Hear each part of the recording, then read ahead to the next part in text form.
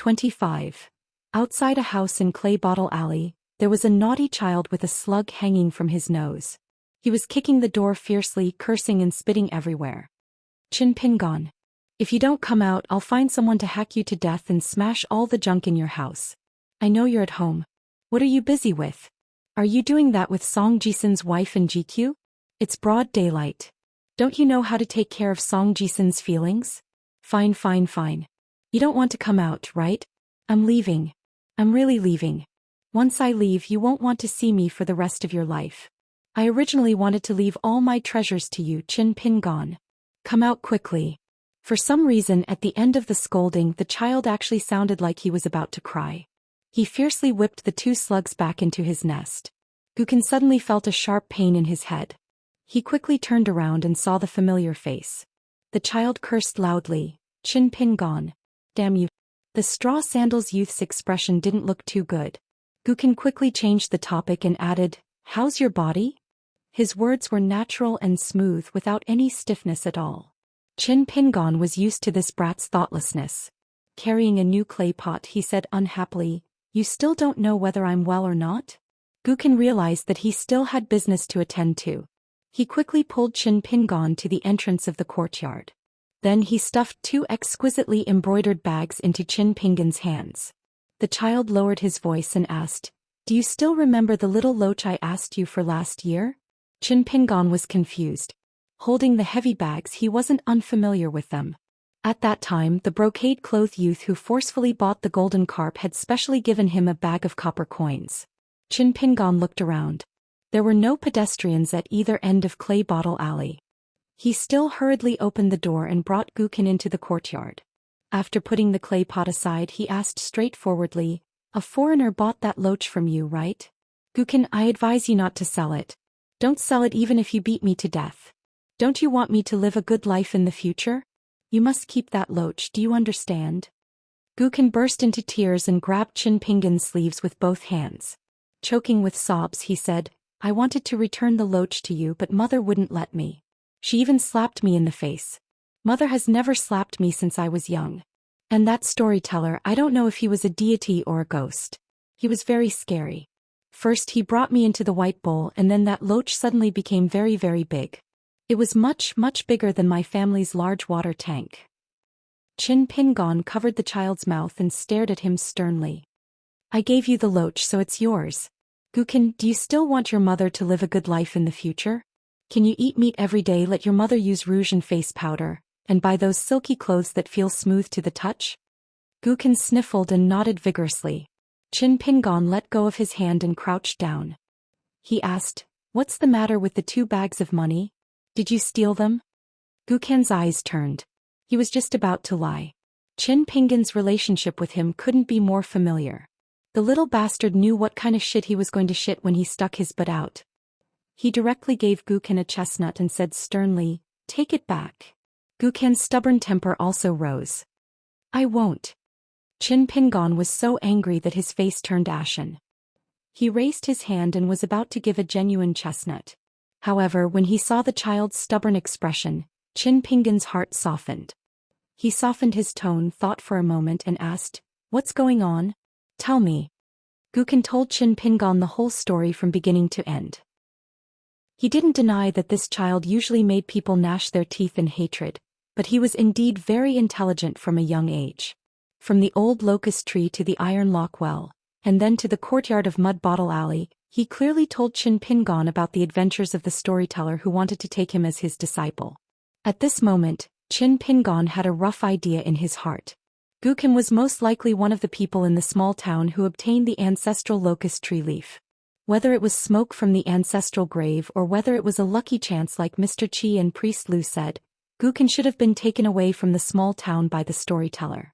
However, when he thought of that true Lord Lu Jimao who cut off the river, Qin Pingon's heartstrings tightened. According to Mr. Qi's words, this person's conduct was really bad. He wanted to get rid of him quickly, so he didn't hesitate to use the magical power of immortals to frame him and Kai Qianxian. Was it a good thing that Gukin took this person as his master?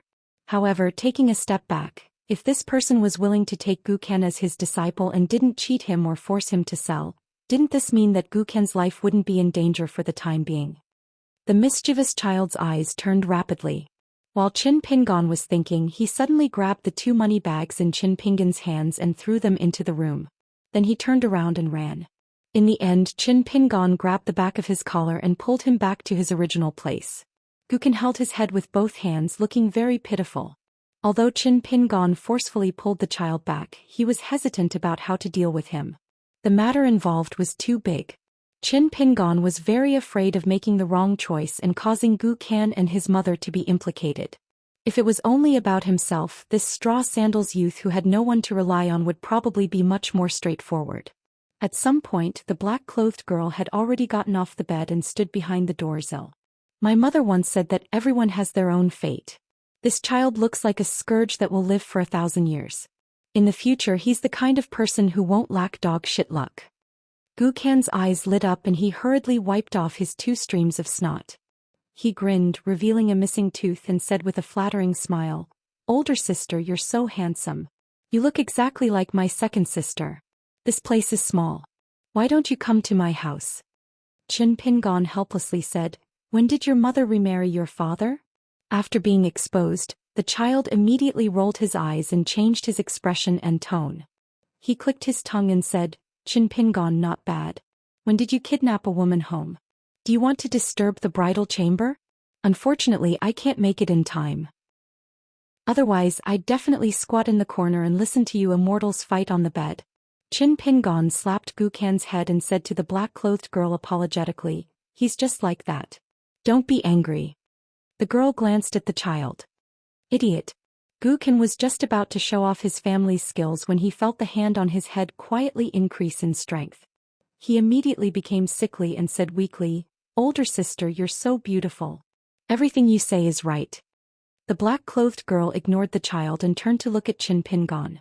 She said meaningfully, "You'd better accept those 2 bags of copper coins. Otherwise, you'll turn against each other in the future.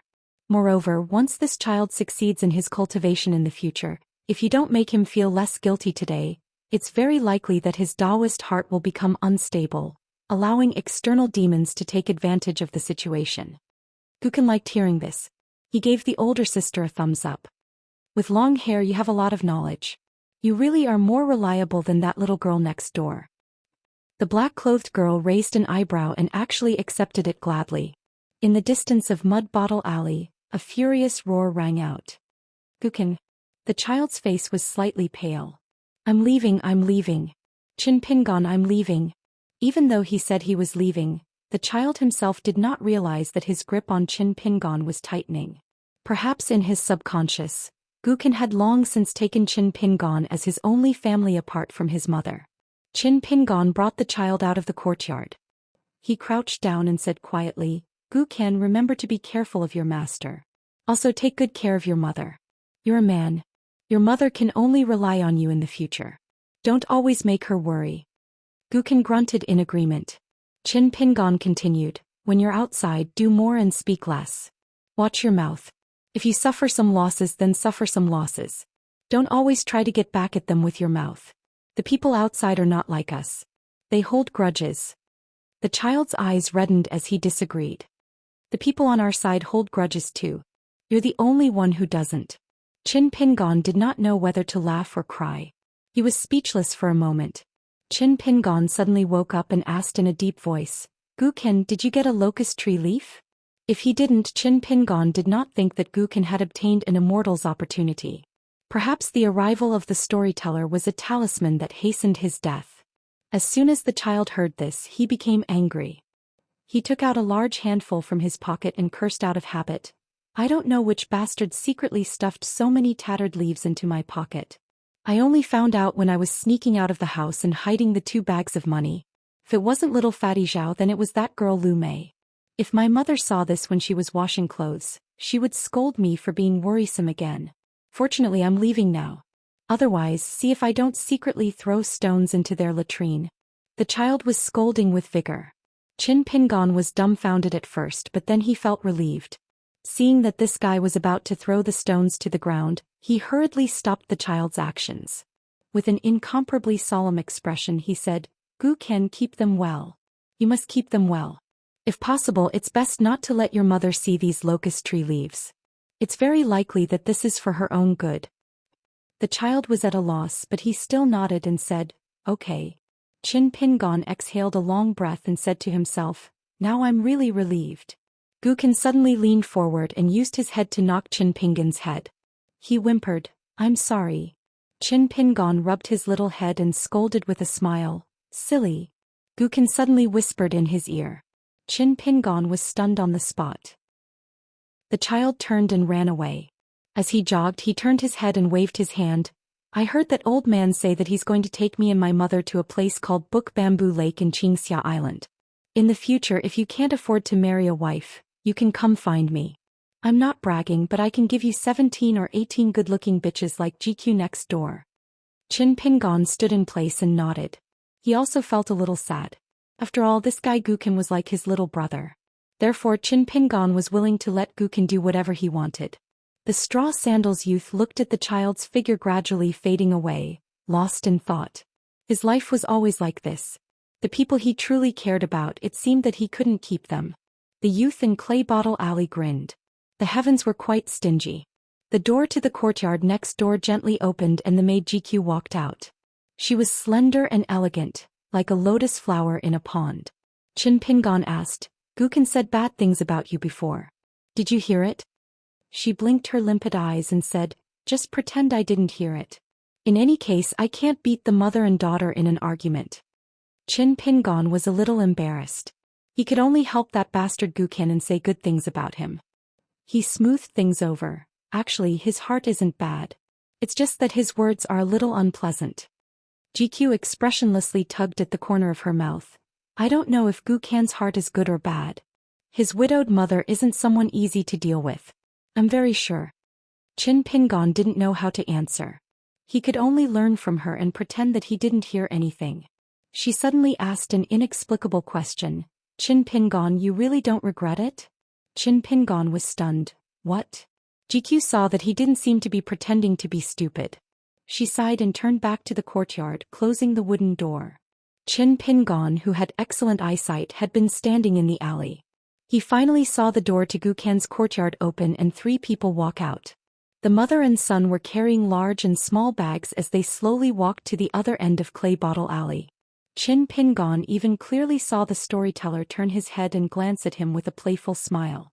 After the 3 figures disappeared at the end of the alley, Qin Pingon returned to his courtyard and saw that the black-clothed girl could already sit on the doorstep by herself. Was her body made of iron? Qin Pingon first put the jade hairpin that Mr. Qi gave him and the 2 bags of copper coins that Gukin gave him on the table. Then he began to boil water, fill the herbs and decoct them. He was so familiar with the process that he didn't look like a kiln worker. Instead, he looked like a shop assistant who had worked in a pharmacy for many years. The black-clothed girl was a little confused, but she didn't ask. Bored, she got up and walked to the table. After thinking for a while, she took out the money bag that Qin Pingon hid in a bottle. After she sat down, there were 3 bags of money and a jade hairpin on the table. Of course, there was also a spiritual longsword that was tactfully hiding in the corner. Qin Pingon didn't stop her from taking out the money, but he turned his head and reminded her, the jade hairpin was given to me by Mr. Qi. Miss Ning, be careful. Qin Pingon was probably afraid that the girl wouldn't take it seriously, so he reminded her again, you really have to be careful. The girl rolled her eyes. 3 bags of gold coins, spring money, allowance money and wuxing money. What a coincidence. She just happened to have all of them. The girl held her cheek with one hand and fiddled with the 3 coins with the other. She asked casually, how's your matter? Can you tell me about it? Qin Pingon squatted by the wall near the window and carefully watched the fire. He flipped through the 3 prescriptions from time to time. When he heard the question, he said, is it appropriate to tell me? The girl frowned and said, you're already in such a miserable state, and you're still worried that I'll be killed after I hear the secret? Qin Pingon, I don't want to criticize you, but you're such a good person. I advise you not to leave the town for the rest of your life. Otherwise, you won't even know how you died. The girl lamented his misfortune and was angry that he didn't fight for it. This old-fashioned boy, even if he was a powerful sword immortal who had both the golden body of Arhat and the Daoist technique of Lord of Heaven, would definitely die within a year in her hometown. Moreover, there wouldn't even be a corpse left. The straw sandals boy said happily, "Then I'll tell you." The girl used 3 fingers to press on the 3 coins and rub them on the table. "It's up to you to say it or not." Qin Pingon told the girl what happened before Mr. Qi appeared. He selectively told her what happened after that. After listening to him, the girl said calmly, "That Lu Jimao who intercepted Jiang Zhenjuan is obviously the main culprit. However, Kai Xianxian and Fu Nanhua aren't good people either.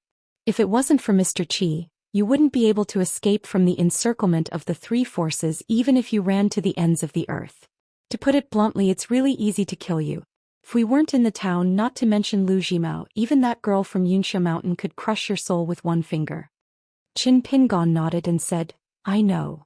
The girl said angrily, "You know **T." Qin Pingon didn't refute and continued to brew the medicine. She asked, "The reason you're in this mess is all because of that loach. Why didn't you tell that child the truth?" Qin Pingon didn't remain silent this time. He also didn't turn his head. He sat on the stool and looked down at the green and red flames. He said softly, "That's not right." The girl wanted to say something but stopped. She looked at the thin and weak figure and sighed, "Then do you know that if your fist isn't hard enough, no one will care if you're right or wrong?" The boy shook his head and said, "It doesn't matter if others listen or not.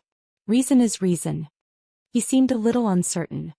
He turned his head and asked with a smile, "Right?" The girl glared at him. "Right your ass." The boy turned his head back and continued to brew the medicine. The girl in black, the girl from outside the town named Ning Yao, picked up the jade hairpin and looked at it. She found a small line of words engraved on it. She glanced at the boy named Qin Pingon. There were 8 words on the hairpin. Even the girl, who was only a little literate, felt that it was very moving. Speaking of a gentleman, gentle as jade. 26. Decocting medicine was like threading a needle's eye with a thread. Qin Pingon did it methodically and immersed himself in it. The young man exuded an inexplicable joy. However, the black-clothed girl was not a patient person. In fact, except for practicing swordsmanship, the girl was not interested in anything else. She left her hometown at a young age and traveled around alone. She lived a rough life. Therefore, she did not feel uncomfortable with the young man's house with 4 bare walls. It was really because she lived in the wind and rain. No matter how delicate and fastidious a person was, she would become very unfastidious. The girl asked, "Is your left hand okay?" Qin Pingon, who had his left hand bandaged with a cotton strip, was holding a bowl of medicine with both hands. After the girl took over, he smiled and said, "It's okay. Before I went back to the alley, I found some herbs and mashed them and applied them to the wound. When I was a kiln worker, I used this medicine every time. It was a secret prescription that an old man in the Yang family's shop told me a long time ago. However, I promised the old man that I would not tell others. Otherwise, Miss Ning, you may need it when you travel around. If you want it, I can go to the old man in the Yang family's shop and ask him. It's just that I was in a hurry to go to the medicine shop today, so I didn't see the old man. I only hope that he left temporarily." When the girl drank the medicine, her long eyebrows, which were not like willow leaves but more like narrow knives, slightly frowned. However, she still drank the medicine without changing her expression. After returning the porcelain bowl to the waiting straw sandals boy, she muttered, "You're such a good person. No wonder you're so poor. You deserve to be bullied." Before the boy could react, the girl added, "Don't mind me. I'm a straightforward person." The girl probably did not know that the latter sentence was more hurtful. Qin Pingon wanted to say something but stopped. The black-clothed girl used her thumb to wipe off the remnants of the medicinal soup at the corner of her mouth. Then she sat up straight and said seriously, "The saint who is now in charge of this world, that is, the teacher you mentioned, although he wants to help you clean up so that you won't have to worry about your life in the future, you have to know that there will be a time when a person's strength will be exhausted. Even the saint is no exception. What's more, Mr. Qi's situation is not very good. He can't even protect himself. I'm just afraid that he won't be able to care about your life and death in the future. I, Ning Yao, am a person who will repay the kindness of a drop of water with a gushing spring. If you glare at me, I will take revenge for the smallest grievance. There is a limit to a man's strength, but he must repay his debt with a gushing spring. He must seek revenge for the smallest grievance, just like a clay Buddha crossing the river." At this moment, the young girl's heart was filled with an unknown pride. Listen, aren't my words very knowledgeable? It was a pity that Qin Pingan's neighbor was a knowledgeable scholar. Almost every morning and twice at dusk, the neighbor would recite the sage books to show his sincerity. According to Song Jisun's own words, I'm good at nurturing the great spirit. Therefore Qin Pingan had seen a pig run even if he had not eaten pork. He was not unfamiliar with the scholarly words. Even if some of the words were obscure, he could still guess most of them by analyzing the context. The young girl stared at Qin Pingan, trying to find shock, admiration and doubt from the young man's face. However, Qin Pingan's face was full of, I understand. Young girl, please continue. The young girl was very discouraged. Her originally high-spirited expression had decreased sharply. She said in a bad mood, for example, if you save my life, I will help you kill Fu Nanhua from Old Dragon City or Lu Jimao from Book Slip Lake. However, if you want to kill both of them to prevent future troubles, you will have to pay to avoid the disaster. Because we just met by chance, we don't have a deep relationship. Therefore you will need to give me a bag of gold coins as a reward. The young girl quickly pointed at the bag of winter jasmine money. For example, I like this bag very much. The other 2 bags of copper coins are not good looking and the inscriptions are not pleasing to the eye. Then the young girl slightly raised her chin. If you are willing to pay me 2 bags of copper coins, I will help you deal with Old Dragon City and Red Cloud Mountain. Of course, if I die in Lu Jimao's hands early on, then there is nothing to talk about. After all, my cultivation is not high. I have just reached the 6th of the 9 realms of martial arts. As a pure martial artist, my body is not strong enough. As for the 15th floor and the 15th floor, I have only reached the Dragon Gate realm of the middle 5 realms. In the alchemy room I have 6 diagrams, but I have not succeeded in adding the finishing touch, nor have I made the fairies fly. This time Qin Pingan was really confused. He was completely confused. The young girl suddenly became angry out of humiliation. She had always been ashamed of her low cultivation level. Qin Pingan's, Miss, please explain to me again. Demented appearance had undoubtedly poked at the young girl's sore spot. Seeing the young girl's gloomy expression, even if Qin Pingan was an idiot, he knew that the situation was bad. He quickly changed the topic. Young girl, why were you so heavily injured before but now you seem to have mostly recovered? The young girl's eyes narrowed. She crossed her arms over her chest and said in a hoarse voice, I was indeed about to die. If Daoist Lu hadn't saved me, I would have. In any case, I owe you a great favor. I shouldn't have taken advantage of the situation and asked you to take out 3 bags of gold coins. How can my life be compared to Lu Jimao's? So it's my fault. Just pretend I didn't say anything. After I leave the town, I will do my best to help you solve your worries. But let me say the ugly words first. I Ningyao will only do what I can. I won't risk my life with others, even if I know I'm going to die. Perhaps it was because the young girl bowed her head and admitted her mistake. It was too rare, so she was very disappointed. Qin Pingan asked, Where is the money? The young girl pointed at one of the golden embroidered bags. Qin Pingan took out 3 copper coins from the bag. After holding them in his hand, he pushed the 3 bags in front of the young girl and said with a smile, These are for you. The young girl was stunned. After a long time she asked, Qin Pingan, did your head get hit by a door when you were young? Qin Pingan said helplessly, No. When I was a child I often got hit by the tail of a cow. The young girl suddenly flew into a rage. She slammed the table and asked, Do you like me? Qin Pingan was dumbfounded. The young girl grinned and gave Qin Pingan a thumbs up. Good taste. Then she bent her thumb and pointed at herself. She said in high spirits, But I won't agree. The man that I Ningyao like must be the most powerful sword immortal in the world. The most powerful. The great sword immortal. What Taoist ancestors, Buddha, Confucian saints, before his sword, they all have to bow their heads and make way. Qin Pingan's face turned red. He scratched his head and said, Miss Ning, you misunderstood. I don't like you. The young girl raised her eyebrows and thought for a moment. She leaned forward and narrowed her eyes. She raised her hand and left an inch of space between her thumb and index finger. She asked guiltily, You don't even like this little bit? Qin Pingan was resolute and decisive as he said in a firm tone, No. Miss Ning, don't worry. The young girl withdrew her hand and sighed heavily. She said with pity, Qin Pingan, even if you are lucky enough to marry a wife in the future, she will most likely be a simple-minded one. Qin Pingon sat across the table and smiled happily. As long as she is a good person. The young girl didn't comment on this. Just like what her mother had said, everyone had their own fate, so there might not be a clear distinction between the better and the worse. However, her father had a different opinion about this. Don't force things when it's not in your life. Not forcing things didn't mean that you didn't want anything at all. If you wanted something, you still had to ask for it. If you couldn't get it in the end, it was a different matter. Of course, her father would never dare to say these words to her mother's face.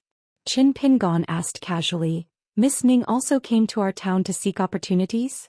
The young girl didn't hide anything and replied, I used up all the resources that I accumulated through my adventures and a favor in exchange for a place to enter the town. However, I am different from those people.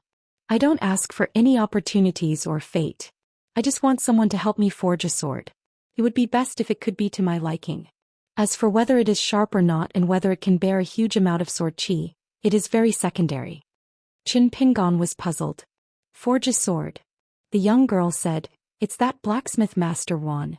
He is very famous here and has a rule that iron cannot move. He only forges one sword every 30 years. The reason why he is willing to come here to replace Qi Jingchun is because he feels that this place is suitable for forging a sword. I am going to try my luck and see if he is willing to forge a sword for me. If it really doesn't work, there is nothing I can do. I will just take it that I am unlucky. Qin Pingon smiled. Good people will be rewarded. The young girl said weakly, There is nothing I can do. She glanced at the young man. Your left hand doesn't hurt? Qin Pingon was stunned. It hurts, she said suspiciously. Then why don't you look like it? Qin Pingon said righteously, Even if I roll on the ground and scream, it won't stop hurting. The young girl slapped her forehead. There is nothing I can do. You are the same as my father, but your ability is far worse than his. Qin Pingon smiled and didn't say anything. He quietly looked at the courtyard outside the house. The young girl pushed the 3 bags of copper coins back. I don't want them. Qin Pingon looked away and said softly, Miss Ning, have you ever thought that it might not be a good thing for me to keep them? After seeing Mr. Qi, I am even more certain of this. After the young girl decided on something, she wouldn't change her mind. She shook her head and said, That is your business. It has nothing to do with me. I have thought about it. I will repay the favor of saving my life in the future. I will not skimp on the materials. I will live up to the name Ning Yao. But you must be well for the next few years. Don't die if you are not careful. You just have to endure this period of time. The young man, who had always been easy to talk to, interrupted the young girl for the first time. The person who saved you is Lu Daozhang, Miss Ning. So you don't have to feel that you owe him anything. If I didn't think that I was going to die and wanted Lu Daozhang to do more for my parents, I wouldn't have opened the door at all. The young girl snorted. That is your business. The young man smiled and repeated her words. That is your business. They stared at each other. The young girl was the first to admit defeat. She said with a headache, If you like me, I really can't accept you. Qin Pingon held his head with both hands. He was at his wits' end when dealing with such a one-track-minded and strange girl. At this moment, someone had climbed into the courtyard through the wall. The only person who would do such a thing was Zhou Xian. He jogged to the door and was about to yell at the top of his lungs, but it was as if someone had grabbed his neck, preventing him from saying a single word. Qin Pingon quickly got up and came to Zhou Xian's side. He whispered, Can I stay at your place for the next 2 days? This young lady might want to stay at my place. Zhou Xian pushed Qin Pingon's head away. Like a fly rubbing its claws, he rubbed his hands together and said, Miss, my house is big and has everything. If you don't mind, why don't you stay at my house? The black-clothed young girl with her back to the two said calmly, I don't mind. Zhou Xian grimaced. He looked at the slender and moving figure with a saber. He didn't give up and said, Miss, you don't know. There were 2 groups of people blocking my way at the covered bridge. They cried and begged me to sell my ancestral treasure to them. I didn't agree. Unfortunately, those people almost caused me to be scolded to death by Master Wan. I see that you are also an outsider who came to this small town to try your luck. Although I, Zhou Xian, may not sell it to you, I can let you take a look and broaden your horizons. There shouldn't be a problem. Ning Yao still said indifferently, No need. Zhou Xian sat in Qin Pingon's original seat.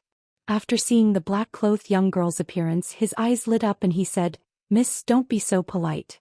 Qin Pingon and I can squeeze in this shabby house. Miss, when you come to my big house you won't feel restrained. It's as if you don't even have a place to put your hands and feet." Ning Yao replied with a straight face, "Thank you for your kindness. Go away." Lu Xianyang didn't feel awkward. He stood up and said, "All right, no gold or silver nest is better than a grass nest. Understand, understand." Lu Xianyang pulled Qin Pingon outside the door and elbowed the youth. "What's going on?" Qin Pingon said awkwardly, "It's hard to explain in a short time. Just tell me if I can stay at your place." Lu Xianyang rolled his eyes and said, "Why not? But you have to promise me that you will help me keep an eye on GQ. Don't let that little bastard Song Jisun rape her. When the time comes, you have to help me protect my future wife's innocence." Qin Pingon said without hesitation, "Don't even think about it." Lu Xianyang patted Qin Pingon's shoulder and said earnestly, "I'll take it that you agree."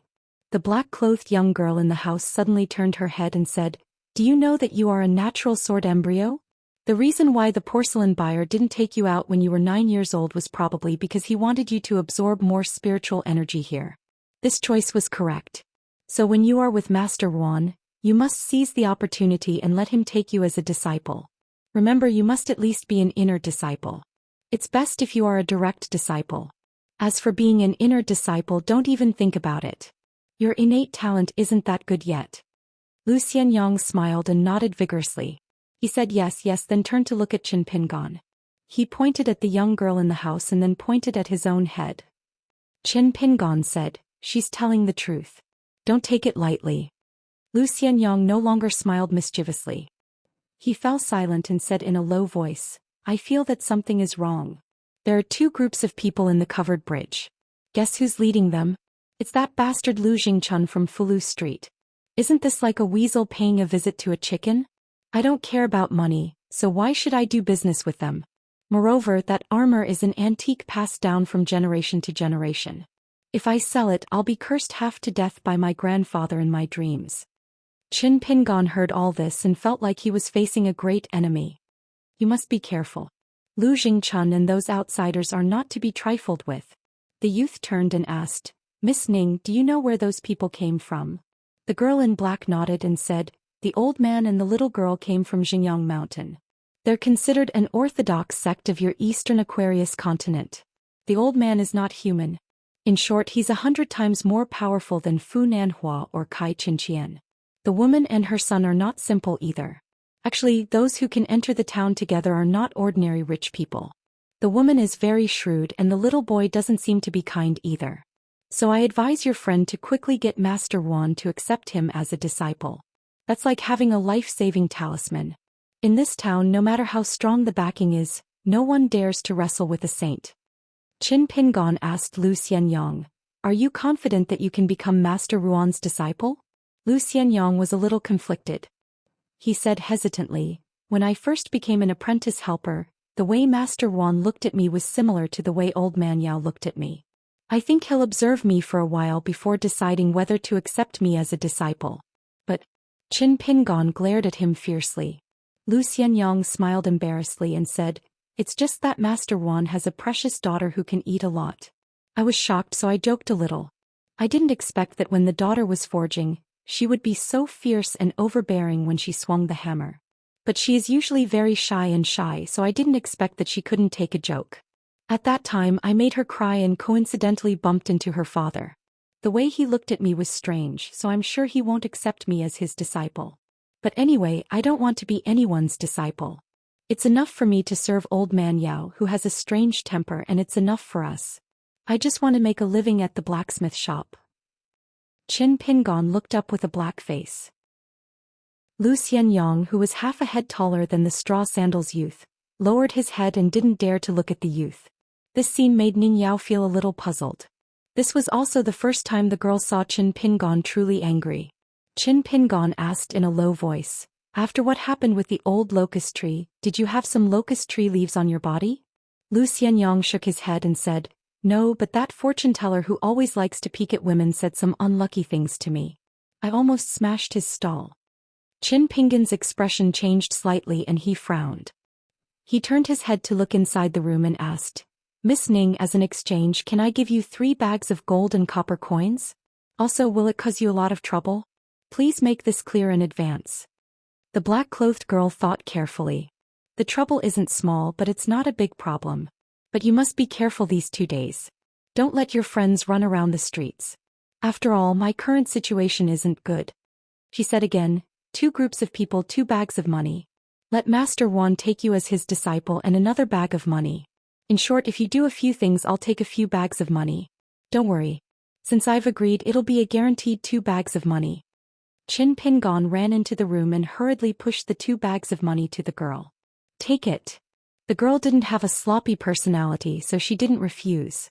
After putting away the 2 bags of copper coins, she said with a fake smile, There are many people in the world who take money for themselves. How can there be someone like you who likes to be a child of wealth? The youth didn't refute this time. He nodded and said with a smile, Money is very important. Very, very important. Lu Xianyang, who had been kept in the dark all this time, said anxiously, Qin Pingon, are you crazy? Why are you giving her money? 2 full bags of copper coins. How long will it last you? Qin Pingon said unhappily, It's my money. Why do you care? Lu Xianyang said righteously, Isn't your money my money? Think about it. If I borrowed money from you, would you have the face to ask me to pay it back? Qin Pingon didn't say anything and fell into deep thought. Lu Xianyang also realized that his jesting was inappropriate, so he shut his mouth and didn't say anything. For a moment the atmosphere in the room was a bit heavy. Qin Pingon asked, Miss Ning, you really won't? The girl in black glanced at the white scabbard sword on the table and nodded, No problem. After that she couldn't help but say, You're so wishy-washy. Aren't you annoying? You still say you're not a good person? Qin Pingon smiled.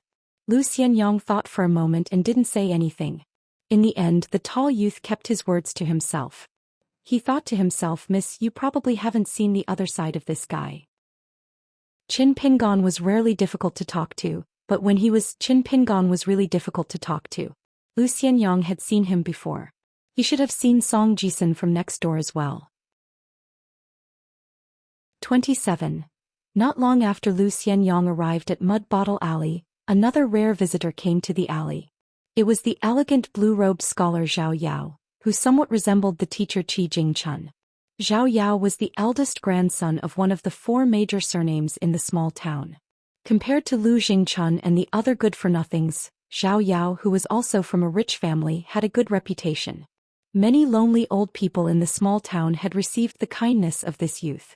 If one were to say that this was the so-called famous scholar nurtures his hopes in the wild method, it seemed to be overestimating Zhao Yao's ambition. It was a bit like measuring the heart of a gentleman with the yardstick of a villain. After all, this youth had been kind to others since he was 10 years old. Year after year he did not slack off in the slightest.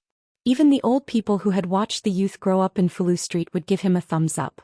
Every time they reprimanded their own children, they would always use Zhao Yao as an excuse. This made Zhao Yao not have many close friends among his peers. Lu Jingchun and the others had a free heart and did not like to deal with a bookworm who was all day long. Imagine everyone excitedly climbing up the wall to peek at a pretty widow, only to have someone say by the side, Don't look at indecent things. Wouldn't that spoil the fun? In short, young Zhao Yao liked to deal with people outside of Fulu Street. He had walked through almost all the alleys, big and small, except for Mud Bottle Alley. This was because Song Jisun lived in this alley, a peer who often made Zhao Yao feel ashamed of his inferiority. However, when it came to friends, Zhao Yao probably only recognized Song Jisun as his chess partner. Although he had lost to Song Jisun in chess for so many years, the desire to win was just that. Zhao Yao had always admired the talented Song Jisun from the bottom of his heart. However, Zhao Yao was somewhat disappointed because his intuition told him that although Song Jisun and he were usually very close to each other, it seemed that Song Jisun had never regarded him as a true friend. Although Zhao Yao had never visited Song Jisun's house before, when he saw a certain house, he knew that it must be Song Jisun's house. It was because of the Spring Festival couplet pasted on the door. There were many words, and at a glance he could tell that it was Song Jisun's handwriting. The reason was very simple. There were too many changes in style. It could almost be said that each word was different. For example, the 2 words Imperial Wind, were written in one smooth flow free will and had a great sense of floating. The word yuan, beside the word water, had a deep meaning. The word qi, when mentioned, had great boldness and was like a thunderbolt. The word guo was written in a neutral and peaceful manner like a sage sitting upright. There was not the slightest flaw to be found. Zhao Yao stood at the door almost forgetting to knock. He leaned forward and stared at the words in a daze. He felt that he was about to lose the courage to knock. It was precisely because of his diligent practice of calligraphy that he was even more aware of the strength, weight, and spirit contained in those words. Zhao Yao was dejected. He took out a money pouch and bent over to place it at the door, preparing to leave without saying goodbye. At this moment the door to the courtyard suddenly opened. Zhao Yao looked up and saw Song Jisun about to leave with the maidservant GQ. The two of them were talking and laughing. Song Jisun pretended to be surprised and joked, "Zhao Yao, why are you bowing so respectfully?" Zhao Yao awkwardly picked up the money pouch. Just as he was about to explain, Song Jisun took the embroidered pouch away and said with a smile, "Oh my, Zhao Yao is here to deliver a gift. I'll accept it. But let me say this first. I come from a poor family, so I don't have anything that can catch Brother Zhao's eye. If I don't return the favor, then it'll be rude." Zhao Yao smiled bitterly. "This pouch is worth more than money. Just treat it as my parting gift. There's no need to return the favor." Song Jisun turned to his maidservant and smiled knowingly. He handed the money pouch to her. "See, I told you that Zhao Yao is the most polite scholar in town. How about it?" The young girl took the money pouch and held it in front of her chest. She smiled so widely that her eyes narrowed. She was very happy.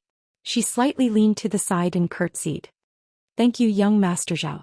My family's young master said that a family that accumulates kindness has more to celebrate, and a person that does good will have good fortune. This servant wishes young Master Zhao a meteoric rise and a bright future." Zhao Yao hurriedly returned the gesture. "Thank you, Miss GQ, for your auspicious words." Song Jisun rubbed the back of his head and yawned. "Aren't you tired?" GQ beamed. "If I could get a pouch of money every time, then this servant wouldn't be tired even if I curtsied 10,000 times. Zhao Yao blushed with shame. "I'm afraid I'll have to disappoint Miss GQ." Song Jisun waved his hand. "Come, let's drink." Zhao Yao had an awkward expression. Song Jisun tried to goad him. "What an idiot. You only read about rigid rules, how can you not read about the romance of a famous scholar?" Zhao Yao asked tentatively, "Drink a little to lighten the mood?" Song Jisun rolled his eyes. "Get drunk." Zhao Yao was just about to speak when Song Jisun grabbed him by the neck and dragged him away. When the maidservant GQ locked the door, the four-legged snake tried to sneak out, but she kicked it back into the courtyard. When she passed by the house next door, she quietly stood on her tiptoes and stole a few glances. She saw Lu Xianyang's tall figure. Lu Xianyang also noticed her and immediately smiled brightly. Lu Xianyang was about to greet her, but she had already retracted her gaze and walked away quickly. There was a restaurant in the small town. It wasn't very big, but its expenses weren't small. However, Zhao Yao was a descendant of the Zhao family and had a good reputation. The restaurant's manager was famous for being stingy. He didn't know what was wrong with him today, but he patted his chest and said that he wouldn't accept a single copper coin. His restaurant was honored to have two scholars come to his restaurant for a drink. The two young masters should accept his money instead. Song Jisun immediately stretched out his hand with a chuckle, asking for the money on the spot. The innkeeper angrily found a way out for himself, saying that he owed Song Jisun and that he would send a few jars of good wine to young Master Song tomorrow. Zhao Yao wanted nothing more than to dig a hole and hide in it. The manager had always known about young Master Song's eccentric temperament, so he didn't really get angry. He personally found a quiet window seat for the three of them on the second floor. Song Jisun and Zhao Yao didn't talk much. Song Jisun also didn't try to trick them with wine. This made Zhao Yao, who was unafraid of death, feel very strange. Looking out the window on the second floor of the restaurant, one could just see a plaque on the 12-legged memorial arch. Song Jisun asked, "Is Mr. Qi really not leaving the small town with you?" Zhao Yao nodded and said, "Mr. Qi changed his schedule at the last minute. He said that he will stay in the school and finish teaching the penultimate chapter, knowing etiquette." Song Jisun sighed and said, "Then Mr. Qi is going to talk about a great principle." He's going to teach the world for the Confucian sage. He's going to tell us that at the beginning of the world, there was no such thing as law. The sage used etiquette to teach all living things. At that time, the monarchs all worshipped etiquette. They believed that if something went wrong with etiquette, it would be punished. Zhao Yao was already a little tipsy, so his speech was a little slurred. He asked, "Don't you think so? Why doesn't Mr. Qi just teach us the last chapter, knowing etiquette?" Song Jisun didn't answer his question. Before leaving the small town, there were mountain spirits, water ghosts, immortals and monsters. If you believe it, they existed. If you don't, they didn't. As for how Mr. Qi will teach and how the students will listen, that's up to fate. The maidservant GQ also drank a cup of wine. She looked dizzy and playful. She didn't even look at the towering memorial arch from beginning to end. There were 12-foot archways, and at the base of the stone pillars were the 9 different beasts of the dragon's 9 sons.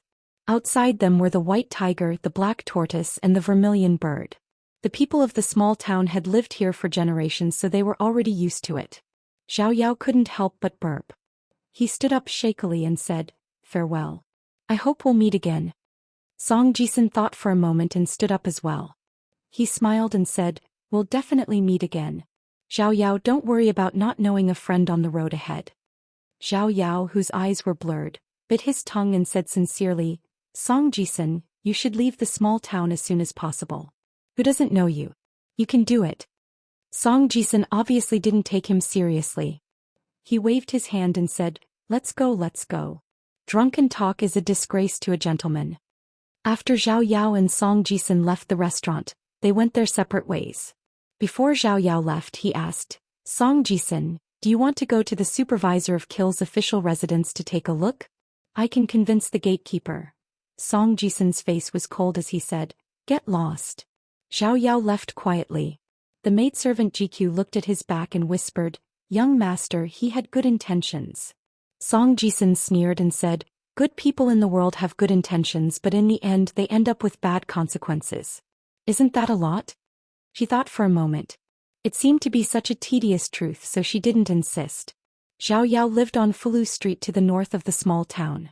Mud Bottle Alley was to the west, where the poor gathered.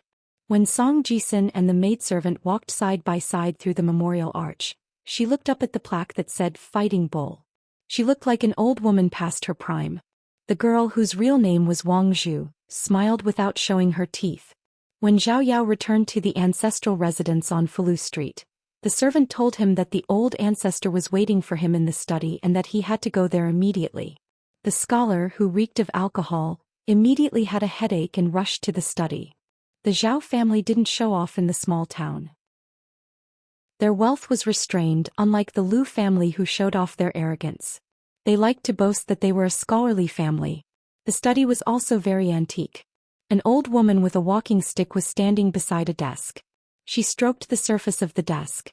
Her weathered face was full of sadness and reminiscence. When the old woman smelled the strong smell of alcohol coming from her grandson, she didn't get angry.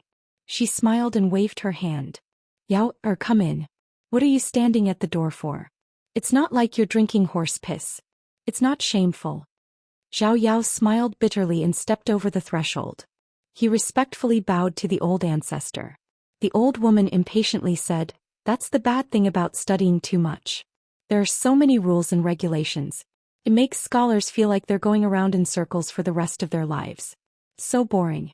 Take your grandfather for example. You're the best at everything, but when it comes to talking about grand principles with me, it's so long-winded and annoying. Especially that attitude of his. He really deserves a beating. I just can't win against him in words." The old woman was suddenly amused by herself. She laughed out loud. "I almost forgot. I didn't need a walking stick back then." She smiled and asked, "Why? You're drinking with that ingrate Song?" Zhao Yao said helplessly, "Grandma, how many times have I told you? Song Jisun is very talented. He has a high level of comprehension and is a step ahead of others in learning everything." The old woman sneered. "He's the smartest. It's just that your grandfather was already 3 years old when he was alive. I've always admired that little thing. Do you want to know what your grandfather said?" Zhao Yao hurriedly replied, "Grandson doesn't want to know." The old woman didn't care whether her precious grandson was willing to listen or not. she continued, your grandfather said, at such a young age he's so shrewd. It's a pity that he's the one who ruined the reputation of his ancestors. She then pointed at Zhao Yao. Your grandfather also said, gentle, courteous and thrifty. At first there's nothing special about him, but he's the one who nurtures the vitality of his descendants. He's definitely my grandson. After the old woman finished speaking, she smiled. Damned old man. After being jealous for his whole life, he finally said something nice. Zhao Yao was about to speak when he heard his grandmother sigh. I'm old, I'm old. The youth had no choice but to swallow his words. He smiled and went forward to hold the old woman's arm. Grandma, you're as old as the southern mountains. You're still very young. The old woman stretched out her withered hand and patted the back of her precious grandson's hand. You're better than your grandfather. You don't know how to study, you know how to talk nonsense, and you know how to say nice things. The youth smiled. Grandpa is really knowledgeable. Mr. Qi also said that Grandpa is very good at studying. He's very experienced in understanding the word righteousness. The old woman immediately revealed her fox tail. She couldn't hide her pride, but she pretended to snort coldly. Of course. Don't you know who picked the man? Zhao Yao pursed his lips tightly to hold back his laughter. The old woman led Zhao Yao to a chair behind the desk. The youth discovered that there was a wooden carving of a sleeping dragon placed on the desk. It was vivid and lifelike, but for some unknown reason, after careful examination, he discovered that this blue wooden dragon had eyes but no pupils. The old woman picked up a brush that had already been dipped in ink. It was a brand new small awl brush made from the branches of an old locust tree. She held it with both hands and trembled as she handed it to her eldest grandson. Zhao Yao took the brush in confusion. He felt a weight on his shoulder. It turned out that his grandmother had placed her hand on his shoulder. He took the opportunity to sit in the seat that only the head of the Zhao family could sit in. The old woman took a step back and said solemnly, Zhao Yao, take a seat. Today you will add the finishing touch to the dragon for the ancestors of the Zhao family. The dilapidated clay statues of deities lay on the ground covered with weeds. No one paid any attention to them. It had been like this for thousands of years. There would even be clay idols that would fall here. Not only were the townspeople used to many things, but they also didn't have much respect for these idols. The elderly would occasionally nag at their children to not come here to play. However, the young children still liked to come here to play hide-and-seek, catch crickets and so on. Perhaps when these children grew up and became old, they would also tell their children not to come here to play. Generation after generation, this place passed without wind or rain. It was plain and uneventful. Here there were tumbling heads, broken torsos and separated palms. They seemed to have been forcefully pieced together by someone to maintain their original appearance. However, this was all that was left of them. A youth in straw sandals hurriedly ran here from Clay Bottle Alley. He clutched 3 coins tightly in his hand. When he arrived, he walked around in circles, muttering to himself. Then he found a statue with great familiarity. He squatted down and looked around. Seeing that there was no one around, he quietly placed the coins into the cracks of the statue. He got up and went to find a second and third statue. He did the same thing. Before the youth left, he stood alone in the lush green grass. He put his palms together and lowered his head as he muttered, broken pieces of peace, broken pieces of peace. I hope that you will bless my parents so that they won't suffer in the next life. If possible, please tell my parents that I'm doing very well now. They don't need to worry. 28. At dusk, at dusk, Qin Pingon returned to town. When he passed by the east gate, the sloppy guard was still humming a tune. He was singing, an inch of time can't be taken lightly, glory, splendor, wealth and rank can be thrown away. Perhaps he was disturbed by the footsteps of the youth, but when he opened his eyes, he happened to meet the youth's eyes. When the guard saw that it was the debt collector, he was disappointed. He waved his hand and said, Go away, your time is worthless. If you can have even one word of glory, splendor, wealth and rank, you should be burning incense. After Qin Pingon ran past, he raised one of his palms high, opened his 5 fingers and shook it with all his might.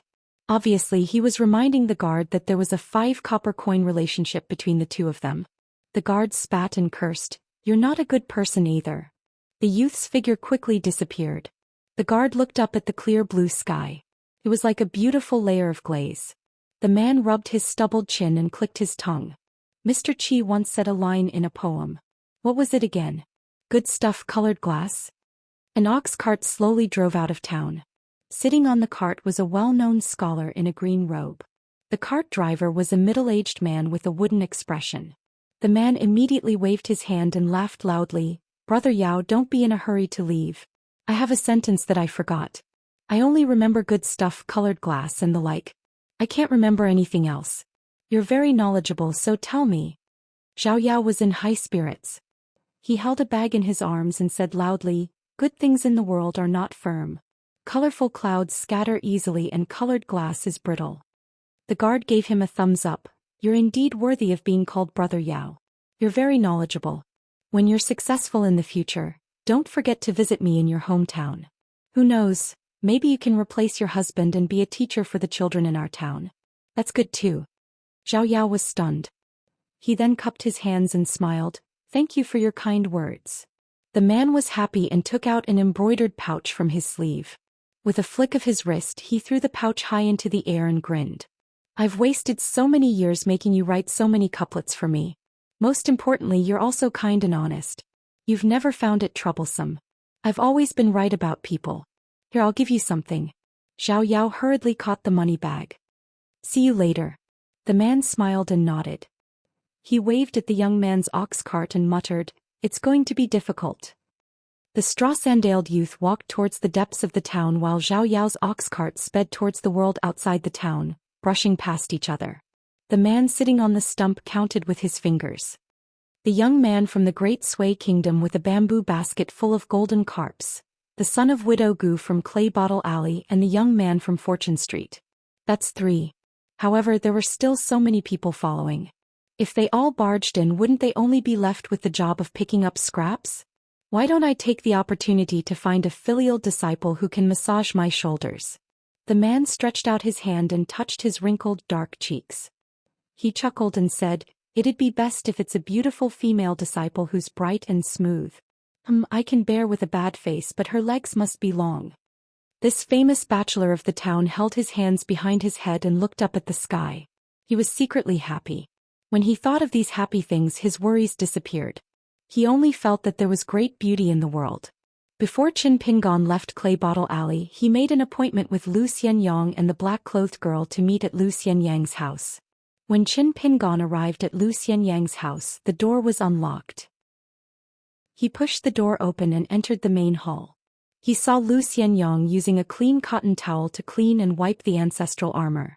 The black-clothed girl, Miss Ning, had put on her light veil hat again. There was a saber at her waist and a long sword with a snow-white scabbard in her hand. For some reason, Qin Pingon felt that Miss Ning seemed to dislike this sword. On the table was an old treasure passed down from generation to generation in the Lu family. Although it was called an armor in Qin Pingon's eyes, it was really ugly and frightening. The huge armor was covered with iron tendons that looked like withered tree tumors. There were also 5 parallel deep scratch marks from the left shoulder all the way down to the right waist. Regarding this point, the 2 youths were puzzled. They really couldn't imagine how huge the forest and ferocious beast had to be to create such a terrifying scene. Later, the imperial court sealed many mountains and forbade people to go into the mountains to cut firewood and burn charcoal. Qin Pingon and Lu Xianyang almost never broke the ban. This was the main reason. Qin Pingon felt that it was a bit strange. This charcoal-like armor was ugly, but Lu Xianyang really treated it as a family heirloom. Even with Qin Pingon's friendship, he had only let him see it once in all these years. In less than half an incense stick's time, he had carefully moved it back to the vermilion box and enshrined it again. However, seeing Lu Xianyang peeking at the black-clothed girl from time to time, Qin Pingon felt somewhat relieved. Lu Xianyang had always been this kind of person. When he saw beautiful girls, he couldn't control his eyes. But in reality, he didn't really like to be moved. He just liked to show off. For example, in the past summer when he was bathing in the stream by the covered bridge, if there were girls of the same age carrying seedlings or cattle passing by, Lu Xianyang would definitely do something. First he would climb onto the big blue stone on the shore and then he would loudly cough. Song Jisun described this as telling the world. Finally, he would do something fierce. Qin Pingon, who had very good eyesight, could actually clearly see the eyes and expressions of the girls in the distance. Thus he had always wanted to tell Lu Xianyang the truth. Those good-looking sisters, some rolled their eyes, some muttered curses, and most of them simply ignored him. The only thing that didn't happen was that their eyes lit up and thought that he was a hero. Of course, later on, Lu Xianyang took a fancy to Song Jisun's servant girl, GQ, and inexplicably fell deeply in love with her. After that, the tall youth didn't seem to have any other beautiful girls in his eyes. Even at this moment when he was showing off to the black-clothed girl, he hoped that the arrogant and indifferent girl wouldn't look down on him. Don't think that just because you have a saber and a sword, you can act like a king. This family heirloom of mine, Lu Xianyang, is also the only one in this small town. After waiting for Qin Pingon, the girl in the curtained hat looked around. Finally, she placed the long sword horizontally on an old antique cabinet painted with golden flowers. The paint was mottled and cracked. In order to make room for the long sword, she moved many bottles and jars away. She found a pattern inlaid on the back wall of the cabinet. It was a golden osmanthus tree with a full moon in the sky. The girl turned her head and said, "The sword is here. Don't touch it or else you'll have to bear the consequences." "I'm not joking." Lu Xianyang was busy wiping the armor. From time to time he would lower his head to exhale and gently rub it with his arm. He was really enjoying himself. Qin Pingon promised, "Definitely." The girl said to Lu Xianyang, "This cabinet isn't worth much, but don't sell this golden osmanthus moon inlaid pattern so cheaply." Lu Xianyang didn't raise his head and said, "I've never liked that thing since I was young. If you like it, you can just scrape it off yourself." The girl in black naturally wouldn't do such a thing. She just asked curiously, "What's the material of this pattern?" Lu Xianyang glanced back and said, "It's been around for hundreds of years. How would I know? Even my grandfather can't tell me 1, 2, 3, 4. Qin Pingon said softly, "It should be stones picked up from the stream. There are many colors. But Lu Xianyang's elders must have only picked the golden ones. They crushed them and then glued them together. We call this stone snake gall stone." The girl in black asked, "Stones? Are there many in the stream?" Qin Pingon smiled and said, "Miss Ning, if you want, I can pick up a big basket of them for you every day.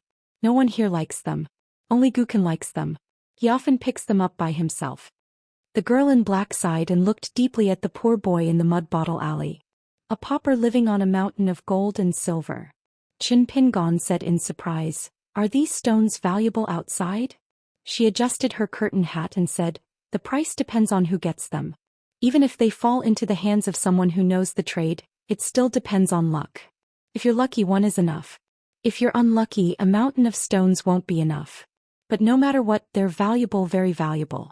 It's just that I don't know if I can take them out of the town. This is very important." Lu Xianyang interjected, "There's something strange about these stones. As long as you take them out of the stream, their color will fade when exposed to the wind and sun. Especially after rain and snow, the color will fade even more. Other than that, there's nothing else." The girl said regretfully, "Sure enough." Qin Pingon hesitated, "Why don't I go pick up a big basket tomorrow and try it? What if there's an exception?" The girl shook her head and said, "It's meaningless to me." Lu Xianyang had already moved the armor back into the house and hid it well. At this moment he leaned against the door and said with a smile, "Qin Pingon is a big money grubber. Maybe he'll go to the stream tonight to get the stones." The girl said, "I'm leaving." When she walked to the door, she turned around and said, "I'll take care of the hairpin and prescription for you. But I still need you to go to the mud bottle alley tomorrow to help me decoct the medicine." Qin Pingon nodded and said, "No problem." She thought for a moment and reminded him with a serious expression, "Among the group of foreigners who entered the town around the same time as me, the most powerful one should be the old man from Xingyang Mountain. This time he's here to escort the little girl. The next one is the eunuch from the Great Sui Kingdom who injured me. Then it's Lu Jimao who took Gukin away. Don't underestimate the woman who hides a knife behind her smile. So as long as you meet the old man from Xingyang Mountain, try not to argue. But once there's a conflict, just stall for time. Don't fight with others and don't have any wishful thinking. You must stall until I appear." Lu Xianyang said in a low voice, "This is our territory. Do these foreigners really dare to kill people in our territory?" Qin Pingon glanced at him and nodded, "Yes, they do." Lu Xianyang swallowed. Qin Pingon suddenly asked, "Do you remember what priest Lu the fortune teller who set up the stall told you? Xianxia felt a headache coming. After trying hard to recall, he scratched his ears and cheeks and said, "How can I remember clearly? I only know that it's some unpleasant words of bad luck. Anyway, he said that there's going to be a big disaster and that we need to burn incense. It's all a mess. I just thought he was talking nonsense and scamming people for money." Qin Pingon turned to look at the girl in black. The girl said fiercely, "He can't remember the sign. How can I explain it to him? Does he really think I'm a deity?" Qin Pingon was a little confused. He couldn't figure out why Miss Ning was so angry all of a sudden. The girls strode out of the house. Compared to the slow and leisurely way they came, they were now much more swift and decisive. The girl with the saber walked in the wide alley. She wondered if she should find some time to read a few books later. The girl thought of walking around in the future, beheading people with a flying sword and composing a few impassioned impromptu poems. Even if there was no one around, she felt that it was really cool. Just as the girl was filled with longing, a familiar figure brushed past her. "See you tomorrow, Miss Ning." When the voice fell, the figure was almost at the end of the alley. The young man in straw sandals carried a basket and walked as if he was flying. The girl was stunned and muttered to herself, "Is there really such a money grubber?" 29. The youth stepped on the fragmented starlight all the way out of the town and went straight to the stream. Although it was night time, Qin Pingon's running speed was not slower than during the day. Qin Pingon deliberately avoided the position of the covered bridge where the water level was the deepest. The stream there was much higher than other places.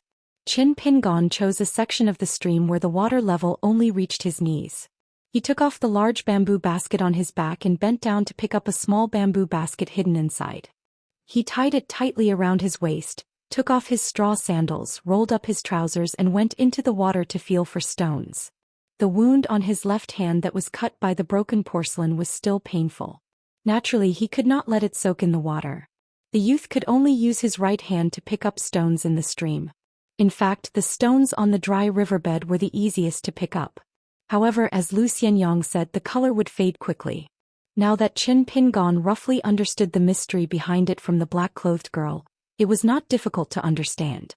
He felt that these stones were actually like the soil he chewed on when he followed Old Man Yao over the mountains in his early years. The soil looked ordinary, but in some places, even if it was separated by a mountain when it entered the mouth, it would have a completely different taste. Old Man Yao said that this was called the moving of trees and dead people, the moving of soil to become a Buddha. As long as the soil in the hand left the original soil, it would quickly change its taste. The stream did not have a name. The stones in the stream were as big as a fist and as small as a thumb. They were colorful, but the people of the town were used to seeing them quietly lying in the clear stream for generations. Naturally, no one thought that it was a rare thing. Whoever carried these stones home would definitely be treated as a fool. If one had the strength to not do more farm work after eating, then what was one if not a fool? Qin Pingon, who was bending over and wading in the water, kept moving and turning over the large stones at the bottom of the stream. He had already picked up 7 or 8 stones and put them into the bamboo basket. They were of different sizes and different colors. The color of the stone's skin was like golden oranges hanging high on the branches in autumn, white and tender like a baby's skin, dark and shiny, bright like red peach blossoms, and the most common color was the green of shrimp's back. These stones were called snake gallstones by the villagers. Most of them were not big and were slippery and heavy when held in the hand. If held high in the sun during the day or illuminated by candlelight late at night, the texture of the stone could be vaguely seen. It was like silk, like a tiny snake or fish winding. When looked at from a distance, the color of the stone was like shining fish scales or snake scales. About 2 hours later, Qin Pingon's fish basket was almost full. He went back to the stream bank where the basket of straw sandals was placed. He first went to the shore and pulled out a few large reeds, wild celery and dog's tail grass to cushion the bottom of the basket. Only then did he put the stones into the basket one by one. He carried the straw sandals, tied the fish basket and carried the basket on his back. He went ashore and returned to the stream bank where he turned back. He put down the straw sandals and basket again and went down the stream to continue moving the stones. After picking up half of the basket, Qin Pingon straightened his back and looked up at the starry sky, hoping to see a shooting star across the night sky. However, he obviously did not have such good luck tonight. After Qin Pingon came back to his senses, he continued to rely on the faint starlight and his extraordinary eyesight to do what a money grubber should do. Every time he successfully picked up a stone, Qin Pingon spontaneously felt a burst of joy. For the youth, every stone was like a ray of hope. Unknowingly, Qin Pingon had already accumulated more than half of the basket of stones. In total there were about 80 stones. Among them the largest stone was bigger than his fist. The color was extremely eye-catching, like a ball of chicken blood. The color was bright and did not give people a feeling of discomfort. Such a big stone almost had no flaws or cracks. At this time, Qin Pingon was walking on the shore towards the next section of the stream. He was playing with a medium-sized snake gallstone in his hand. It was a light green color, much lighter than the plum green in the small town's porcelain. The stone was round and smooth and was very cute. Qin Pingon liked it at first sight. Qin Pingon walked towards the huge blue stone cliff on the shore. The children of the small town often bathed in this section of the stream during the hot summer. The stream at the bottom of the cliff was especially deep. The deepest pit was as high as 2 Qin Pingon.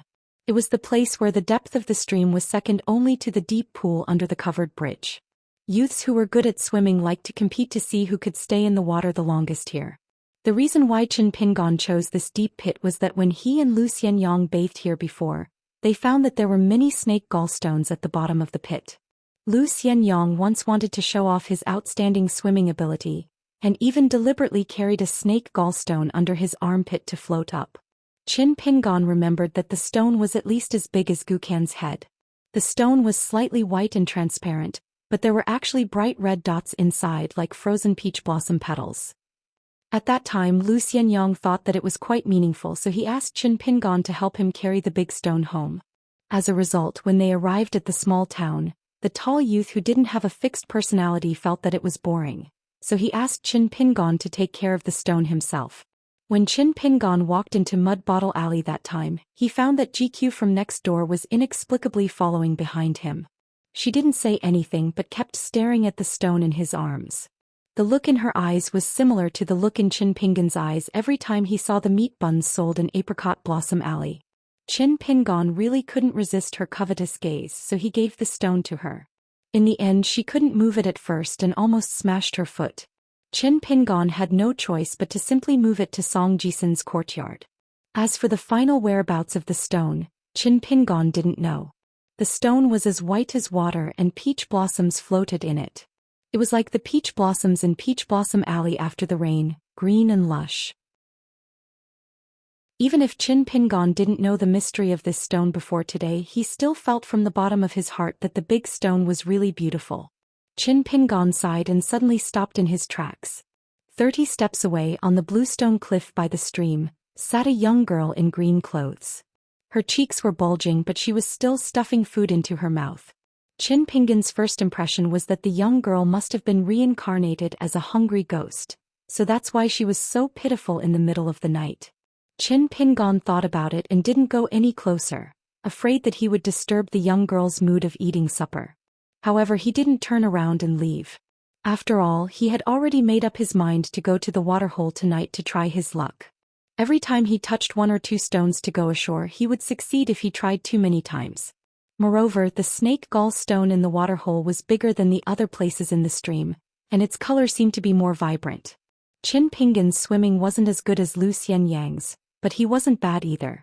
Qin Pingon didn't expect that the strange young girl would pick up something to eat after finishing one. She didn't stop to rest and her cheeks were always bulging. Qin Pingon carried more than half a basket of heavy stones on his back. Thinking that it would be physical work to touch the stones in the water later, he turned sideways and put the basket on the ground. Qin Pingon underestimated the young girl in green's hearing. As a result, the moment he put the basket down lightly, the young girl's ears suddenly perked up, and her eyes immediately swept over. Qin Pingon couldn't tell the young girl to eat slowly, so he could only smile awkwardly. The young girl's expression was a bit sluggish and she burped twice in a row. Then she seemed to choke and hurriedly puffed out her chest, using her hands to pat it with all her might. Qin Pingon only then realized that she wasn't old. Looking down from her neck, the scenery there was truly spectacular. It didn't lose to many women who had given birth and raised children. The clothes in front of her chest were extremely tight. Qin Pingon quickly withdrew his gaze, but he didn't have any perverted thoughts. Only then did the young girl in green remember that she had brought a water bottle. She didn't forget to turn her back to Qin Pingon, raised her head and gulped down a large mouthful of water. Only then did her breathing become smooth. The youth carrying the straw sandals only had a simple thought at that time.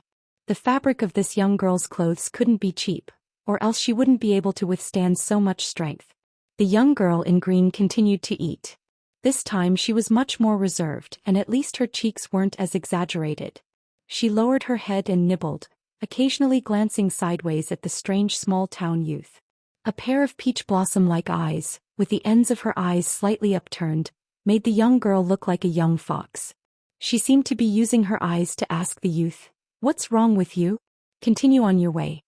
Qin Pingon's face was full of helplessness and he could only point at the stream outside the green stone cliff, shouting, "I'm not passing by here, I'm going to the stream on your side." She looked at the thin youth but didn't say anything. Qin Pingon hurriedly picked up a stone from the basket and continued to explain, "I'm going to the stream to pick up these stones." The young girl suddenly remembered that she had something important to do, and raised her finger to her lips, indicating that Qin Pingon shouldn't speak. Then she moved her position, clearly letting Qin Pingon go over. She wouldn't hinder him from picking up the stones in the water. Qin Pingon could only carry the basket and braced himself to walk over. Fortunately, the green stone cliff was very big and more than 10 people could stand. Moreover, the young girl had already taken the initiative to sit on the edge, unlike before when her legs were stretched out. She sat cross-legged and there was an open bag on her knees, filled with all kinds of pastries and snacks, like a small mountain. So far the young girl had only eaten a small mountain. Qin Pingon put down the straw sandals, basket and bamboo basket. Originally he wanted to go into the water in the middle of the night bare-chested, but now he couldn't think about it. There was an unfamiliar young girl sitting next to him, and not to mention whether she would scream if her family elders saw or heard this. Qin Pingon estimated that his legs would be broken and he wouldn't be wronged. Qin Pingon came to the edge of the cliff, and with a fierce dive he rushed to the bottom of the waterhole. Soon he touched a palm-sized stone, but unfortunately, it wasn't a snake gallstone. He had to wipe his face and continue to dive. After 3 times he finally touched a dark green snake gallstone. Qin Pingon climbed up the cliff, wet, and put the stone into the basket and then continued to dive into the water. From beginning to end the young girl's back was facing him and she was busy eating. In less than half an hour, Qin Pingon had already touched 7 or 8 stones. Except for the first dark stone, the rest of the stones were large and bright. The last time he went down he didn't take a stone ashore but caught a palm-sized live fish. In the small town it was commonly known as the stone fish. When it met people it liked to hide under the stones. The taste of its meat was very delicious. Generally it was only slightly longer than a finger. It was rare to see a stone fish as big as the one in Qin Pingon's hand. Qin Pingon had actually sneaked into the cracks of the stones at the bottom of the pit and found a few. But at that time because of the stone he let them go. This time it was a flash of inspiration. He suddenly felt that if he could catch a dozen fish tonight, it would be good to stew a pot of fish soup for Miss Ning tomorrow. After Qin Pingon came ashore he threw the fish into the bamboo basket. The second time he caught a fish ashore, Qin Pingon suddenly found that the young girl was squatting next to the basket, looking at the basket with only one fish lying in it. Her face was full of spirit, just like GQ when she saw the stone in the alley. Qin Pingon threw the second stone fish into the bamboo basket. The young girl slowly raised her head. The barefoot youth had already turned around and walked quickly down the stream. After the young girl heard the youth splash, she quickly grabbed a fish from the bamboo basket, looked down at them that were still jumping and nodded with a serious expression. "Amazing, amazing." The green-clothed girl knew that there were many strange sights in this small town. It was called the Well in Apricot Blossom Lane, and it was unknown how long the iron lock was. Not far away the covered bridge was actually a stone arch bridge that spanned the stream for 3,000 years. At the bottom of the bridge there was a rusty iron sword, and the tip of the sword pointed to a bottomless dark green pool. There was a 12-legged crab memorial arch, and in the grass outside the ancestral hall, there were dilapidated mud statues. There was a porcelain mountain in the north, piled with porcelain that had been judged as defective by the supervising officials of the dynasties. All of them were broken and so on. She even knew most of the reasons. When she was very young, she had followed her father everywhere, so she was worthy of being called someone who had seen the world. But when Qin Pingon caught the slate fish for the third time, the empty-handed girl was still squatting beside the fish basket. However, her two hands were still secretly wiping the corners of her clothes. She looked up at the barefooted youth as he approached. Her gaze was like a commoner looking at an immortal. Qin Pingon was uncomfortable with her strange look and asked tentatively, "You want these fish?" The young girl subconsciously nodded. Qin Pingon smiled. "Then I'll give you all 3. I'll catch more later." The young girl blinked her eyes and then smiled happily. Foxy and charming. 30. Qin Pingon was very familiar with this kind of gaze. It was the same way he looked at Lu Xianyang when he was a child. At that time, Lu Xianyang was the king of the children in the area of Apricot Blossom Lane and Clay Bottle Lane. It seemed that there was nothing in the world that Lu Xianyang could not do. Later, some of his peers who were originally followers of Lu Xianyang also went to the dragon kiln to be apprentices. Most of them scattered to various grocery stores in the town to work as clerks or help their relatives with the accounts. As Song Jisun said, only the most useless people would go to the fields to eat. In the end, he was the only one who still mingled with Lu Xianyang. Qin Pingon gave the 3 slate fish to the girl. He strung them together with a few green foxtails through the gills and handed them to the girl. She took the fish and lifted it. It was a little light. She felt that it was not enough for a plate of green pepper fried fish.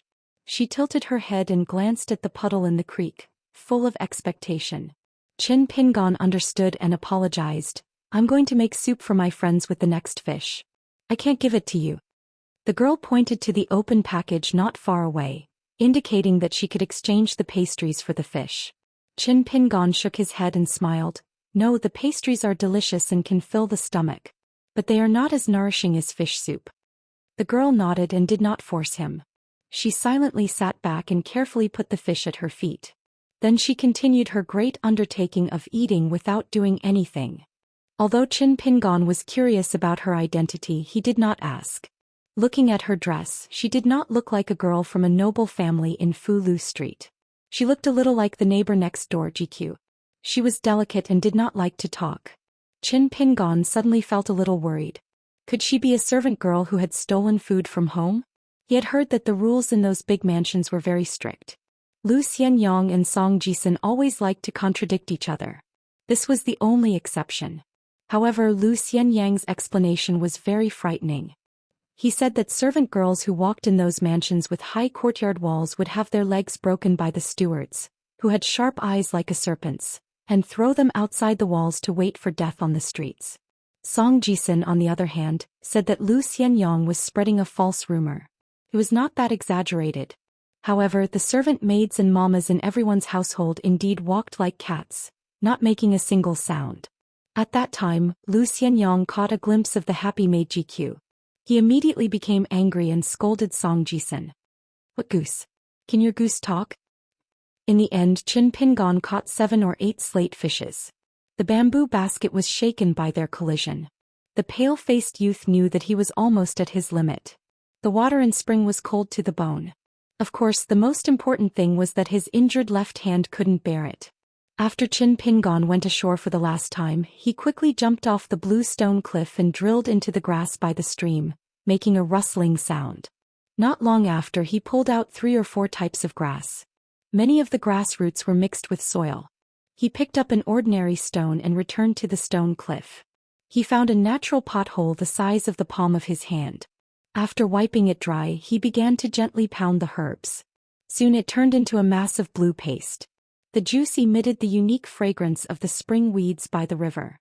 With his back to the girl, Qin Pingon took a deep breath and clenched his teeth. He began to untie the cotton cloth on his left hand. Sweat quickly oozed out of his forehead, covering the cold stream water that slid down from his head. Although the bloody wound was a little better than the white bone before the bandage, it was still a ghastly sight. When Qin Pingon came, he did not expect that his left hand would touch the stream water, so he did not prepare a cotton cloth. Before, his mind was full of snake gallstones that could make money and catch fish to make soup. Only now did he realize that he had made a big mistake. The teenager was a little confused. Suddenly, a palm appeared in front of him. There were several dry and clean strips of cloth. It turned out that the girl in green had torn off a part of her sleeve. Qin Pingon smiled sadly. He did not care about being polite with the girl. After applying the herbs to the wound on his palm, he put it close to his mouth and bit one end with his teeth. His right hand tightened and made 2 circles around the back of his hand. This series of movements was orderly, like a butterfly circling a branch, dazzling the onlookers. After the binding was completed, Qin Pingon slowly raised his right arm to wipe the sweat on his face. His 2 arms were trembling uncontrollably. The girl in green who was squatting nearby gave Qin Pingon a thumbs up. Her face was full of praise. Qin Pingon pointed to his eyes with his right hand and said with a wry smile, "In fact, it hurt so much that tears came out." The girl turned her head and glanced at the big basket and bamboo fish basket that the teenager had woven himself. She was a little puzzled. Qin Pingon looked embarrassed. Those stones can make money, and catching fish is also very important. The girl was confused but still did not speak. Her eyes were a little empty. She turned her head and stared at the sparkling stream. The gurgling stream water rubbed against the stones that were exposed above the water surface, making a crashing sound. At that moment, the starry sky was bright and the world was silent. It seemed that there was only a boy and a girl in the world. Qin Pingon's body gradually calmed down. His originally rapid breathing began to subconsciously slow down, turning into a long and continuous breath. It was like a small stream that had turned from a flash flood to a stream that had dried up in spring and autumn. The teenager did not care about this quiet change at all. It was natural and natural. Qin Pingon knew that his body was wet and could not be exposed to the cold wind of early spring for too long. He had to hurry back to the town to change his clothes. The teenager naturally did not understand the health and pathology of the medical books. However, the teenager who was most afraid of getting sick in this life had long developed a keen intuition about the changes in the seasons and his body's adaptation. So he quickly put on his straw sandals, tied the fish basket to his waist, and carried the basket on his back. He waved to the girl in green and said with a smile, "I'm leaving. Miss, you should also go home early." As Qin Pingon walked down the cliff, he could not help but turn his head and remind her, "The water near the covered bridge is very deep. Be careful not to slip. When you go home, it's best to lean against the side of the paddy field. Even if you fall, it's better to be covered in mud than to fall into the stream." As Qin Pingon spoke, he suddenly realized that his words were somewhat inauspicious. They did not sound like good words. Instead, they sounded like the curses that Gu Qian's mother from Clay Bottle Alley was best at. Qin Pingon quickly shut his mouth and stopped nagging. He quickened his pace and ran north to the town. The basket was very heavy, but the teenager in straw sandals was exceptionally happy. After untangling the knot in his heart, Qin Pingon felt for the first time that he had to live well. For example, he had to be rich. He had to be able to afford spring couplets with a unique ink fragrance, painted door gods, eat meat buns from Madame Mao's shop, and even better, buy a cow. He had to be like Song Jisun next door and raise a nest of chickens. The girl in green was still tirelessly digging the mountain with a serious expression. Every time she picked up a new pastry, it was as if she was dealing with a mortal enemy. When she was competing with a peach blossom pastry, her body suddenly stiffened. When she realized that something was wrong, she did not run away.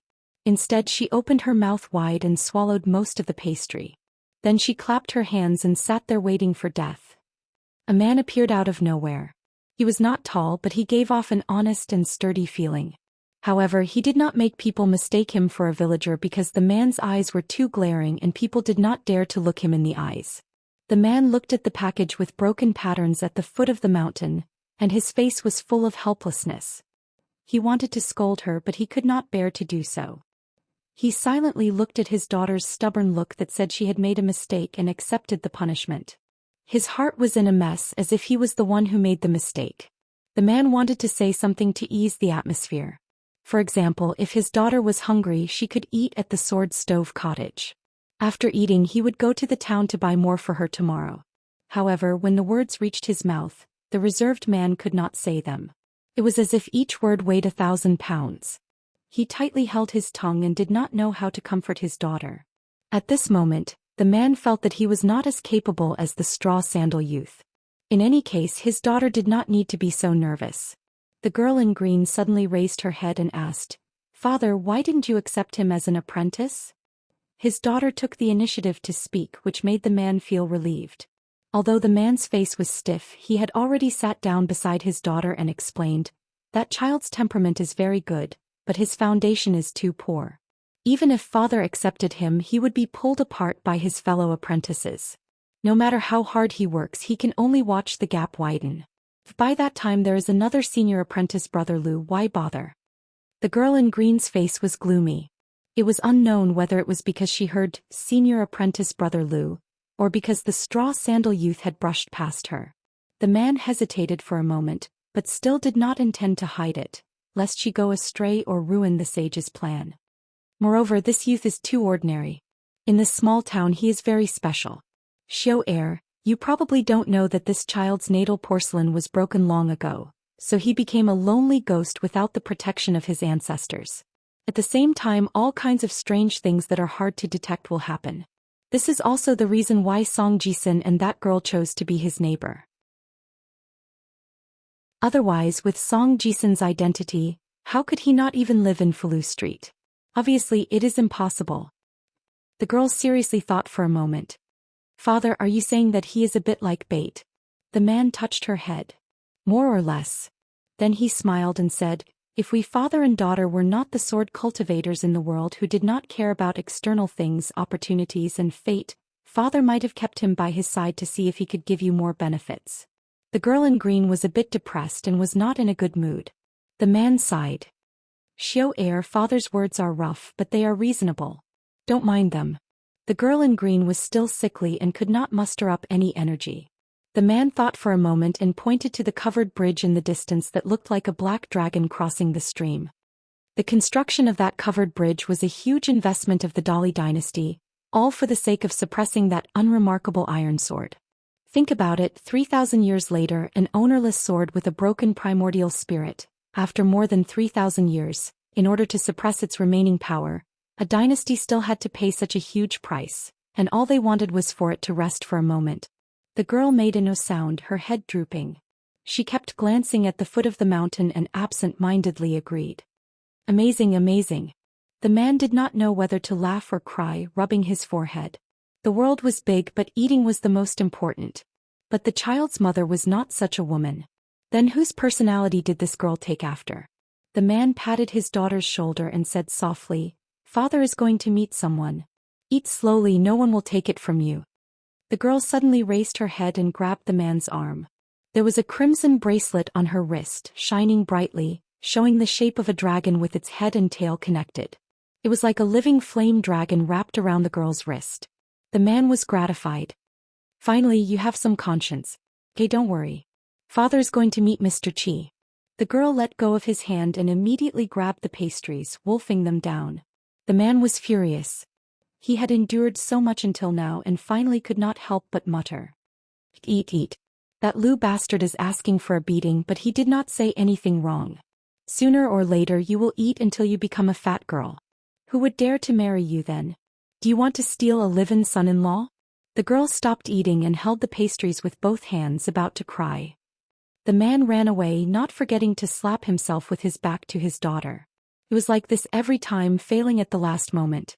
In the middle of the night, Qin Pingon ran all the way back to Lu Xianyang's house. When he unlocked the door, he could hear the guy's thunderous snoring. What a big heart. If it were him, Qin Pingon, he would not be able to sleep well tonight. First he put the wicker basket and the fish basket in the kitchen built in the courtyard, then went to the side room on the right that Lu Xianyang had prepared for him. Qin Pingon hurriedly changed into a new set of clothes, then returned to the kitchen in the courtyard and began to deal with the slate fish. He cut open their bellies, washed them and put them on a clean porcelain plate. Then he covered them with another plate to avoid attracting snakes, rats and insects.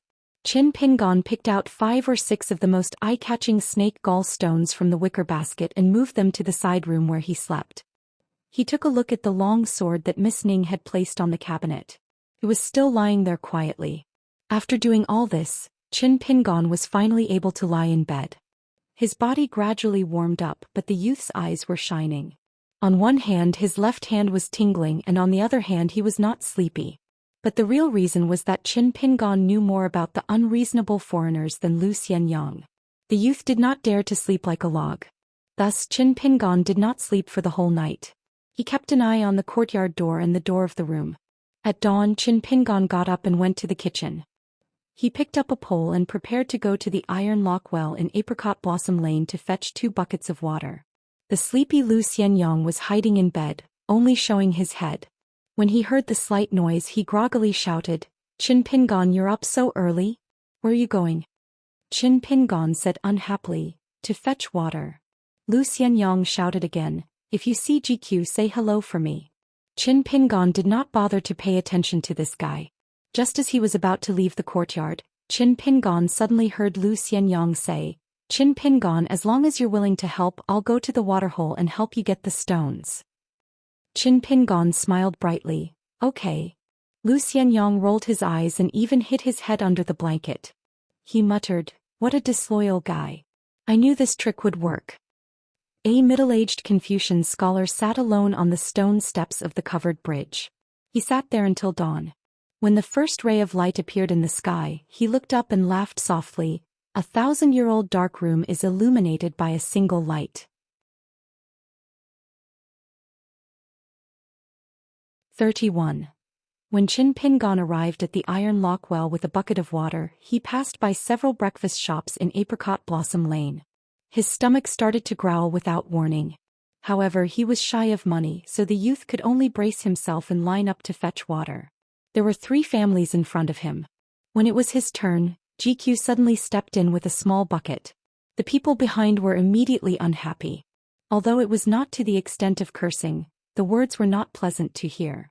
Especially a stooped old woman known as Granny Ma. Both of her sons were very promising. They each owned a dragon kiln.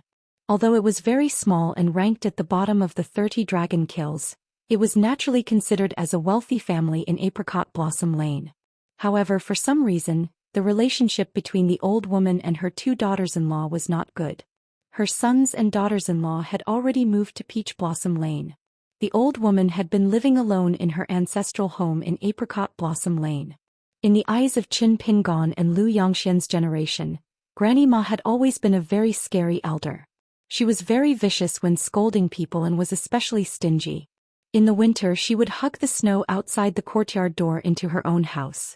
If there were children who used the snow in front of her house or pulled out the icicles under the eaves of her house, she would chase after them with a broom and scold them for a few streets without getting tired. In the past, only Gukan's mother could suppress Granny Ma's arrogance in these alleys in the west of the town. It was said that Widow Gu had followed her dead man's distant relative to seek refuge in her husband's hometown. Granny Ma, who had become slightly kinder over the years, immediately returned to Jianghu full of vigor and vitality. She did not like anyone she met. When Song Jisun's maidservant made such a scene, Granny Ma immediately began to speak sarcastically. Her voice was not loud and she put on a fake smile. She deliberately chatted with the women around her, saying that some girls could finally show their faces and eat noodles. Anyway, when they walked they could not keep their legs together. This was a joyous occasion. Finally, they did not need to use the identity of a young lady and the life of a maidservant, and could openly be called Madam. Qin Pingan's scalp tingled when he heard this, but he could not drive away GQ, who was at fault first. After all, they had been neighbors for so many years. After helping Lu Xianyang fill 2 buckets with water, he quickly brought a bucket of water for her. He wanted to leave this group of gossipy women as soon as possible. Granny Ma saw that the little Song family's maidservant pretended not to hear her and became even more annoyed. This was the case when experts exchanged blows. What they feared the most was that the opponent simply did not respond. Even if they had good martial arts skills, they would have nowhere to land their feet. In the past, when the old woman quarreled with that coquettish fox, Widow Gu, she would lose, but every time the old woman felt that her skills had improved, she would definitely be able to get back at her the next time they quarreled. Unlike this little whore from Clay Bottle Alley, who would deliberately keep quiet every time. However, every time the young girl left, her eyes would reveal a look that made the old woman extremely uncomfortable. It really made the old woman gnash her teeth in hatred.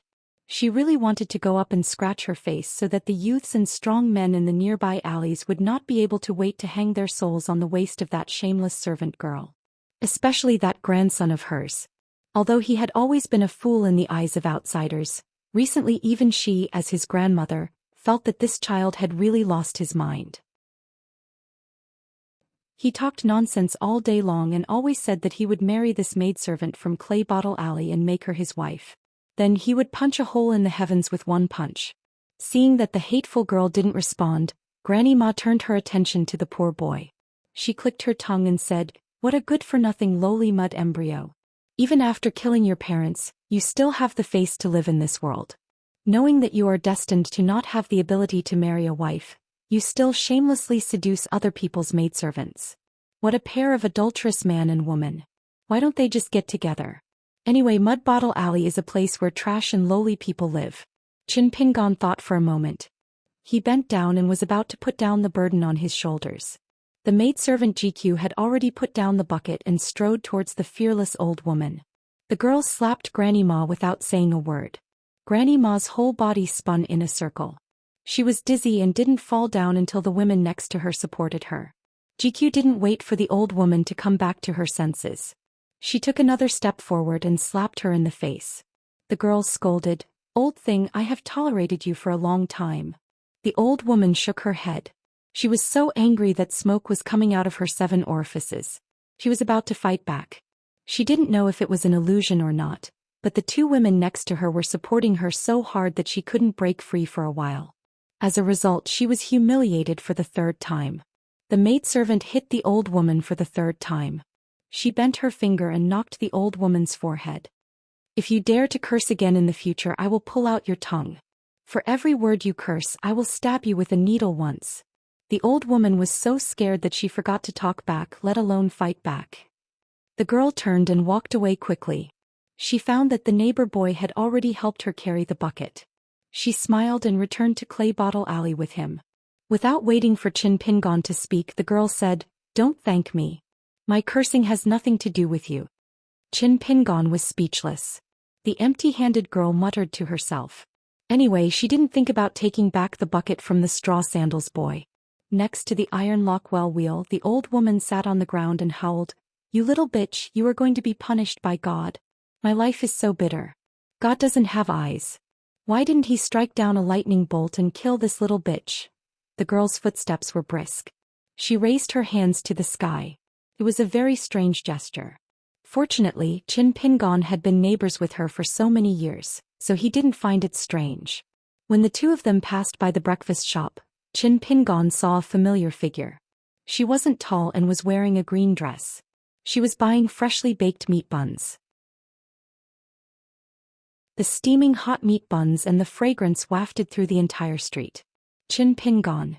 This morning it was unknown when the clouds were hanging low. It was particularly thick, like a rich family's big quilt, lying there to bask in the sun. Rumble, thunder rumbled over the town's head. Granny Ma on the other side of the iron lock well stood up and hurried home. The small bucket swayed and spilled the well water all the way. It was estimated that there would not be half a bucket of water left when she got home. It was probably because the old woman was well aware that if the heavens really opened their eyes, the first lightning strike would most likely fall on her head. After Qin Pingon heard the thunder, he looked up and was a little puzzled. It didn't seem like it was going to rain. The girl smiled and said, "My young master said that he had seen it in a book.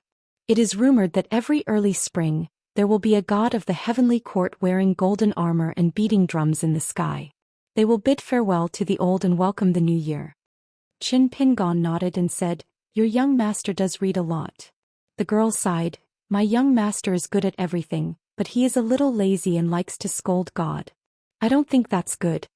Qin Pingon didn't have the habit of talking behind people's backs, so he didn't say anything about it. Song Jisun next door has a strange temper that has persisted for many years. He scolds God, which is the same as Granny Ma. He scolds God for not opening his eyes and so on.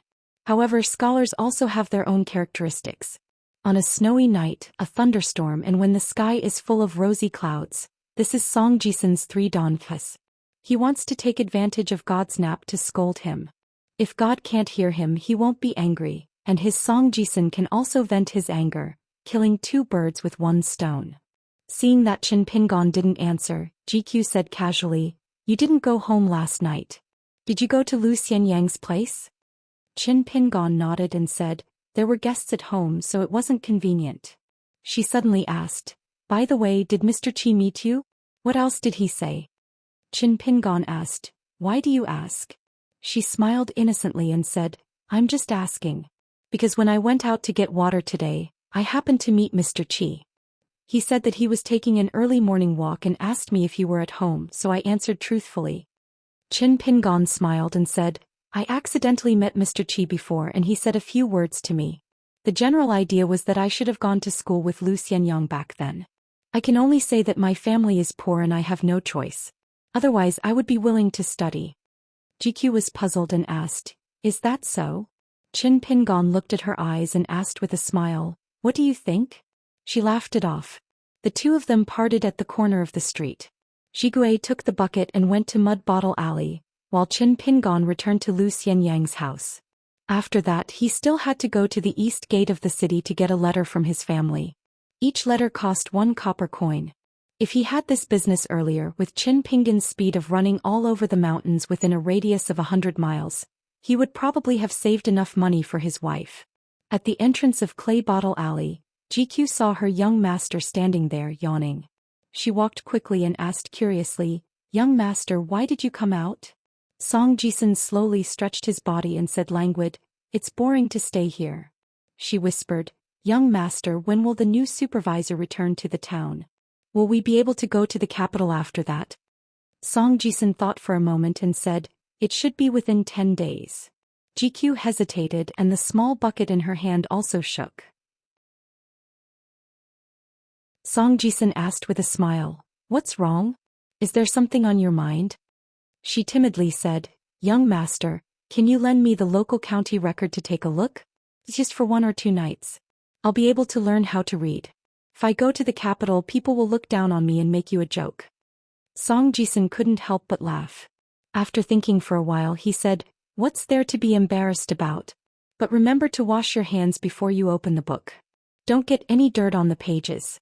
Also be careful of the candle oil dripping on it. Other than that there's nothing else to pay attention to. It's just a broken book." GQ smiled brightly and said, "This servant thanks young master." Song Jisun was happy and laughed heartily. Come. Young master will help you carry the water." GQ dodged and said seriously, "Young master, didn't we agree that a gentleman should stay away from the kitchen? Young master shouldn't be involved in these chores.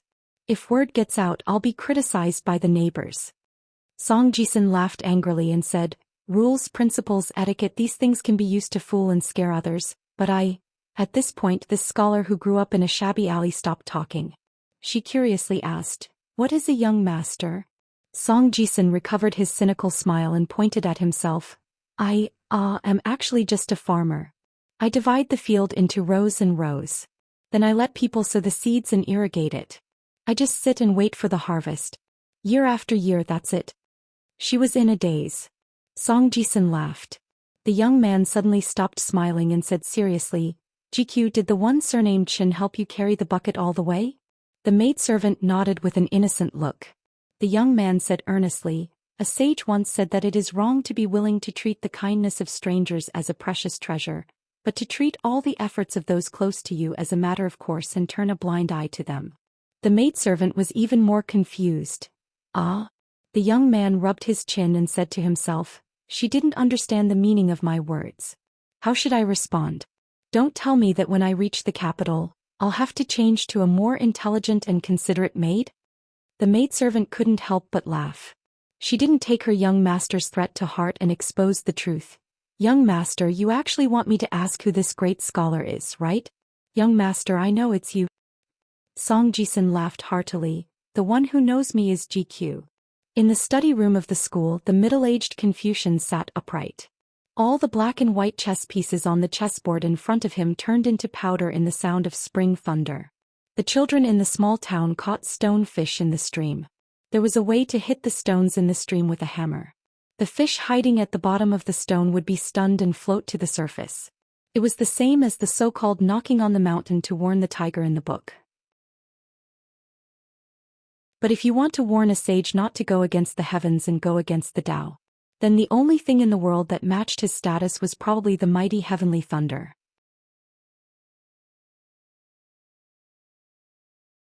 32. Qin Pingon carried water back to Lu Xianyang's courtyard and poured it into the water tank in the kitchen. Then he ran to the door and shouted, "Lu Xianyang, I want to use your firewood oil and salt to make fish soup for Miss Ning to nourish her body. Is that okay?" Lu Xianyang, who was sleeping soundly, was awakened and roared, "You with the surname Qin. You're so annoying. I just dreamed that GQ smiled at me. Quickly compensate me with a GQ." Qin Pingon shook his head and remembered something. He apologized, "I really did meet GQ at the Iron Lock well just now, but I was interrupted by Granny Ma and forgot to help you pass on a message. When I send the fish soup to Miss Ning later, I promise to help you pass on the message." Lu Xianyang jumped up like a carp and quickly put on his clothes. He ran to the threshold outside the main hall and sat down. Looking at the thin figure busy in the kitchen, he chuckled and said, "I'll go with you to deliver the fish soup later." "Oh right, is Shigue wearing that bright red pomegranate dress today? Or the light green one? Alas, when I save 200 copper coins later, I can buy the dragon-crushing silver powder box. I know she has been eyeing it for a long time, but she is reluctant to buy it. It's all Song Jisun's fault. He's so stingy. He dresses like the cats and dogs of Fulu Street. Poor GQ doesn't have many new clothes all year round. If I were her young master, I'm sure she would buy whatever she likes. She would be richer than the rich young ladies of Fulu Street. She would be a rich young lady." Qin Pingon ignored Lu Xianyang's daydreaming. He really didn't understand why Lu Xianyang liked GQ. Of course, it wasn't because he looked down on her as Song Jisun's maid, nor did he think that GQ wasn't good-looking. He just felt that she and Lu Xianyang didn't seem to be fated to be married. Qin Pingon asked curiously, "Why do you call her GQ instead of Wang Zhu?" Lu Xianyang grinned and said, "After knowing that you don't know how to write GQ, I don't care anymore." Qin Pingon said helplessly, "What's the use of comparing yourself to me? Compare yourself to Song Jisun. GQ is not my maidservant." Lu Xianyang sneered and said, "That guy is not better than you in every aspect. For example, has he ever called anyone father or mother in his life? I don't think so. Doesn't that mean I'm not as good as Qin Pingon?"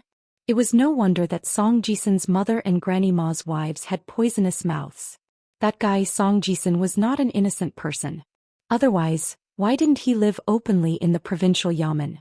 Why did he go to Mud Bottle Alley to live a hard life? This guy even dares to look down on others. So he deserves to splash dirty water on others and call them bastards. Qin Pingon stood up and walked to the door of the kitchen. "Lu Xianyang, although Song Jisun and I are not friends at all, but if you say that about him..." Lu Xianyang hurriedly raised his hands and firmly refused to let Qin Pingon continue to talk. He said cunningly, "I won't say any more, okay? Qin Pingon, who do you take after with your bad temper? My grandfather said that your parents are very easy to talk to, especially your mother. She speaks softly and likes to laugh. Her temper is really good. My grandfather also said that in the early years, Granny Ma almost scolded everyone in the alley. But when she saw your mother, not only did she not pick on her, she would even smile." Qin Pingon couldn't stop smiling. Lu Xianyang waved his hand to drive him away. "Hurry up and make soup for your little wife." Qin Pingon rolled his eyes. "If you have the ability, why don't you say it in front of Miss Ning?" Lu Xianyang laughed. "You're stupid, but I'm not stupid." Soon after, Qin Pingon came out with a small clay pot. The two locked the door and walked together to Clay Bottle Alley.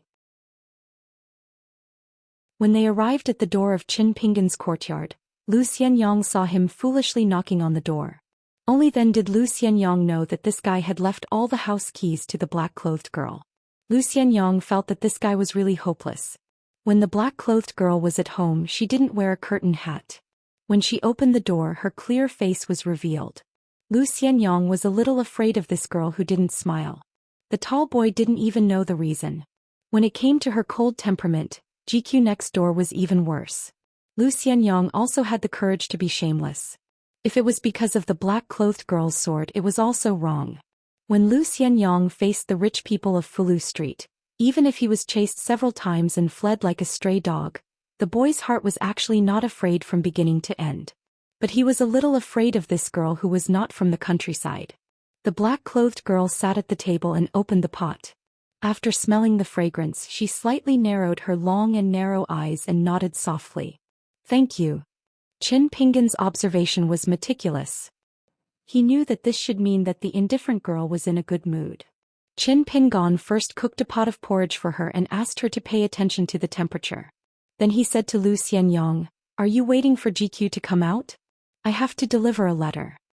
Lu Xianyang was sitting on the threshold, listening to the movements on the other side. He was afraid that he would hear the sound of immortals fighting. The tall boy who was in a bad mood impatiently said, "Do what you need to do." Qin Pingan left the courtyard.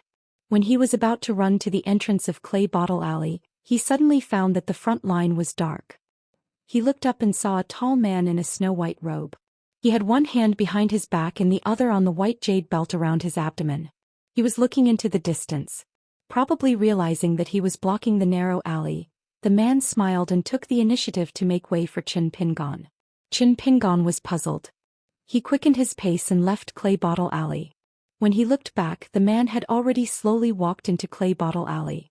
Previously, even if it was just a glimpse, Qin Pingan saw that on the spotless snow-white robe, there were sparse golden threads embroidered on the chest and back. They faintly formed two patterns as if there were living creatures wandering in the mountain fog and sea of clouds. It was very wonderful. Qin Pingan stopped thinking about it. He just thought that the man was a foreigner like Fu Nanhua who came to Clay Bottle Alley to look for opportunities.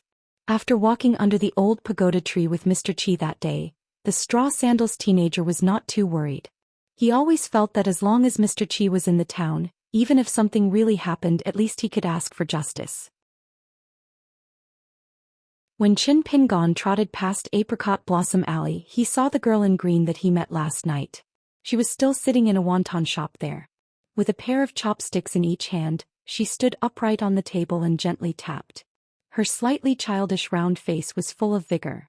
Her eyes were full of the wontons cooking in the hot pot over there, and she did not notice Qin Pingan who was 5 or 6 steps away.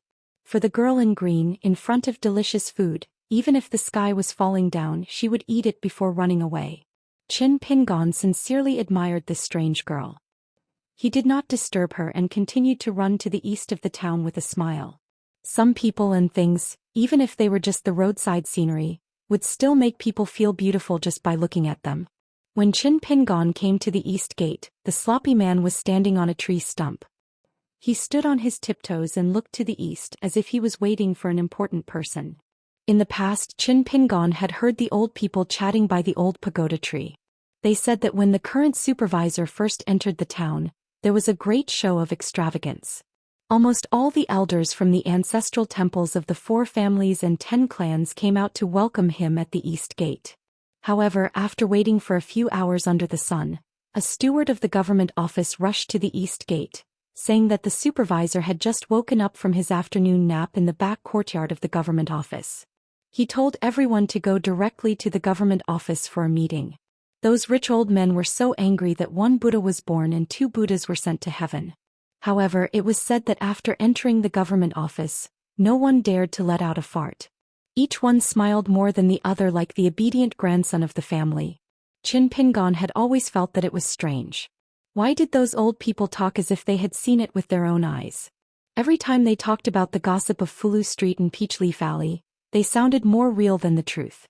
For example, when they talked about the Liu family's second aunt and the head guard being together, and when the door was broken down, the details of how the second aunt packed her clothes to cover her ample bosom in a panic were all described accurately.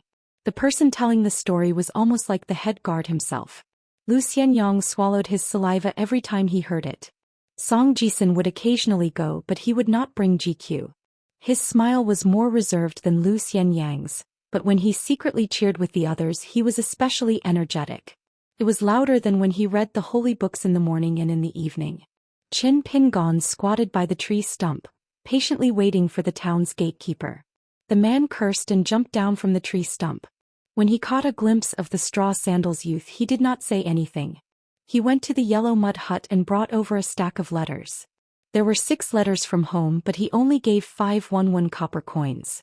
Qin Pingon roughly flipped through the addresses of the letters and did not say anything. Because 2 of the letters were from neighbors on Fulu Street, Qin Pingon did not want to take advantage of them. Of course, if the man was kind for the first time and gave 6 copper coins, Qin Pingon would definitely not refuse the money. After Qin Pingon thought about the order of sending the letters, he casually asked, "Waiting for someone?" The man glanced at the wide road to the east and said angrily, "Waiting for me." Qin Pingon did not want to stay and be a punching bag, so he quickly ran away. The man laughed angrily, "Oh, you have some eyesight." The man looked at the sky. The rolling thunder had long disappeared. The low-hanging clouds that seemed to almost press down on the eaves had gradually dispersed. The man sat down on the tree stump and sighed, "When immortals fight, mortals suffer." 6 letters, 1 from each of the 4 surnames Lu, Li, Zhao and Song on Fulu Street. There were 2 letters in Peach Leaf Alley. Coincidentally, one of them was a letter from the amiable old man from before. What was more coincidental was that the person who opened the door to receive the letters was also the old man. After seeing that it was Qin Pingon, the old man recognized the straw sandals youth and joked, "Child, are you really not coming in for a drink?" Qin Pingon smiled shyly and shook his head. The old man was not surprised. He only took out a handful of copper coins from his sleeve and handed it to Qin Pingon. He explained with a smile, "Today there is a good thing in the family. This is a bit of money. It's just for luck. It's not much, just a dozen copper coins. So you can rest assured and take it." Qin Pingon took the copper coins and smiled, "Thank you, Grandpa Wei." The old man nodded and suddenly said, "Child, recently when you have nothing to do, you can often sit under the locust tree. If you see locust tree leaves and branches on the ground, you can take them home and put them there. They can protect you from ants, insects and centipedes. How good is that? You don't have to spend money." Qin Pingon bowed to the old man at the bottom of the stairs to thank him. The old man smiled happily, "Go go. A year's plan is in the spring. It's definitely a good thing for a young man to exercise his muscles and bones." The young man ran away from the Peach Leaf Alley on the Bluestone Street. The old man stood in front of the door for a long time, looking at the peach trees on both sides. A young maid with a graceful figure came to the old man's side and whispered, "Old ancestor, what are you looking at? It's cold outside. Don't catch a cold." The maid had served the old man for many years. She knew that the old man had a bodhisattva's heart. The young girl respected the old man without fear. She smiled sweetly and asked playfully, "Old ancestor, are you thinking of the girl you met when you were young? That girl was standing under the peach tree at that time?" The white-haired old man smiled, "Taoya, you're the same as the young man who delivered the letter. You're also a schemer." The maid was praised and smiled sweetly. The old man suddenly smiled and said, "In 2 days a distant relative will come to visit. When the time comes, Taoya, you and the other children of the family will leave the town together." The maid was stunned and her eyes turned red. She sobbed and said, "Old ancestor, I don't want to leave here." The old man, who had always been easy to talk to, waved his hand, "I'll look at the scenery of the alley for a while. You go back first. Taoya, be obedient. Otherwise I'll be angry." The maid could only leave timidly, looking back 3 times with every step. The peach leaves in the peach leaf alley were lush, but there were no peach blossoms. The old man gently exhaled a mouthful of turbid air. He stepped over the threshold and walked down the stairs to the nearest peach tree. Standing under the tree, the old man said sadly, "The peach blossoms are bright and beautiful. I'll never see them again." The old man looked back at his house and murmured, "The town is blessed by the heavens. It's not compatible with the great Tao. Back then, the saints changed the world and allowed us to enjoy a good fortune for 3,000 years. The people who left the town in the past mostly started a family in the entire eastern vase continent. However, the heavens are smart. It's time to settle accounts and collect rewards from us. You children, if you don't leave this place quickly, are you going to follow us, who are already broken old porcelain, and wait for death together? You have to know that death can be big or small. Our town has several thousand people. If we die, it'll be a big death. We won't even have a next life. That's why we should take advantage of the fact that the heavens are still turning a blind eye. Let's leave as many people as we can." The old man stretched out his withered hand and supported himself on the peach branch. "There's a will, there's a will. Let's hope the heavens don't let us down." At some point the grandmother of the young scholar Zhao Yao, an old woman with a walking stick, had walked over. An old man with one foot in the grave is still so naive. It's like this old lady is wearing rouge. You're really repulsive. Is this calamity something that can be changed by your kindness? The old man's gaze was somewhat absent-minded. He looked at the old woman with the same snow-white hair and said inexplicably, "You've come." The old woman was stunned at first, but then she flew into a rage out of humiliation. She swung her walking stick at him. "Shameless old thief, you still dare to talk nonsense at your age." The walking stick fell on him like raindrops. The old man had no choice but to flee, but he laughed heartily. The old woman stood under the peach tree, still angry. She regretted being soft-hearted and coming to Peach Leaf Alley. Finally, the old woman raised her head and looked at the peach leaf that had sprouted tender buds. The old woman walked back to Fulu Street step by step, her walking stick tapping on the bluestone pavement again and again. A peaceful town that had flourished for 1,000 years. Who would have thought that in the end, there would only be pitiful people without a next life? Was there really no chance of survival? The stream was getting shallower, the well was getting colder, the old pagoda trees were getting older, the iron locks were rusty, and the big clouds were hanging low. There were no peach blossoms on the peach leaves this year.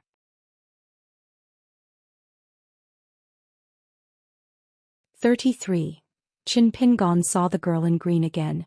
She was silently following behind a middle-aged man, eating a scallion egg pancake with her head down.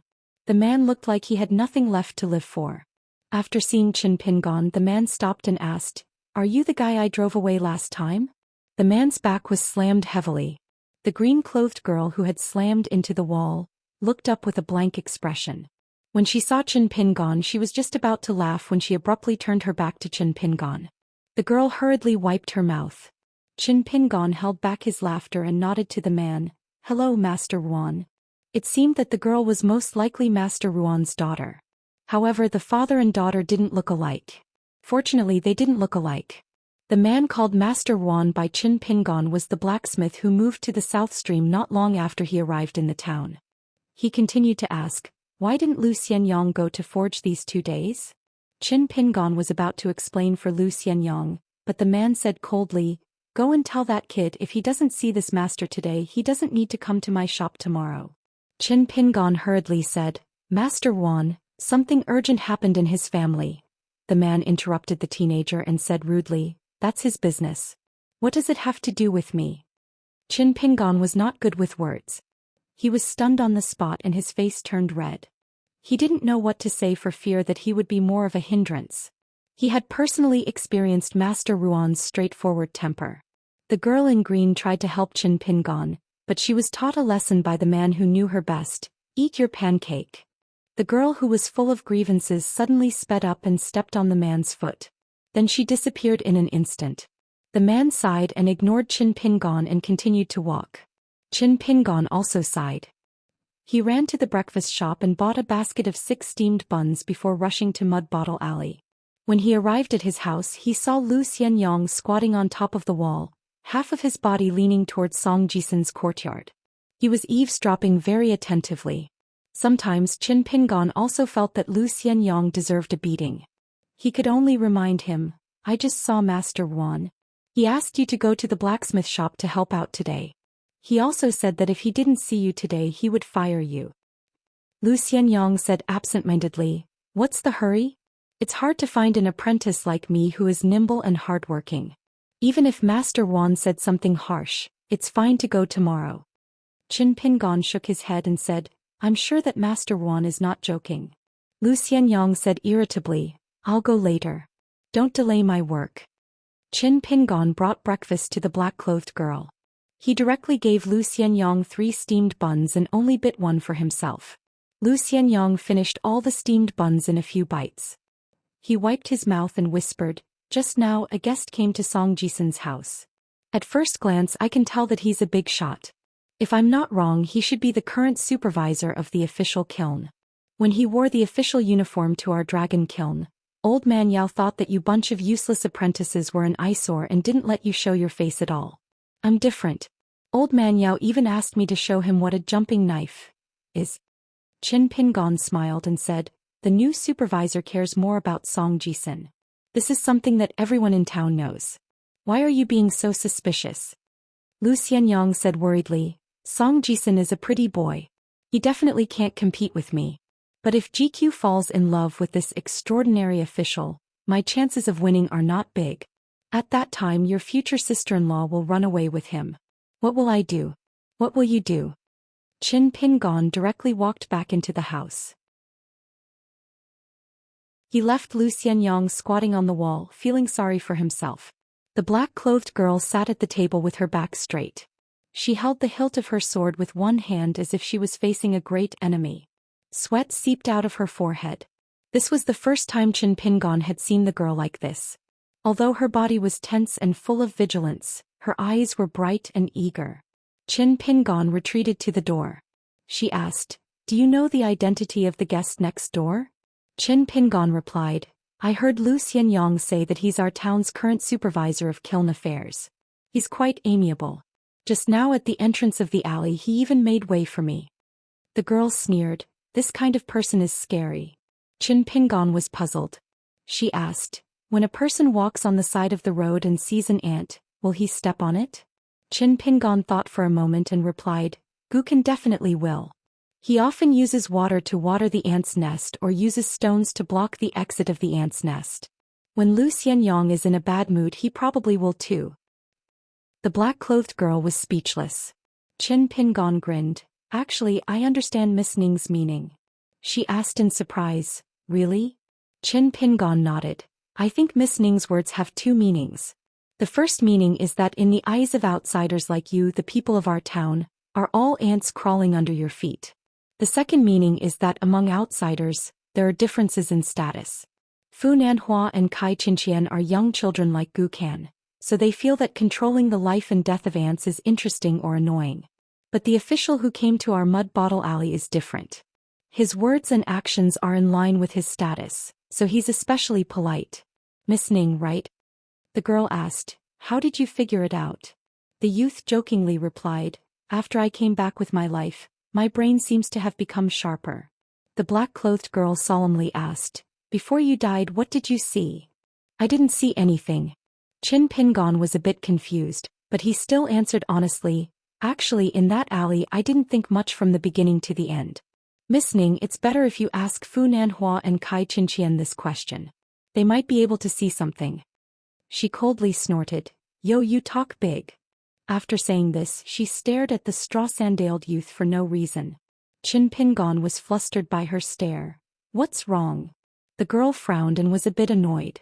She muttered to herself in the dialect of her hometown, "My family's swordsmanship, whether it's the swordsmanship or the methods used to refine the body and spirit, are all unique secrets. I haven't learned all of them, so how would I dare to teach others? Moreover, I haven't learned those superficial things from other places. Otherwise, I would be able to show him the way. Even if it's just to strengthen his body and prolong his life, that would be good. Now where do you want me to find a secret manual with the lowest requirements?" The girl's eyes lit up. "Robbery? No, it's not robbery. It's finding someone to borrow a secret manual. You have to return what you borrow." Unfortunately, her face quickly dimmed and she hatefully said, "Damn old eunuch. Just you wait. See if I don't turn your palace upside down." She had a sad face and sadly said, "Do I really have to find the swordsmith surnamed Ruan? I'm good at killing people since I have 40 to 50% of my mother's skills. But I'm really not good at asking people for help." The straw-sandaled youth sat on the doorstep and looked at the girl named Ning Yao. She talked to herself, her face constantly changing like the clouds in the sky. A handsome man in a white robe and a jade belt stood in Song Jisun's room. He looked around and slightly frowned. "That surnamed Song arranged such a shabby place for you?" Song Jisun pursed his lips and didn't say anything. The maid, GQ, had already hidden in a side room. According to the most popular rumor in town, the previous supervisor, Song Jisun, was not good at his job and couldn't make the tribute porcelain that the court was satisfied with. Relying on his hard work, he left behind a covered bridge and returned to the capital to take up his post. Of course, he also left behind Song Jisun, his illegitimate son, and only bought him a personal maid to take care of his daily needs. Then he entrusted him to his good friend, the new supervisor who replaced him. It was said that his surname was also Song. But as for the truth, the person involved couldn't see clearly. Bystanders might not know. Song Jisun himself also didn't know what kind of relationship this person in front of him had with that man surnamed Song. Were they close colleagues in the court? Were they classmates and good friends in the past? Or were they enemies of the other factions in the capital?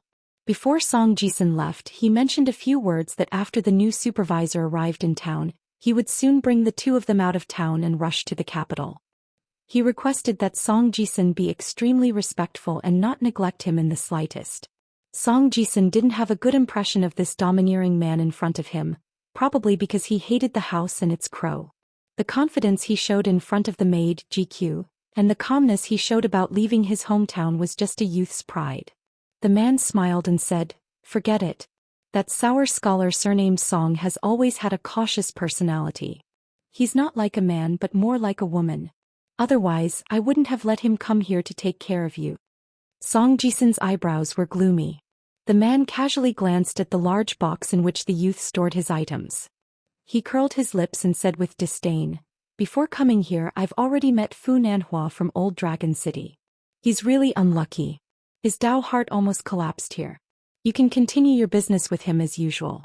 You're responsible for your losses. I won't get involved in this kind of trivial matter.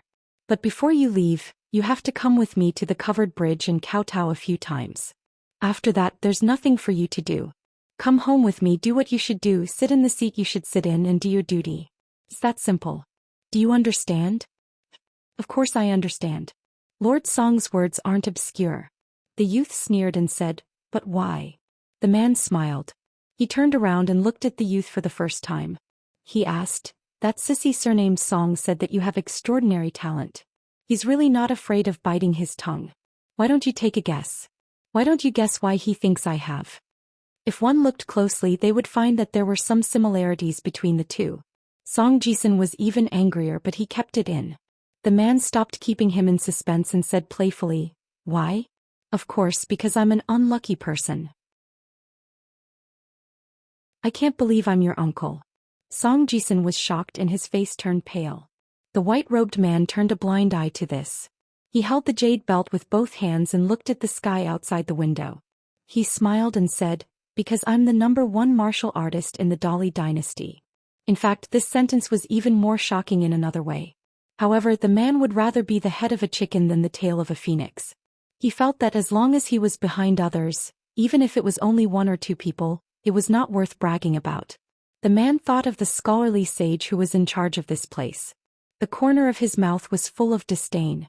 He snorted coldly. His heart was pounding. "If I wasn't in this world, I could kill you, Qi Jingchun, and the other immortals of the three sects with one hand." In the thatched cottage of the school, Mr. Qi was listening to the children's reading.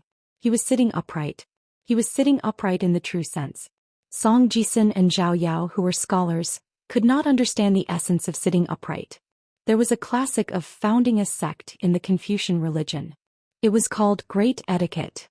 In it, the self-cultivation chapter specifically said that a gentleman should sit like a corpse. Because a corpse was a divine elephant, sitting like a corpse was solemn and solemn. At this moment, Qi Jingchun seemed to have heard the white-robed man's thoughts in full detail. He smiled lightly and said, "It's amazing that a martial artist is in charge of a country. However, it's not a good omen to be a white dragon."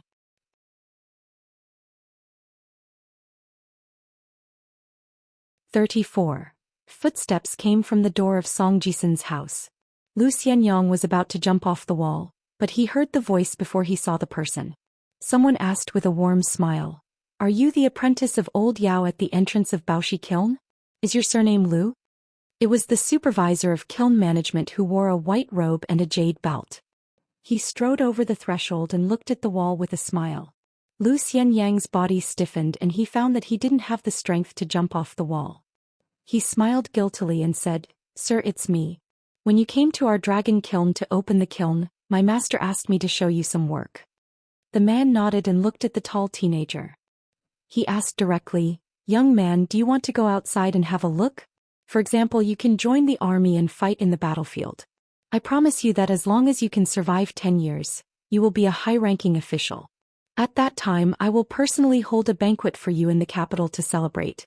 How about it? Song Jisun, who was standing behind the man, had a gloomy face. He clenched the jade pendant that Fu Nanhua gave to the old dragon to make rain. This scholar, who had been called illegitimate child and bastard for many years, now knew the real identity of the man beside him. Therefore the teenager understood the weight of the man's words. The words "personally hold a banquet" would be the most powerful life-saving talisman in Dali and the longest ladder in the officialdom. Lu Xianyang racked his brain to think of some sour words and stammered, "Thank you for your kindness, supervisor. I'm so sorry. But I have already promised to be the apprentice of Master Ruan's blacksmith shop. I can't go back on my words. I hope you won't forgive me." The words that the tall teenager wanted to say were stuck in his throat. He couldn't remember them no matter how hard he tried. He was so anxious that his face turned red. Song Jisun seemed to be considerate as he reminded him, "It's a great person who doesn't bear grudges against a petty person." The white-robed man dismissed it with a smile. "It doesn't matter. When you have a chance to leave the town one day, you can go to the nearest Danyang mountain pass and find a warrior named Lu Linxi. Tell him that Song Chongjing from the capital recommended you to join the army. If he doesn't believe you, you can tell him that you, Lu Linxi, still owe him 30,000 heads of the Great Sway's cavalry." Lu Xianyang nodded and said, "Okay." The man smiled and left. Song Jisun walked him to the gate of the yard and wanted to stop. The man seemed to know what he was thinking. Without turning his head, he said, "Come with me to the construction supervisor's office. I'll take you to meet someone." Song Jisun's feet were rooted to the ground like nails. With a dark face he said, "I'm not going." That place was extremely difficult for the people in the town. However, for the teenager who grew up listening to rumors year after year, it was a dragon's pool and a tiger's den. It was a pit that he couldn't get over. The man, who had always acted swiftly and decisively, was not annoyed by the teenager's ignorance. He didn't stop, but he slowed down a lot. "According to the records of the spies in the office, you have already met the Sui dynasty's prince surnamed Gao, right? Do you know that the Sui dynasty's Gao family and our Song clan are irreconcilable enemies for thousands of years? Both are princes, but he dares to come to this small town in the hinterland of the enemy country, Dali.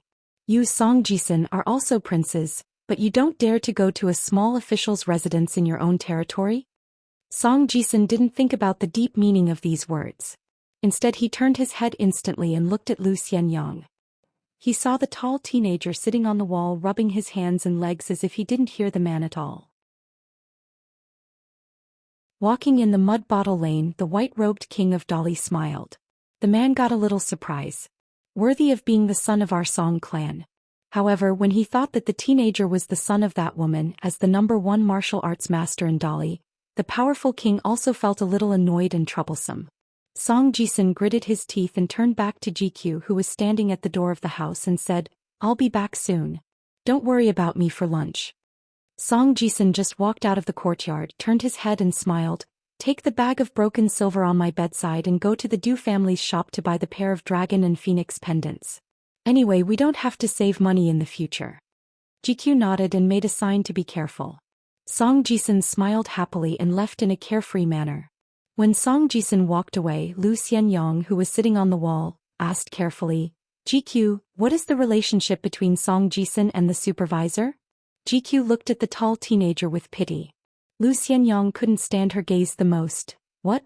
He just knows an official who is in charge of porcelain. What's the big deal?" GQ pulled the corner of her mouth and went back to the house to get food.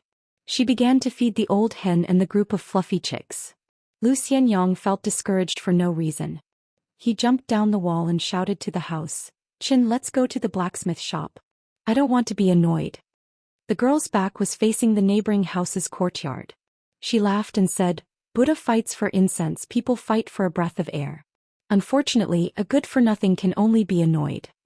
Lu Xianyang's blood rushed to his head. Even his ears were red. He walked to the yellow mud wall and punched the wall heavily. "Wang Zhu, I dare you to say it again." The maidservant threw away all the corn and vegetable leaves, clapped her hands and turned her head with a smile. "Who do you think you are? You want me to say it?" Lu Xianyang looked at the girl, who was becoming more and more beautiful. He was speechless. His heart felt empty as if a porcelain bowl had fallen to the ground. Qin Pingon had already been standing at the door for a long time. When he saw this scene, he quickly walked to the courtyard and said softly, "Let's go." The two youths walked side by side in the alley. The tall teenager suddenly asked, "Qin Pingon, am I a good for nothing?" Qin Pingon thought for a moment and said seriously, "The neighbors in the alley all say that my mother is very good. They also say that my father is famous for being a taciturn person. Therefore, I think that whether you like someone or not, it might not have much to do with whether you are a good for nothing." Lu Xianyang's face was sad. "Then I'm even worse. Even if I work hard to build a dragon kiln in the future, or learn all of Master Ruan's craftsmanship, she still won't like me." Qin Pingon tactfully shut his mouth to avoid adding fuel to the fire. Qin Pingon walked in the familiar alley and suddenly remembered a scene. In his early years he followed Old Man Yao along the stream into the mountains. He saw a small elk drinking water by the stream. It wasn't afraid to see him. After it drank the water, it lowered its head and looked at the stream, not leaving for a long time. In addition to the reflection of the elk on the surface of the stream, there was also a wandering fish in the water. Before leaving the ancestral home, Miss Ning advised him that since he had a locust tree leaf, he should leave the town as soon as possible. With the locust tree leaf's invisible protection, there shouldn't be too big of an accident. It was best not to stay in the town for too long because she didn't know if Lu Xianyang's matter would affect Qin Pingon. However, Qin Pingon insisted that he had to see Lu Xianyang being accepted as a disciple by Master Ruan with his own eyes before he could leave with peace of mind. Because if it wasn't for Lu Xianyang, he would have starved to death. Of course, Qin Pingon also hoped that Miss Ning could recover from her injuries in his home. However, he didn't dare to say it because he was afraid she would think he was being frivolous. Qin Pingon suddenly asked, "The armor your grandfather left you, will you never sell it to an outsider?" Lu Xianyang said with a face full of righteousness, "Nonsense, of course I won't sell it even if I die." He punched the shoulder of the young man beside him and joked, "I'm not a money grubber like you." The tall young man held the back of his head with both hands. "Some things can be earned with money if you don't have them now, but some things are really gone in this life." Qin Pingon said to himself, "I understand." When they were about to reach the entrance of Mud Bottle Alley, Lu Xianyang cursed. Qin Pingon put away his thoughts and looked up. Suddenly his heart felt heavy. It was Lu Jingchun, the eldest son of the Lu family on Fulu Street. Back then, it was this man who had led a group of bad friends to block Lu Xianyang in this alley and almost beat him to death. If it wasn't for Qin Pingon who had run over and shouted, Lu Xianyang, who had no elders or relatives at home, would probably have been thrown into a mass grave. At that time, Song Jisun was squatting on the top of the wall to watch the show. He kept adding fuel to the fire.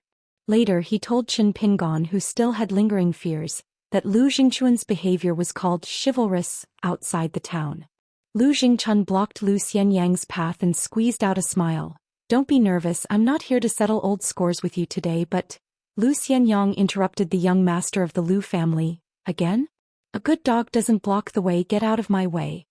Lu Jingchun's face was embarrassed. He forced a smile and said, "Lu Xianyang, this time I really have something to discuss with you. Last time you didn't wait for us to finish talking and ran away. That's not good. You should at least listen to my conditions, right? To be honest, we two brothers can be considered friends after a fight. There's no need to be so stiff. Those guests and I are very sincere." Lu Xianyang tilted his head and said sarcastically, "What's wrong? Are you addicted to being a matchmaker? I'm curious. You Lu Jingchun are the grandson of the richest family in our town. Why do you like to be a lackey for outsiders?"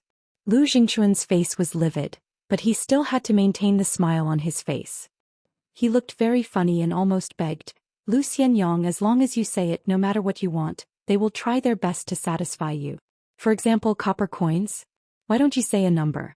For example, 150 strings of coins? Even if it's 200 strings of coins, I can help you bargain. 200 strings of coins, that's enough for you to buy half a house in our Fulu Street." Lu Xianyang stared at the eyes and face of the person in front of him and said disdainfully, 200 strings of coins, do you think I'm a beggar? Sincerity? I advise you not to be hypocritical with me. I still have business to attend to. Get out of my way." At the corner of the Clay Bottle Alley, A little girl was riding on the shoulder of a burly old man. A boy in a red robe was being held by a woman. He should have been at an innocent age, but his face already had a sinister expression that didn't match his age. He said in the language of his hometown, "Isn't this Lu family too stupid? What's the use of it?" The woman shook her head and said softly with a smile, "When you're doing favors to others, you have to know how to deal with them. When talking about business, if you want to profit the most, you should be like Lu Jingchun and test the bottom line of the other party's psychological price." The child was puzzled and said, "Is it so troublesome to do business with these natives?" The woman smiled and said, "Human nature is complicated and people's hearts are dark. It's not based on the level of cultivation. People from small places, even if their knowledge is shallow, they're not all fools. If you have such thoughts, you'll suffer losses sooner or later." The child said, "Mother, you're familiar with people's hearts. Why don't you just talk face to face?" The woman explained patiently, "Look at what we're wearing. No matter which shop you go to, as long as the seller is slightly shrewd, they won't be able to resist the urge to rip off their customers." The child sighed, "It's just that we're so shy, it's too uncomfortable." The woman squatted down and held the child's cheeks with both hands. She looked at the face that resembled his father and said seriously, "Remember, cultivating the heart is also a part of cultivation. Favorable conditions cultivate strength. Adverse conditions cultivate the heart. You can't do without either." The child shook his head and broke free from the woman's hands. He said angrily, "This empty reasoning again. It's so annoying." The woman was a little helpless, but she did not continue to teach him the truth. She only felt that her child was talented and had a good foundation. He also had the backing of two families, so he still had a long way to go in the future. Although his temperament was a little paranoid and gloomy, it could be stewed slowly. Pulling up seedlings to help them grow was the biggest mistake. Listening to the boring conversation in the alley, the little girl was a little worried. "Grandpa White Ape, what should we do if that person refuses to sell anything?" The old man with his hands on his knees smiled and said, "Then let him die. I came here to deal with this worst-case scenario. Otherwise, that money would be equivalent to going down the drain. There wouldn't even be a sound. However, when the time comes, Mrs. Safety will be a little troublesome. I reckon we'll have to entrust it to the Song family or the Li family." Putting everything else aside, if he were to kill someone, although the old man would be banished by the saints, compared to silently going down the drain, it was like throwing a stone into the water. At least there would be some splash.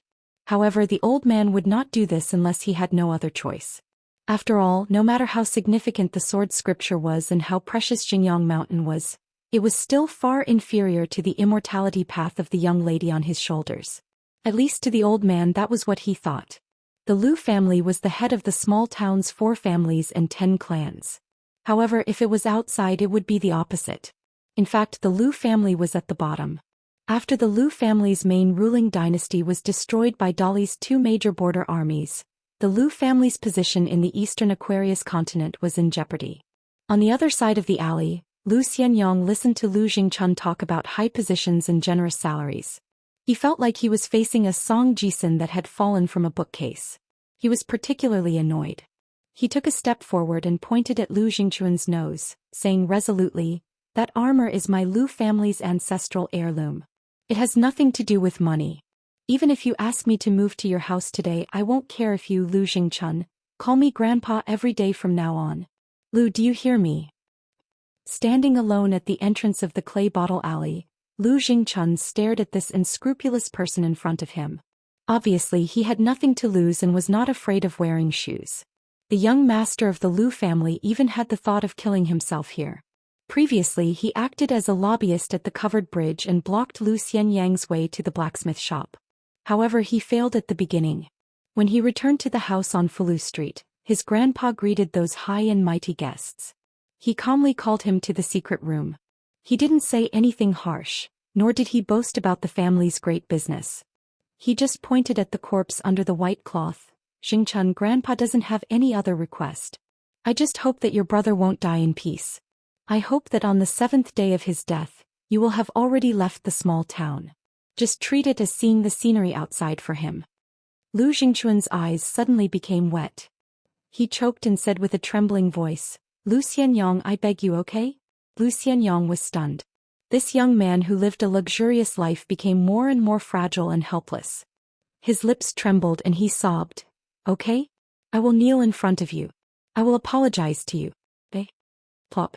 Lu Jingchun firmly knelt on the muddy ground of Clay Bottle Alley and began to kowtow. A man has gold under his knees. The young man kowtowed without hesitation. Bang bang bang. At the foot of the outer wall of Clay Bottle Alley, the little girl gently kicked the old man's chest with her feet. She thought about the mountains she saw along the way. She wanted to choose which one to move back to her hometown. The boy was somewhat gloating.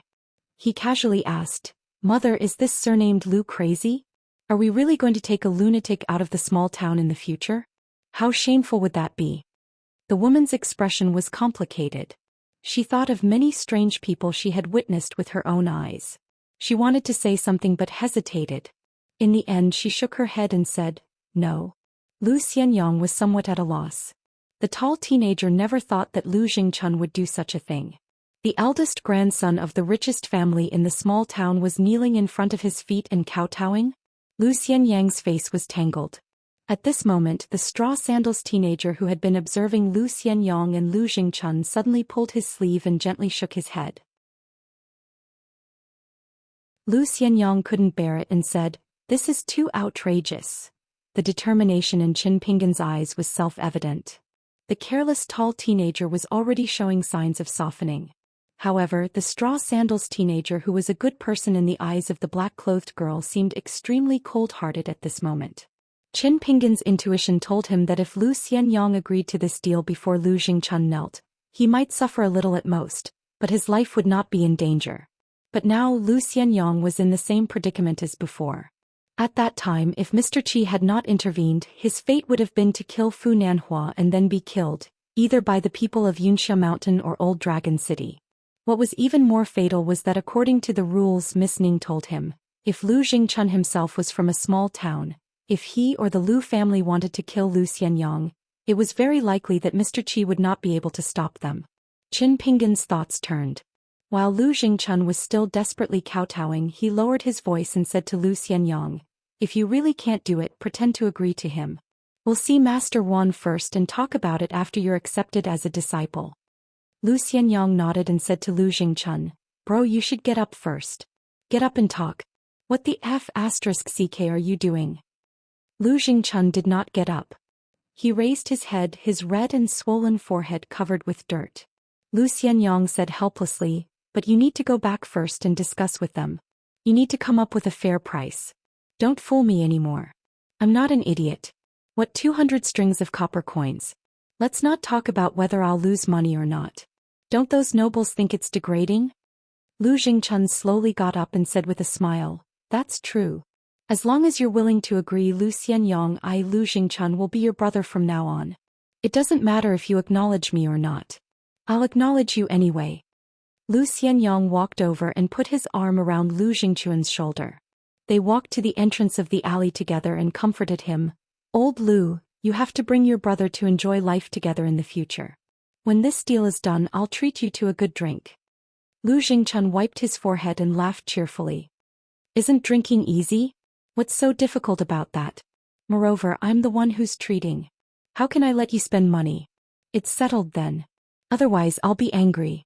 Lu Xianyang laughed and said, "I knew you were a kind person. I'll be right to follow you in the future." Qin Pingan followed behind the two. He leaned slightly to the side of the alley wall and stared at the entrance of the alley.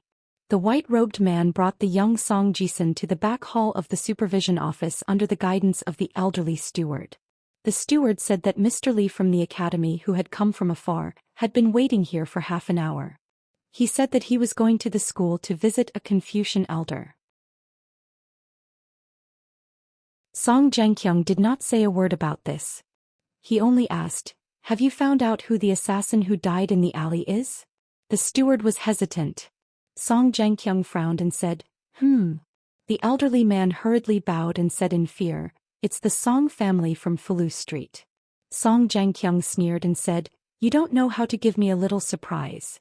The elderly steward was sweating profusely. Song Jisun was silent, but his eyes were burning. In the school, Qi Jingchun gently put down his book and turned to look. A handsome young man in a laurel scholar's robe was standing at the door. He smiled but did not say a word. Qi Jingchuan's face was calm and serious. In the town, a bald man in strange clothes walked barefoot. He looked haggard and came to the iron lock well. He looked at the deep well, put his palms together and closed his eyes. He whispered, "A bowl of water in Buddha's view, 108,000 worms." Outside the town, on the top of a mountain, someone stood on a thick branch of a towering ancient tree. He looked at the outline of the town with a tiger tally hanging on his waist and a long sword on his back. Outside this world, on a long road that inclined upward as if it was connected to the sky, there was no scenery in sight. A young yellow-crowned Taoist nun rode a white deer and slowly climbed up. Beside her was a Taoist priest with a jade-like face. His steps were light like flowing water. There were two big fish with long whiskers, one red and one green, swimming around him. Confucianism, Taoism and soldiers, the three religions and one family, were about to gather in the town.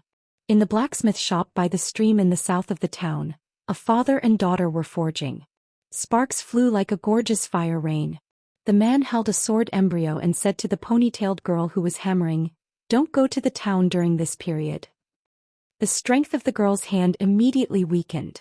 She felt that all the strength in her body had slipped away with the snacks in the town. The man laughed angrily and said, "Useless." The girl turned her grief into strength. She hammered heavily on the red sword. Under the bright sparks, the girl was like a fire god descending to the world.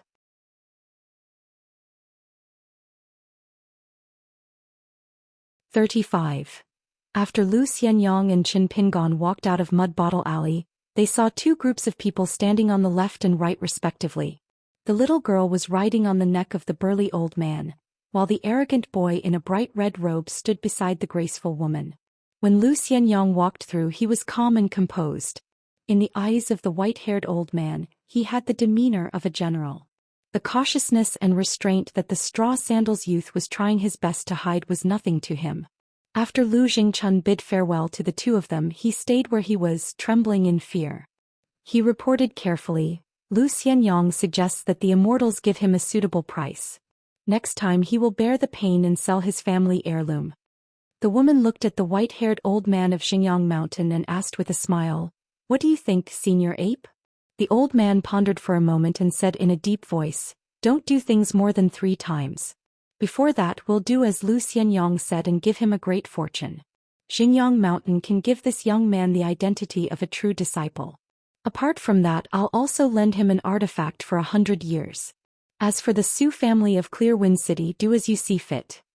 The woman said in shock, "The identity of a true disciple of Xingyang Mountain is already extremely honorable. Senior Ape is actually offering an artifact? Is this young man surnamed Lu a cultivation genius that was let loose by the buyer when he was 9 years old?" The old man turned a deaf ear to her. He only smiled at the young master and said, "There are many shops in the town. They all have their own origins. Miss, you can take a look. You might be able to pick up some scraps." The little girl called out childishly, "Go, go, go." The old man, who was the chief consecrator of Xingyang Mountain, laughed loudly and jogged slowly like a moving mountain. The boy said with a smile, "Xingyang Mountain is really impressive." The woman gestured for Lu Jingchun to return home first. She took her son and walked casually on the street, explaining the origins to him. Apart from the ordinary main path to the top, Xingyang Mountain also has a special path to the sword. Since its inheritance, 6 paths to the top have been opened up. This means that Xingyang Mountain has produced 6 genuine sword immortals who have proven their Dao. The boy sneered, "What's the use of having a rich history? How many years can they live off their past?" Among all the Qi practitioners who entered the town, which one of them didn't have a rich ancestor compared to the few groups that came after us? The woman held the child's hand and said with a smile, "Then, do you know that 2 brand new sword Daos are about to reach the peak of Xingyang Mountain in the past 100 years? The amazing thing about that little girl of your age is that she can move freely on the sword peak that is filled with sword qi. She can stay there for as long as the patriarchs of Xingyang Mountain." The boy was stunned for a moment before he stopped in his tracks and said in an infuriated voice, "Since that dumb lass has such an extraordinary background, why didn't mother tell me earlier? I wouldn't have been at odds with her all the way here, causing her to contradict me for no reason." If I had taken her as my wife in a few years' time, and then conveniently become her Dao companions, wouldn't it have been a great boon for our Clear Breeze city? The woman looked at the beautiful face that still had a hint of childishness. She was furious like a young tiger. Instead of being angry, she laughed. You and that little girl are both cultivation talents who have a chance of ascending to the upper 5 realms. Therefore your marriage will be more complicated and changeable. If you insist on doing it on purpose, it will not be beautiful. Do you really think that the lass only hates you with all her heart? The boy frowned and said, What else can I do? The woman said gently, Let nature take its course. The boy suddenly said in all seriousness, Mother, I don't like the guy behind Zhou Xian. I don't like him from the first time I saw him. The woman asked curiously, Why? The child thought for a moment and replied, This guy is a little strange. He's different from Lu Jingchun who knows everything and Zhou Xian who doesn't know anything. Also, I especially hate his eyes. The woman only thought that her son was starting to act childishly again, so she advised, You can't do as you please in this small town. However, you have to think about what will happen to everyone here after this world collapses. Won't you feel a lot better? The child nodded and subconsciously repeated the 2 words he had said when he first saw the straw sandal youth. Aunt. After leaving the small town, Qin Pingon and Lu Xianyang quickly saw the covered bridge. Lu Xianyang casually asked, Why do you think Song Jisun's old man built this covered bridge? If he wanted to build it, then so be it.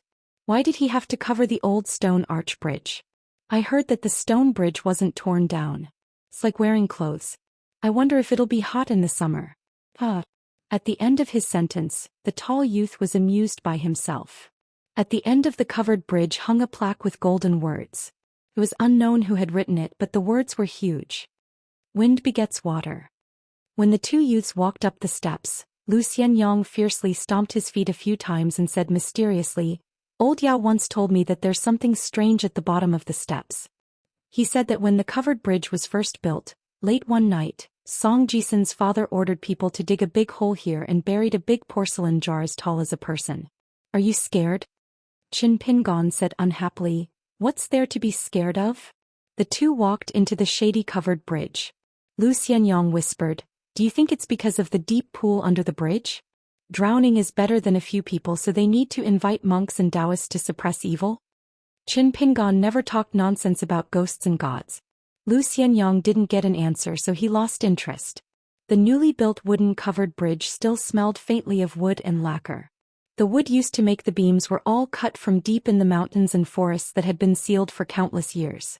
It was extremely difficult to transport them out of the mountains. The water level of the small stream that wound around the mountains wasn't high, so it was far from enough to float the huge logs. They had to pick a time when it was raining.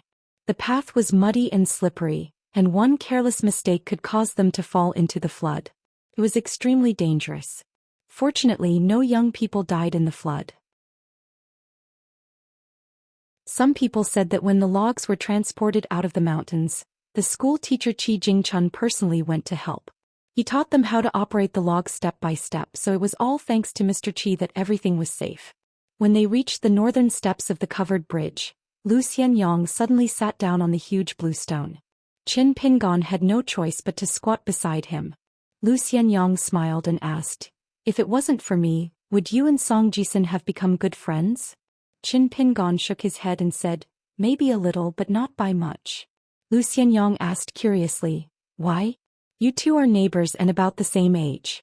To tell you the truth, Song Jisun likes to drop bookcases and speaks harshly, but he doesn't seem to have done anything outrageous. You have a good temper, so why can't he be friends with you?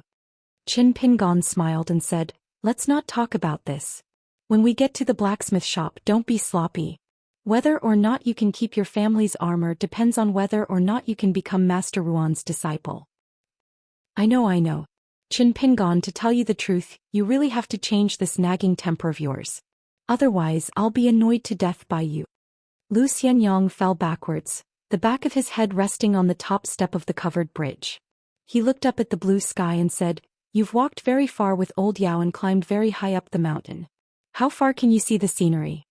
Qin Pingon casually pulled out a stalk of licorice, brushed off the dust and put it in his mouth to chew. He said vaguely, The furthest I went was probably 3 years ago. I went back and forth with Old Man Yao for about 10 days. We went around more than 10 forbidden mountains and finally arrived at a very strange mountain. It was so tall that it was frightening. You might not believe it, but when we climbed halfway up the mountain, all you could see was clouds and mist.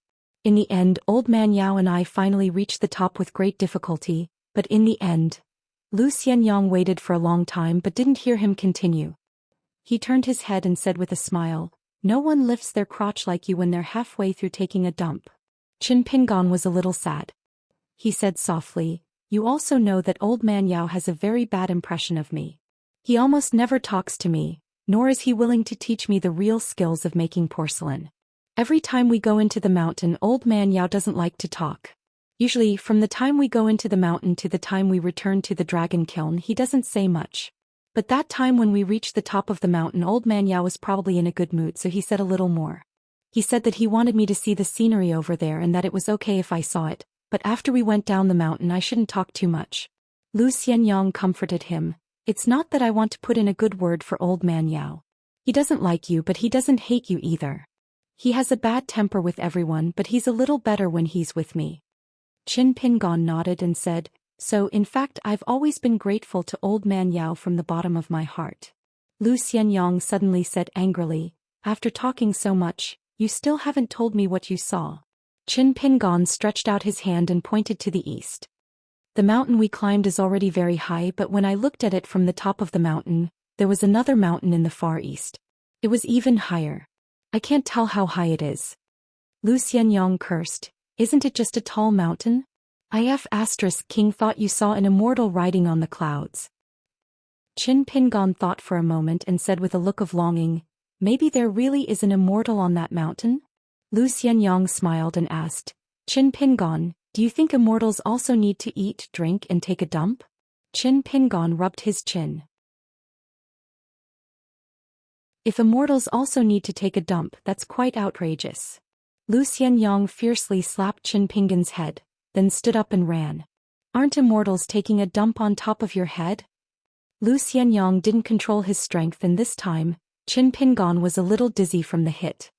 He didn't think of chasing after the tall youth and stood up, muttering to himself, "Thunder, is it because the immortals are sleeping and snoring? If it's raining, it can't be because the immortals are peeing, right? Then we're too miserable." Qin Pingon quickened his pace and quickly caught up with Xianxia. After joking around for a while, they finally arrived at the blacksmith shop by the stream. There were already 7 or 8 yellow mud huts and thatched cottages built. In Qin Pingon's eyes, these were all large amounts of copper coins. There was also a large group of small-town youngsters and young adults digging wells. Most of the people of the same age as Xianxia were apprentices of the dragon kiln. After losing the porcelain bowl bestowed upon them by the emperor, they could already be considered very lucky to be able to continue to make a living in the blacksmith shop. However, according to Xianxia, most of these people helping out were temporary workers. Master Wan said that he would at most accept a few inner disciples, and the rest would at most become permanent workers. Xianxia waved his hand and said, "You wait here. I'll go greet Master Wan and see if he can show you the scene of forging. If you see his daughter hammering and forging, I guarantee that you'll be scared to death." Qin Pingon stood in place and didn't move around casually. Looking around, there were already 7 embryonic wells. There were still wheels, frames, and fences left at the mouth of the wells. Some of the wells were constantly being drilled out with dustpans on their heads. Looking at the busy people digging wells, Qin Pingon habitually squatted down, picked up a handful of soil and slowly rubbed it with his fingertips. It was moist to the touch, but it wasn't actually water-type soil. On the contrary, it was fire-type soil. However, it belonged to the last type of fire-type soil. According to Old Man Yao, it was called 7 moons flowing fire soil. The soil would automatically turn warm and cool. It wasn't too dry and had a strong plasticity. This also meant that when reinforcing the walls of the well, it wouldn't collapse, which was a good thing. Obviously, even if Master Wan wasn't an expert in digging wells, he definitely wasn't an amateur. However, Qin Pingon didn't quite understand why there were so many wells in such a small place. Qin Pingon turned his head to look in the direction of the small stream and grinned. In the eyes of the straw sandals youth, this nameless stream was now a treasure trove filled with gold, silver, and copper coins. However, after touching the snake gallstone tonight, Qin Pingon had to secretly go to Mud Bottle Alley. According to Gukan's words before he left town, he had to dig under his family's large water tank. Gukan left in a hurry and didn't say anything. He only said that it was his family's treasure. Even his mother didn't know where he had hidden it. When Qin Pingon thought of that slug, he wanted to laugh. In the past, Qin Pingon was Lu Xianyang's follower. He followed Lu Xianyang to catch fish, snakes and bird nests. After Qin Pingon became a teenager, he also had a small follower behind him. For the straw sandals youth who had no one to rely on, one was his older brother and the other was his younger brother. One needed him to repay a debt of gratitude and the other needed him to take care of him. Therefore, after so many years, Qin Pingon's life was very difficult but not bitter.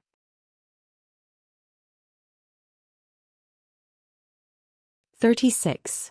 Lu Xianyang quickly ran back with a wicker basket on his back. Qin Ping, and was standing beside the well watching the scene of the well being dug. Lu Xianyang kicked Qin Ping's butt, causing the straw sandals youth to almost fall flat on his face. When he turned around and saw that it was a tall youth, he didn't pursue the matter. Lu Xianyang casually said, "It's done. Master Wan told me to stay here and not run around for the next few days. I'll dig the well during the day and forge at night. After a week and a half I'll be his first disciple in this town, called the first disciple or something. I'll get you a basket and help you feel the stones. I'll feel them from the blacksmith's shop all the way to the covered bridge.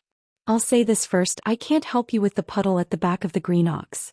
Master Wan said that if I dare to take half a step to the north and west of the covered bridge, he'll break my legs." Lu Xianyang hugged the straw sandals youth's neck and whispered, "Master Wan said that the town won't lose anything. He also said that those outsiders follow a very strange rule. They can be fair merchants, swindlers and even beggars who pick up scraps. The only thing they can't be is sneaky thieves. He said that in this town the heavens won't sleep or close their eyes, they're watching us. You can say that it's scary, but it's scary." Lu Xianyang suddenly threatened, "Surnamed Qin, you can continue to live in my house but don't wait for me to return. You'll have sold my family's armor." Qin Pingon punched Lu Xianyang's chest, causing the tall youth to quickly let go. He rubbed his chest a few times before he recovered. He scolded, "Where does a skinny little monkey like a bamboo get so much strength from? Do you think you can increase your strength by walking 100 miles every few days with old man Yao, or chopping firewood and burning charcoal in the deep mountains for a few months?" Qin Pingon laughed. "Anyway, I'll carry a basket of stones and can run back to the town before you." Lu Xianyang squinted his eyes and said, "Then let's see who can hold their breath underwater the longest." As they neared the stream, Qin Pingon bent down and rolled up his trousers. He casually said, "I'm not going to compete with just one breath." Before entering the water, Qin Pingon plucked a lot of spring grass from the stream bank and put it in the basket.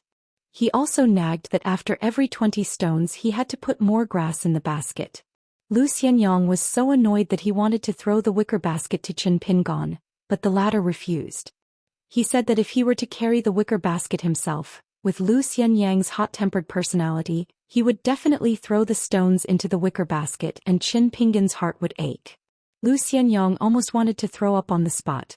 These colorful stones had been worthless for thousands of years. Why did they become so precious and delicate when they came to Qin Pingon?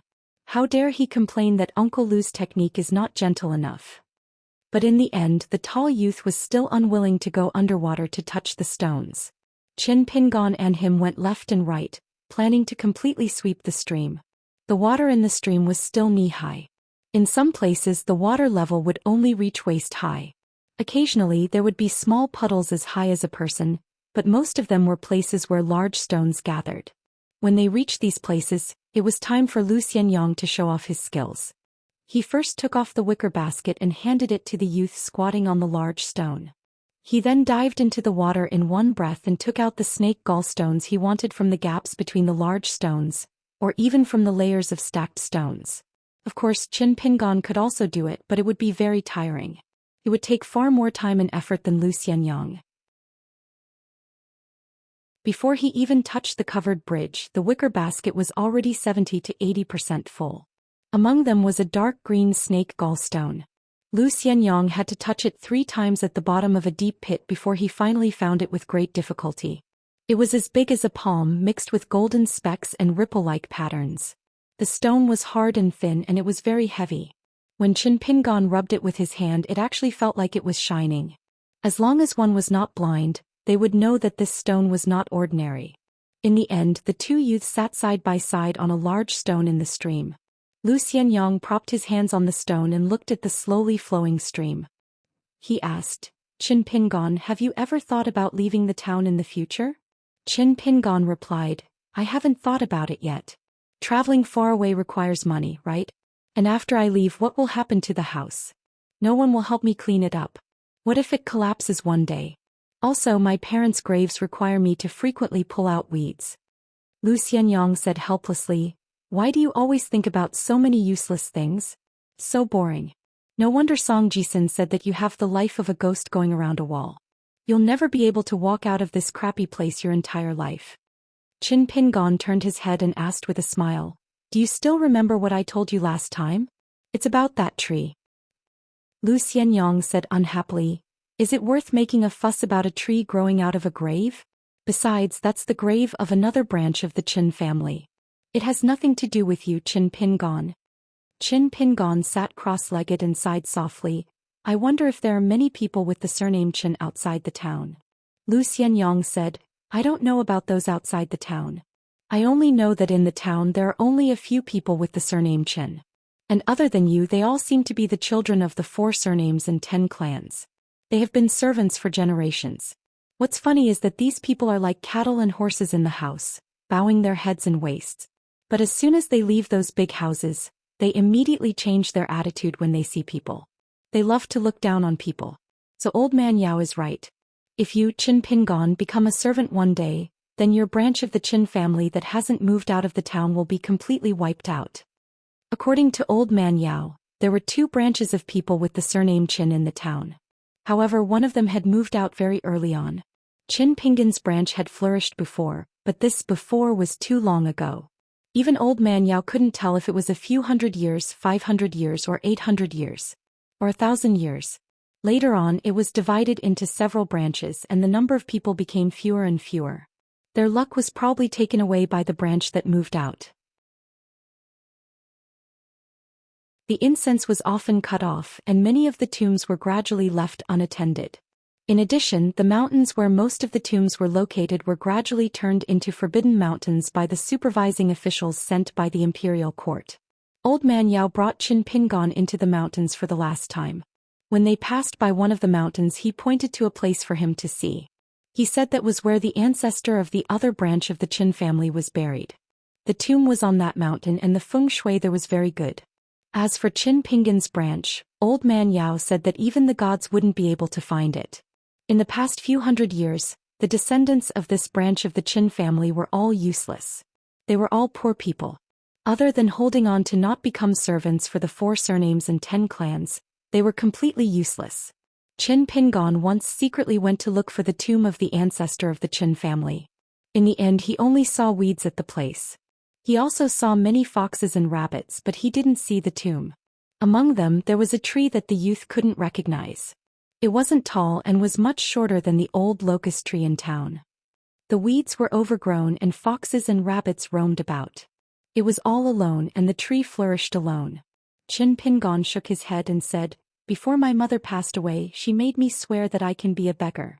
Even if I starve to death, I won't be allowed to be a servant for those rich families.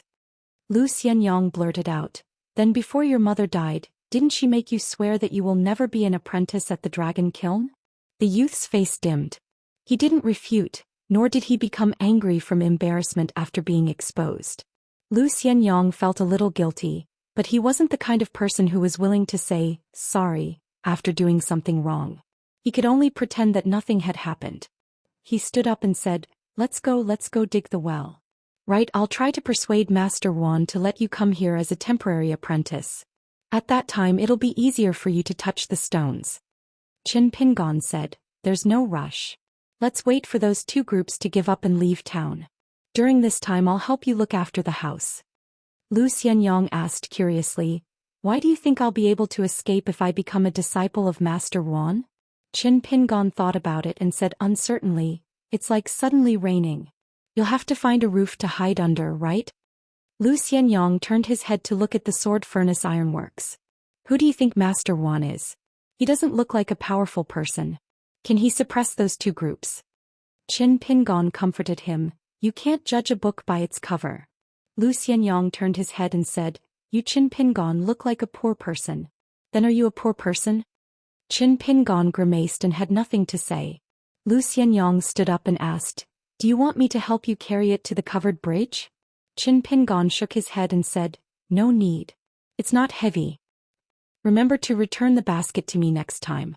After saying this, Lu Xianyang jumped down from the boulder and walked quickly through the stream, causing countless splashes. Qin Pingon carried the basket and carefully climbed down from the boulder. After reaching the shore, he slowly walked toward the covered bridge. After Qin Pingon walked for a while, he heard footsteps behind him. He turned his head and saw that it was Lu Xianyang. Under the warm sunshine of early spring, the tall youth snatched the basket from the straw sandals youth and carried it himself. He turned his head and said sarcastically, From afar, you look like a grasshopper carrying a boulder. How pitiful. I'll be kind and help you carry it to the covered bridge. In the spring breeze, the two youths walked together. Qin, if I succeed in my studies in the future, I'll definitely go out and see. I'll marry a wife prettier than GQ. I'll drink the most expensive wine, live in the biggest house and ride the fastest horse. I want to see mountains as high as the sky and rivers countless times bigger than our little stream. In short, I, Lu Xianyang, will definitely not stay here and wait for death. In the spring breeze, the tall youth was looking forward to the future. The straw sandals youth was chewing on grass. One was talking, the other was listening. Qin Pingon carried the basket of stones back to Lu Xianyang's courtyard. As usual, he picked out a few stones that he liked the most and brought them to the side room. The rest were left in the kitchen. After locking the door of the house in the courtyard, he ran to Mud Bottle Alley. When he arrived at his courtyard, he saw the black-clothed girl sitting in the courtyard basking in the sun. After greeting her, Qin Pingon began to brew medicine. The sound of chopping constantly came from the courtyard next door. This was very strange. Although Song Jisun lived a fatherless life in the eyes of outsiders, he had not lacked food and clothing for so many years. He even had plenty of money. Although he dared not say that he lived better than the young masters of the 4 families, he did not lose out to the direct descendants of the 10 families. The 4 treasures of the study, the elegant toys on the desk, the clean supplies in the study, and many luxurious things that Qin Pingon had never seen or heard of were carried into Song Jisun's room. In fact, Song Jisun had never done any dirty and tiring work. The pickles were too smelly, so Song Jisun did not allow the maid GQ to do it. Chopping firewood was too tiring, so Song Jisun directly bought bundles of firewood and bags of high-quality charcoal every year. When Qin Pingon brought the medicine to the black-clothed girl, the people in the courtyard next door were still chopping firewood intermittently. When Miss Ning drank the medicine, Qin Pingon could not help but walk to the courtyard wall. He stood on tiptoe and saw that GQ was holding a kitchen knife and chopping a person. It was a wooden embryo. Qin Pingon had been making porcelain for many years and had seen many good things. He had chopped countless trees so he could roughly see the depth of the wood at a glance. The color of the wood was like jade, so it must be a very old object. Moreover, the puppet was covered with dense red and black spots. The puppet had been chopped into many pieces by GQ. The girl suddenly turned her head and saw Qin Pingon. Her face was covered with sweat and stains. She raised her arm and wiped her face. She forced a smile and said, You're back. I wanted to borrow a hatchet from you, but the guest in your house was unwilling to open the door for me. Qin Pingon was stunned for a moment. I'll get the hatchet for you. Don't use too much strength at the beginning. A hatchet is not like a kitchen knife. It's easy to slip. Don't hurt yourself. The girl sat on the small stool. She was exhausted. She waved her hand and said, I know. Hurry up and get it. Qin Pingon took the hatchet. The girl was already standing by the courtyard wall. She smiled and asked, Do you know what that is? Qin Pingon shook his head and said, I don't know. GQ didn't give an answer. She turned around and continued to sit on the small stool, chopping with all her strength. Her unfamiliar and stagnant movements, as well as her various laborious and unrewarding postures, made Qin Pingon very anxious. But since she didn't ask for help, Qin Pingon didn't think too much about it. He turned his head and found that Miss Ning was no longer in the courtyard. Qin Pingon remembered something. He quickly walked into the room and placed something on the table in front of the black-clothed girl. It was a piece of snake gallstone. It fit perfectly in the palm of one's hand. It was like a piece of frozen honey. The texture was fine and the color was very good. Ning Yao felt a bit strange. Qin Pingon smiled and said, "Miss Ning, this is for you." The black-clothed girl who always kept the hatchet by her side suddenly asked, "Do you like this the most?" Qin Pingon was a bit embarrassed. "This one is probably ranked 4th. I've already hidden the 3 best pieces." She accepted the stone. She held it with 2 fingers and raised it above her head. Light shone through the window into the room and shone on the stone. She raised her head and narrowed her eyes. She carefully observed the subtle texture of the stone. She looked at the stone. The youth looked at her. In the middle of the night, a youth sneaked into Clay Bottle Alley. Like a stray cat, he silently came to Gu Qian's courtyard. He found the large water tank in the corner of the courtyard. After squatting down, he found that the originally neatly piled snake gallstones had been rummaged through. It seemed that this person knew the value of the stones before Qin Pingon. Gu Qian was the only freak in the town who liked to collect snake gallstones. And no matter how many he found in the stream, he only took 1 piece home each time. The child only picked the most pleasing stone. After accumulating for a long time, he only collected 50 to 60 stones, which he used to cover the gap at the bottom of the water tank. After Qin Pingon moved away many of the dried snake gallstones, he saw that there were no traces of digging at the bottom of the water tank. Only then did he feel relieved. He began to dig with his right hand little by little. When he finally touched the butter paper, his heart shook and he slowed down. Finally, he took out an object wrapped in the butter paper. It looked like a book. After hiding it in his arms, Qin Pingon filled in the soil again. He carefully looked at the snake gallstones. The rest of the stones were dead. Compared to the 2 new stones that Qin Pingon picked up from the stream, whether it was color, texture or weight, they were completely different. The stones in front of him were like dead old people, while the ones that Qin Pingon picked up were like newborn babies, full of vitality. Qin Pingon thought about it and planned to leave Clay Bottle Alley from the direction of his house. When he walked to the door of Song Jisen's courtyard, he heard a creak and the door opened. Qin Pingon had to pretend to knock on the door and shouted, "Miss Ning, are you asleep? I came back to get something." The lights in the house were quickly turned on. The girl in black opened the courtyard door for Qin Pingon. On the other side, the maid GQ slowly walked out of the house. When she reached the courtyard, she saw Qin Pingon's shadow. He was holding a large yellowed book in his arms. She shook her head and clicked her tongue, as if she had caught a pair of adulterous men and women. She walked alone in Clay Bottle Alley, skipping and hopping. Her golden eyes looked particularly cold and sacred in the dark alley. It made the slender and graceful girl look like a dragon swimming in the narrow stone crevices. It seemed that as long as she walked out of the alley, she would become a dragon. Although Ning Yao let Qin Pingon into the courtyard and even into the house, her face was very ugly. She sat at the table, one arm leaning on the scabbard and her fingers gently tapping the hilt.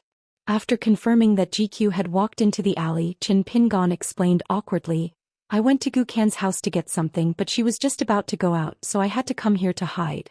"Miss Ning, please don't think too much." She asked, "What is it?" Qin Pingon hesitated for a moment and took out the yellow paper bag. "I don't know now." She turned around and said, "Open it first and then decide if you want to let me know or not." Qin Pingon nodded and sat across from her at the table. He opened the layers of yellow paper and mud kept rolling on the table. Finally, an ancient book was revealed.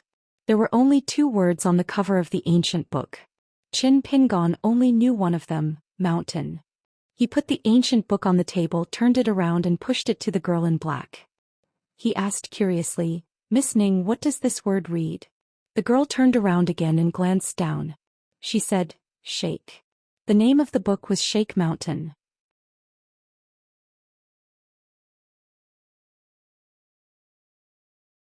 37.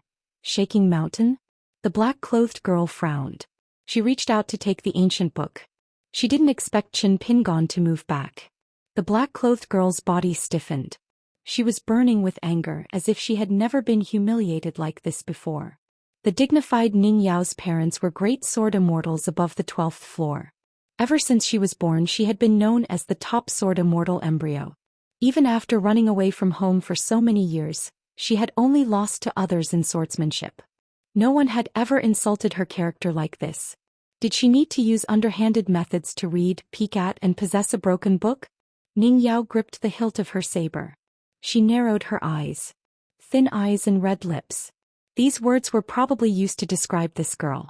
In fact, if one looked carefully, Ning Yao's face was extremely beautiful. It was just that her entire body exuded a heroic aura that completely suppressed the aura of her rouge. However, the straw-sandaled youth's next words had a magical effect that almost caused the girl to suffer internal injuries. Miss Ning, this book was taken from Gu Qian's home. Although I don't think this is stealing, I will still return it to Gu Qian in the future. However, we are friends. So, no matter what is written in this book, I hope that Miss Ning will understand it after reading it. The girl took a deep breath. She slapped the table and glared at him. What are you looking at? Look at it yourself. I don't care. Qin Pingan's next words made the girl not know whether to laugh or cry. Miss Ning, I don't know how to read. Can you teach me? The black-clothed girl's mind turned. She sneered and said, Aren't you afraid that I will take advantage of you? Think about it. Gu Qian is clearly a fellow who has inherited a large amount of ancestral wealth. Even the natural sword embryo Lu Xianyang can't compare to him. In the past 1,000 years, there hasn't been many people who can compare to him. Then how bad can the family heirloom that he carefully treasures be? Aren't you afraid that I will be tempted by his wealth? That I will monopolize this priceless secret book? Under the dim light of a flickering oil lamp, the straw-sandaled youth faintly smiled. He didn't explain anything. The girl coldly snorted. She moved her seat, indicating for the straw-sandaled youth to sit beside her. However, Qin Pingan didn't move his butt for a long time. The girl angrily laughed. I, Ning Yao, can beat 100 of you with one hand. As she said this, she laughed to herself. Are you afraid that I will take advantage of you? Qin Pingan sat beside the girl, feeling a little uneasy and nervous. This saying. Qin Pingan was baffled. The black-clothed girl sitting side by side suddenly laughed foolishly. The girl's smile made him feel like a poor young man with nothing to show for it. He suddenly felt like a rich man. The boy and girl didn't realize at this moment that the joke of beating 100 Qin Pingan with one hand would show its weight and strength in the long years to come. Especially when the straw-sandaled youth was no longer a boy. The more time passed, the more it would be like this. Ning Yao finally returned to her senses. She coughed and sat up straight. She took the ancient book and quickly flipped through a few pages. Then she closed the book and tapped the cover twice. She turned to Qin Pingan and indifferently said, This is a fist technique manual. The fist technique is called Shaking Mountain. According to the rules of the pugilistic world, you can call it Shaking Mountain Manual. Qin Pingan's face was full of expectation. And then, the black-clothed girl resisted the urge to roll her eyes. She tried to make herself solemnly turn a page. Her slender finger pointed at the preface of the title page. As she slid down, she read, In my hometown there was a little insect called Bai Wen. Throughout its life, it was different from its kind in other places. It was always moving rocks into the water. My fist technique is divided into life and death. It does not determine victory or defeat. It focuses on the will of the spirit, not on the moves. When the 6 moves of this fist technique are practiced to perfection, the killing power will be great. It can easily hurt the heart of people. Although the Shaking Mountain Manual has never been ranked as one of the top fist techniques in the world, but I always believe that if you look at all the martial arts in the world, there will be a place for this fist technique. I hope that the fated person will carry it forward. Ning Yao controlled her temper and read the preface sentence by sentence to Qin Pingan. It was a thin book and the entire fist technique only had 6 moves. The preface was not small. After Ning Yao finished reading the preface, she pushed the book to Qin Pingan's side. She patted Qin Pingan's shoulder and said perfunctorily, Take good care of it. Don't let it get stolen. Qin Pingan nodded and carefully stretched out his hands to hold the ancient fist technique. This made Ning Yao want to laugh. With this book on the table, can it even grow legs and run? Or is Qin Pingon afraid that it will fall? Ning Yao thought. Qin Pingon rubbed his right hand on his lapel and then opened the book. He read the preface word by word. After that, there were pictures and text. Anyway, the straw sandals teenager was confused. Ning Yao sat sideways and put her elbows on the table. She looked at the teenager's side face and teased, "Do you think that you are rich? In the future you will need a golden axe to chop wood and a golden rice bowl to eat?" The teenager did not raise his head. He carefully pondered over the pictures and text. He said bluntly, "Actually, when I saw your eyes just now, I knew that this fist technique wouldn't be good. But it doesn't matter. For me it is good enough." Ning Yao raised her eyebrows and went straight to the point. "The things I've seen or heard of are indeed very good things. But other than that, I can only distinguish between good and bad things. However, it's hard to say how good a good thing is and how bad a bad thing is." Qin Pingon raised his head. "Then this shaking mountain manual belongs to the category of good, and not too good?" Ning Yao said in a bad mood, "I don't know how to describe how bad this fist technique is." The straw sandals teenager blinked and smiled. Obviously he already knew and was just joking with the girl. Ning Yao unsheathed her saber and threatened, "Do you want to be chopped?" Qin Pingon lowered his head and looked at the green scabbard on her waist. He praised sincerely, "Very beautiful." Ning Yao accepted it calmly. Ning Yao personally chose the saber. Of course it is not bad." Qin Pingon looked at her with some envy and admiration for her self-confidence. Even if she was the same age as him and was still in a foreign land, no matter what situation she was in, she was like a rising sun that was unstoppable. This was something that Qin Pingon could feel from Lu Daozhang's cautiousness when dealing with her. Qin Pingon couldn't help but say, "If sunlight could be exchanged for copper coins, how good would that be?" Ning Yao did not understand and said in surprise, "Qin Pingon, are you crazy about money?" Qin Pingon quickly changed the topic and turned to the first picture. "Miss Ning, can you help me read the text of this picture?" Ning Yao thought for a moment and did not refuse. She only asked, "Do you know why I judged this picture to be not good at first glance?" Qin Pingon shook his head. "I also find it strange." The girl smiled and sat cross-legged on the bench facing the young man. She pointed to the open fist manual and patiently explained, "There are 3 ways to record the martial arts manuals and the methods of practicing qi. The first way is this Han repertoire, which is made of ordinary paper. How long it can be preserved depends on luck. Not to mention the disasters of war and man-made disasters. After a long period of time, humidity, ants and so on, it will gradually be destroyed and disappear, right?" Qin Pingon understood and nodded. The girl continued, "Therefore, in this kind of method of using material objects to carry words, there is an unwritten rule, which is to pay attention to the rarity of the material. In other words, the value of the object carrying the words must match the value of the content of the words. This is just like how you wouldn't use a box made of elm to hold a country's imperial seal." Qin Pingon was deep in thought. Ning Yao hesitated for a moment, but still decided to be frank with the teenager. "The next one is not written. Pays attention to teaching by example. Most of these are the secret skills of the sects and clans. They are often kept secret or they have complicated rules such as only passing it on to males and not females. Even many so-called direct disciples and inner disciples may not be able to learn the true skills. This is the true inheritance." Ning Yao sighed. "As for the last one, it can only be understood but not taught. You can't even talk about it and you can't even talk about it. For example, of the 2 forces that came into the town, Kai Qinqian from Mount Yunxia, her Mount Yunxia has the Sea of Clouds incident. The Sea of Clouds is surging and the clouds are very special. They contain spiritual qi and the qi practitioners of your eastern bottle continent call them heavenly beauties. Some of them can transform into the ancestors of past generations, and if one is lucky enough they can meet and communicate with them. As for the dense sword qi at the peak of Mount Xingyang, it is said that due to a freak combination of factors, the sword spirits of the ancestors of the various peaks of Mount Xingyang will also appear and manifest the Tao of Swords. As for whether one can see it or not, it depends on how lucky they are. It doesn't depend on one's status or cultivation base." In the end, Ning Yao said, "Of course, there is no absolute distinction between the 3 methods.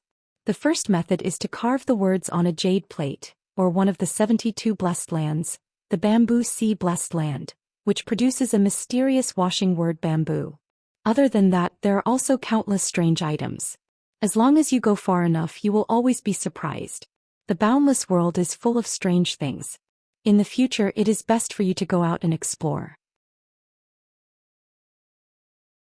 Don't say that you wish to leave the eastern bottle continent and leave this world, but you should at least try to reach the borders of the Dali dynasty.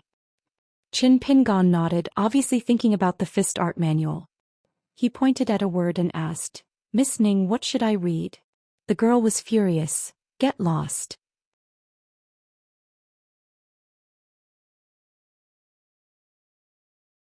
"38. Qin Pingan looked doubtful. Ning Yao glared at him and pointed at the string of words. "It really reads roll." This fist technique is derived from observing the rain in the Great Li dynasty. The momentum of the fist is like a torrential downpour of ink.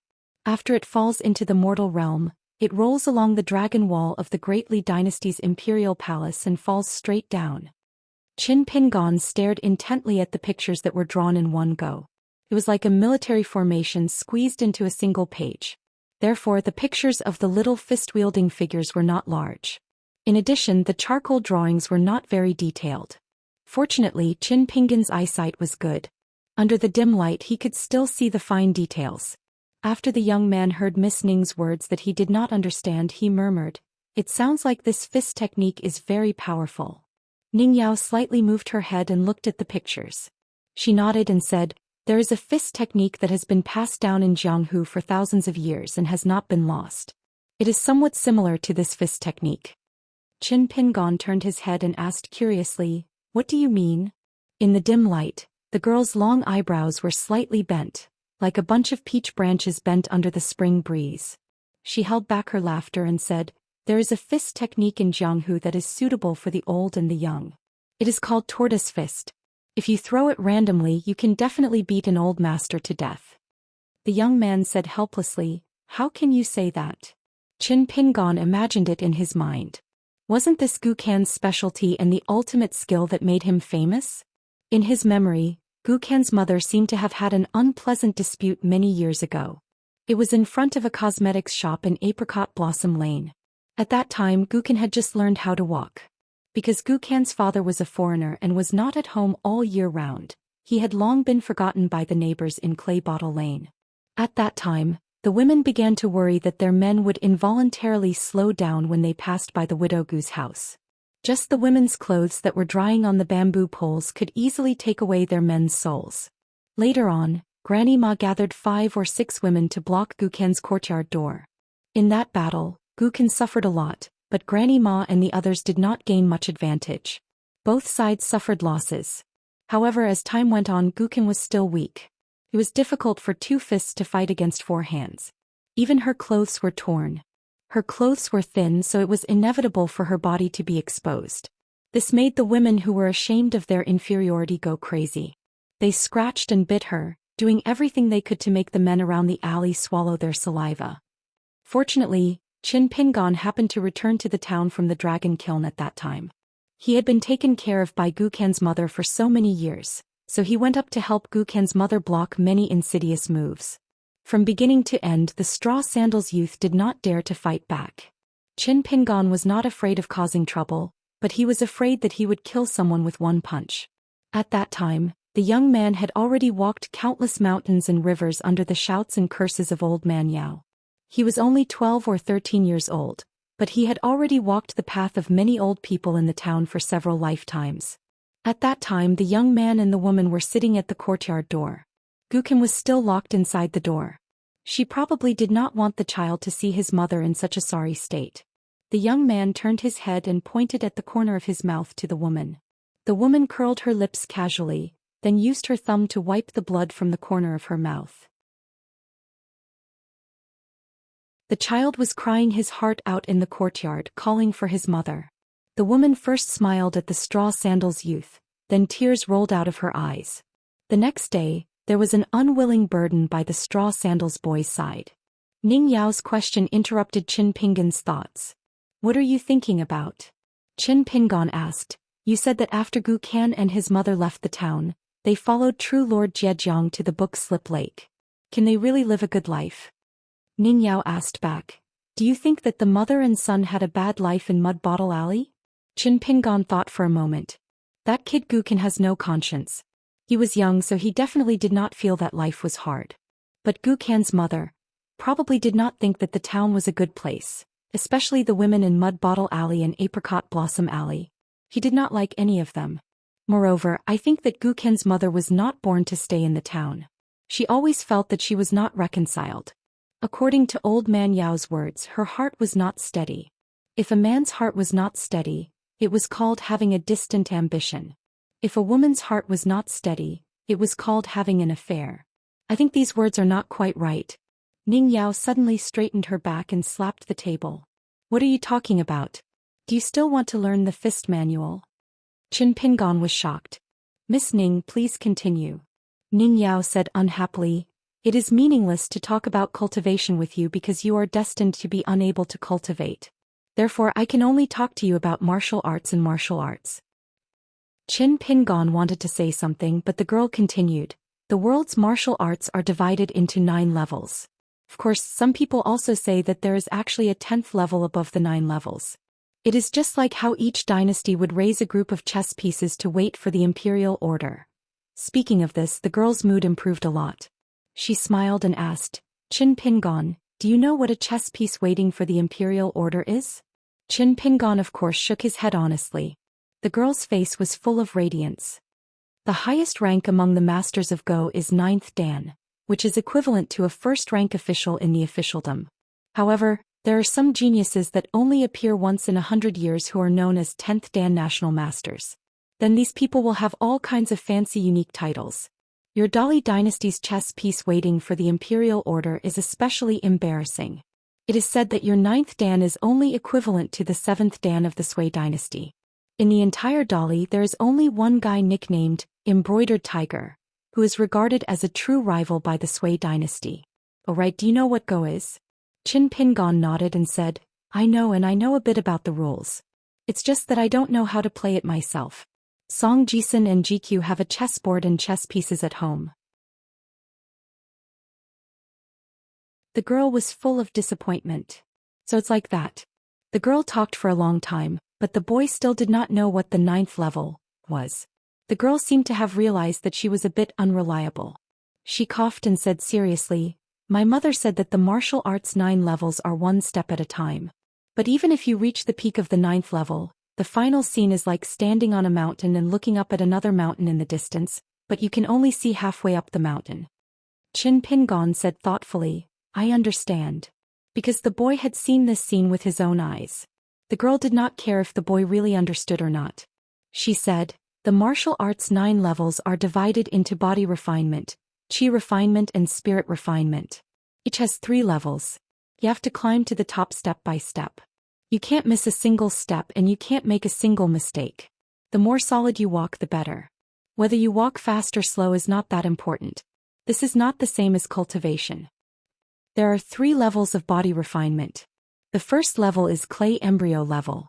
Just from the meaning, it is like this clay bottle alley where your house is located. But once you reach the peak, your body will be like a clay Buddha. Even though you are a clay sculpture, you will still have an extraordinary aura.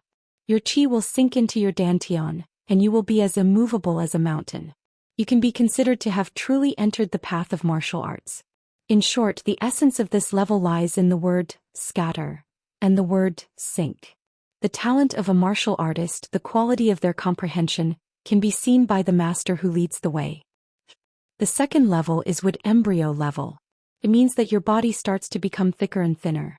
When you reach large success, the texture of your skin will be precise and orderly, like a carved talisman. Just like this snake gallstone that you found in the stream. Compared to a normal pebble, the inside is already completely different. The deeper meaning of this level is mountain opening. It widens the meridians, turning a narrow path into a broad path that can accommodate carriages. The quality of a martial artist's bone structure will be judged in this level. As she said this, the girl in black raised the stone that the boy gave her. She gazed at the beautiful stone under the light of the lamp. She said softly, the last level of body refinement is called mercury mirror. The blood is as thick as mercury, but its weight is lighter. Qi and blood are condensed into one. To break through the threshold, you need to pass a tribulation called Clay Buddha crossing the river.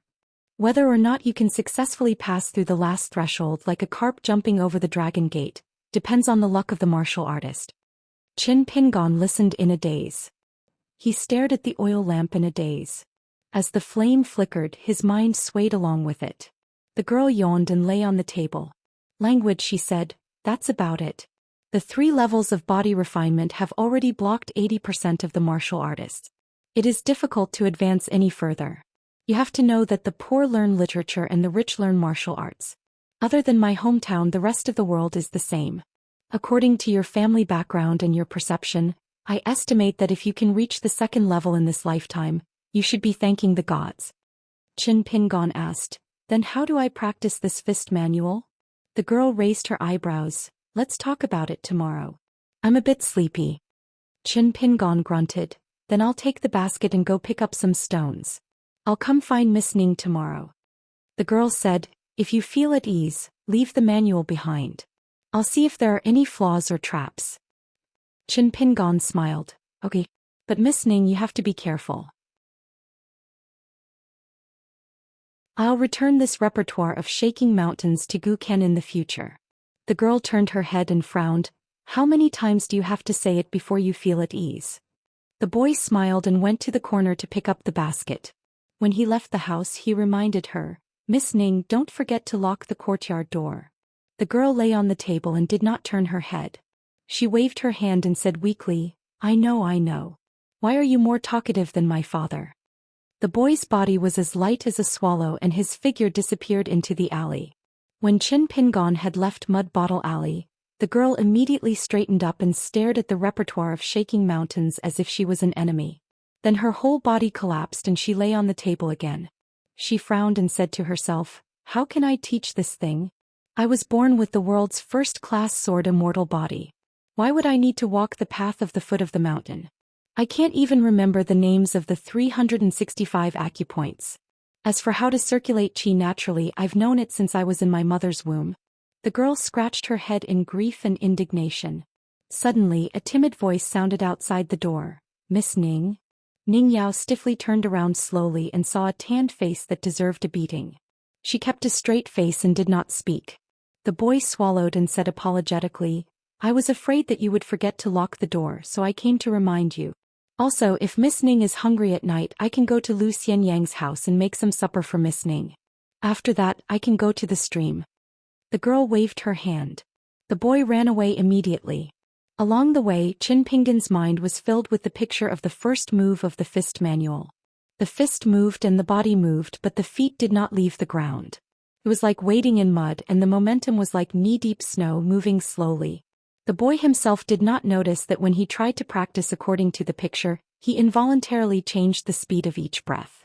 The boy even fantasized that it would be better to practice in the stream. There were 2 seals in front of Qi Jingchun.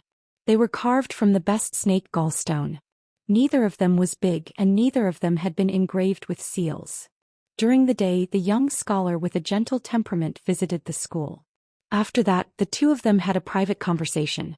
The Confucian gentleman who came from afar asked him a question. Sir, do you want to carry on someone's last wish and continue to bring peace to the world? Qi Jingchun replied at that time, let me think about it. This was obviously not a satisfactory answer. However, the young gentleman who was famous in half the continent was not aggressive. He chatted with Mr. Qi, who had been admiring him for a long time, about the local customs of the town and the changes outside the town. Then he left. From beginning to end, the young gentleman did not ask what to do with the jade pendant.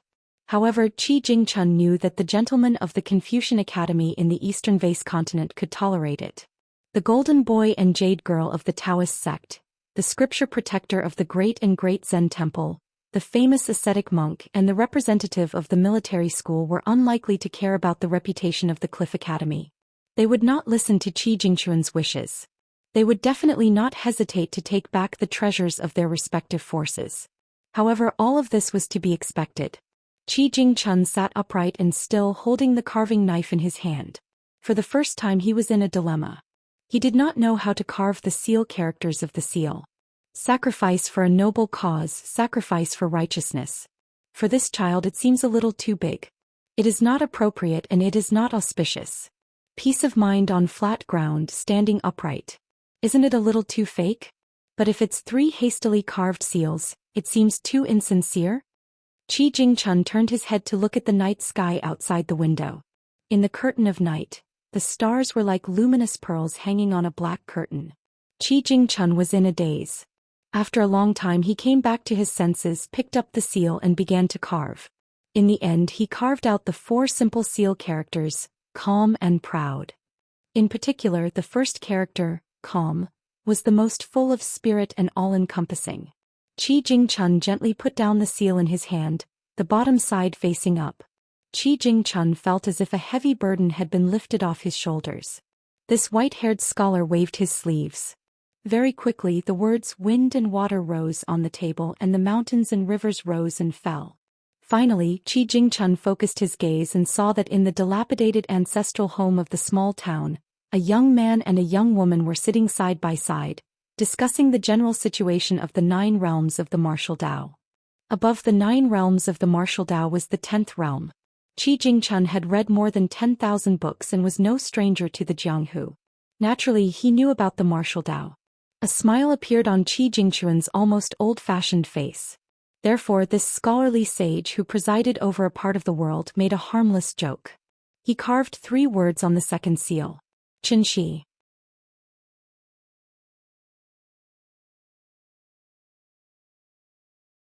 39. Qin Pingon thought that if he touched stones during the day he could start from Lu Xianyang's place and go all the way upstream until he reached the covered bridge. So tonight he chose to go further upstream from where he first entered the water, so he would be far away from the covered bridge and the blue stone cliff called the Blue Ox's Back in the vernacular. It was the place where Qin Pingon first met the girl in blue. Because of this he missed the meeting with Zhou Xian and the supervisor. On the other side of the covered bridge, there was a plaque with the words, "Wind rises, water rises," hanging high. The man in white robe and jade belt was nominally the supervisor of the dragon kiln, but in fact he was the most powerful king in Dali. Under his lead, Zhou Xian came to the bottom of the stairs of the covered bridge. Before he came, he not only took a bath and changed clothes in the official residence, but also hung a sachet and an ordinary dragon-shaped jade pendant. The color was dull and inconspicuous. On the contrary, the jade pendant of the old dragon, which was more outstanding in terms of texture, appearance and meaning, was forced to be removed by the man. He was not allowed to hang it. Zhou Xian held 3 incense sticks in his hand. The teenager stood under the stairs not knowing what to do. Song Jiangqiang, the king of Dali, turned around, stretched out his hand and gently rubbed the top of the 3 incense sticks with 2 fingers. The incense sticks were lit. The man said casually, "After kneeling down, face the plaque, kowtow 3 times and insert the incense sticks on the ground. That's all." Although Zhou Xian was full of doubts, he still followed the instructions of the uncle, who came from the sky and kowtowed 3 times. Although the man said it lightly after the teenager knelt down, his face was dignified and extremely complicated. He looked at the ground where the teenager kowtowed, revealing a deeply hidden hatred. After inserting the 3 incense sticks on the ground and getting up, Zhou Xian asked, "Is it okay to burn incense here?" The man smiled and said, "It's just a ceremony. Don't worry too much. From now on, learn to act according to the situation. Otherwise you may be busy in the future." The man stopped smiling. "But don't forget, this covered bridge is your place of prosperity." Zhou Xian's lips were black and blue. It was unknown whether it was frostbite from the cold of spring. The young man pretended to be relaxed and said, "These 4 words shouldn't be used casually, right?" The man patted his stomach with one hand and held the white jade belt on his waist with the other. He laughed and said, "It will be like this in the capital. Here there is no harm. There are no court dogs, no wild dogs in Jianghu. No one will catch me and bite me." Zhou Xian asked curiously, "Are you also afraid of being criticized?" The man retorted, "In the Dali dynasty I have already defeated all the opponents on and off the mountain. If there is nothing to be afraid of, wouldn't I be more comfortable than the person sitting on the dragon throne? Kid, do you think this is appropriate?" Zhou Xian pondered for a moment. After some hesitation he made up his mind and asked, Are you hiding your strength and biding your time? Or are you raising bandits for your own sake? The man laughed involuntarily and pointed at the young man. He shook his head and said, "You really dare to say such rebellious words. You don't know the severity of the situation. When you reach the capital in the future, you should go to one of the immortal residences on the mountain and lie low. I advise you not to speak and act so recklessly. Otherwise you will be in big trouble."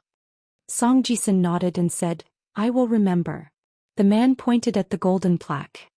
"Wind makes the water rise. Wind makes the water rise."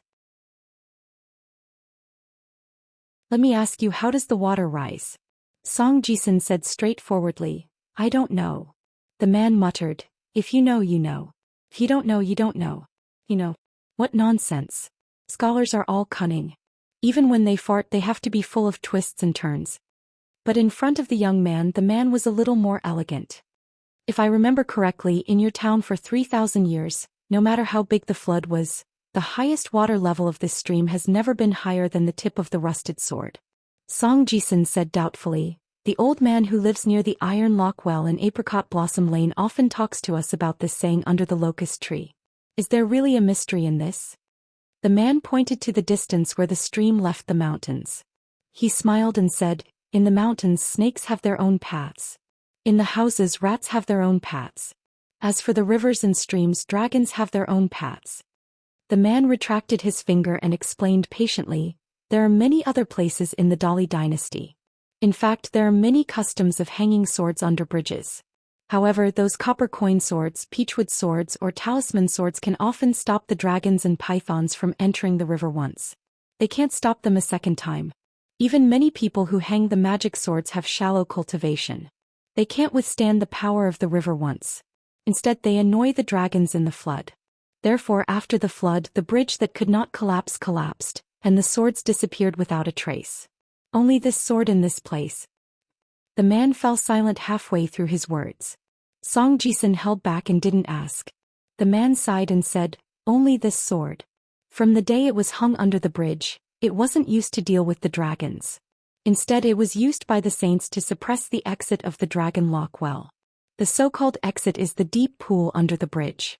It prevents the dragon chi from dissipating too quickly, so as to prevent this small world from forcefully bursting open." Song Jisun hit the nail on the head and asked, "Is the last true dragon in the world dead or not?"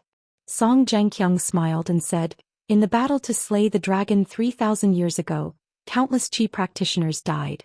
Even the saints of the 3 religions and the grand masters of the 100 schools died. Kid, do you think all of them have holes in their heads, or that the saints have lived for so long in vain? Did they deliberately keep the last true dragon and raise it as an ordinary flower, bird, fish, or insect?" Song Jisun retorted, "Maybe it's because they can't completely kill the true dragon? They can only use stalling tactics and nibble away at it. Although I don't know the original intentions and plans of the saints thousands of years ago, I can guess that the true dragon is definitely not simple." After the man shook his head, he nodded. "You're half right.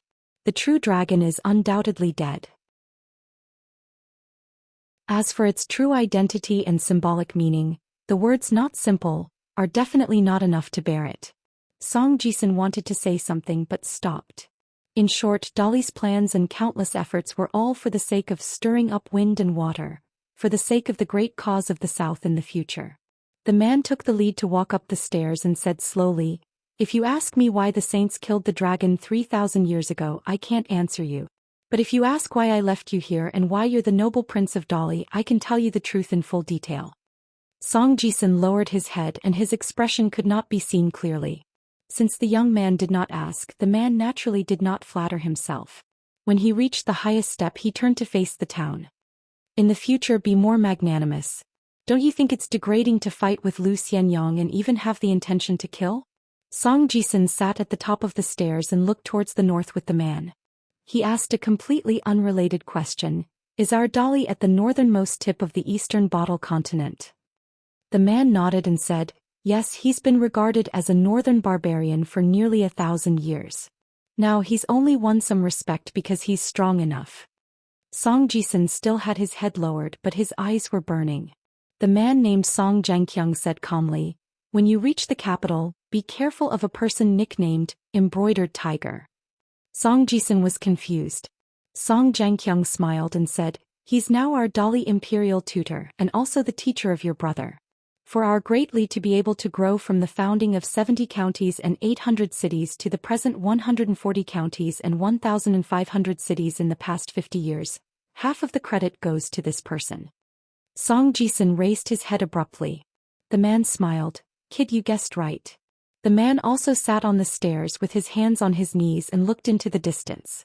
The other person's contribution to Dali's expansion was obvious, far away but right in front of him. At this moment, Song Jisun's whole body was trembling and his scalp was numb. The two were silent.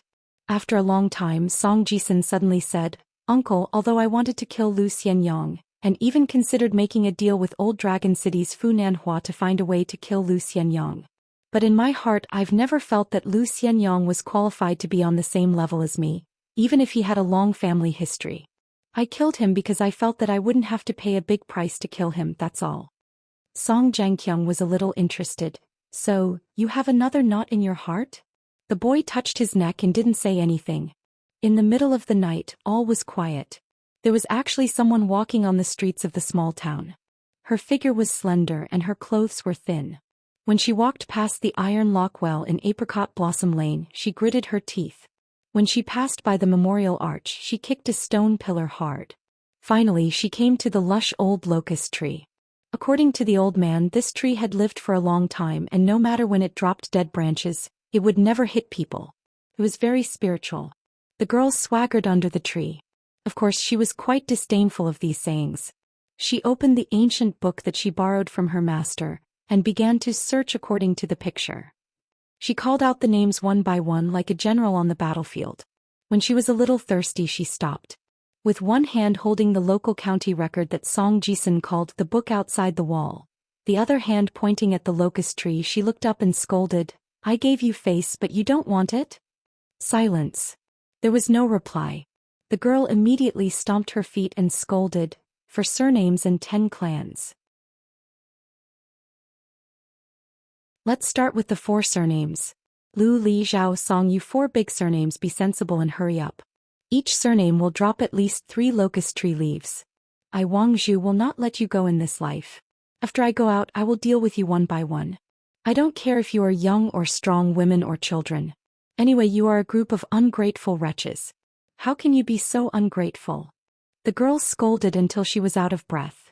With one hand on her waist, she still scolded, "Song, who is the biggest contributor that the Dali dynasty can have your surname? Don't you know? Are you pretending to be stupid with me? Believe it or not, when I go out I will let Dali have the surname Lu, Zhao, whatever, but not Song. The 10 big families, each surname will have 2 locust tree leaves. The rest of the common surnames will have at least 1. Of course, if anyone has the courage to bet, the more the better. I will let him make a lot of money later. The Chao family of the 10 big families. Yes, the Chao family that produced that bastard Chaoshi. That bastard didn't do anything disgusting in the past. Even when he was wearing open crotch pants, he was full of evil tricks. In addition to the 2 locust tree leaves, you must give me 1 more as compensation. Otherwise, I, Wang Zhu, swear that after I go out, I will let Chaoshi die without descendants. How dare he pee in the well? How did such a wicked person become the true monarch of a country?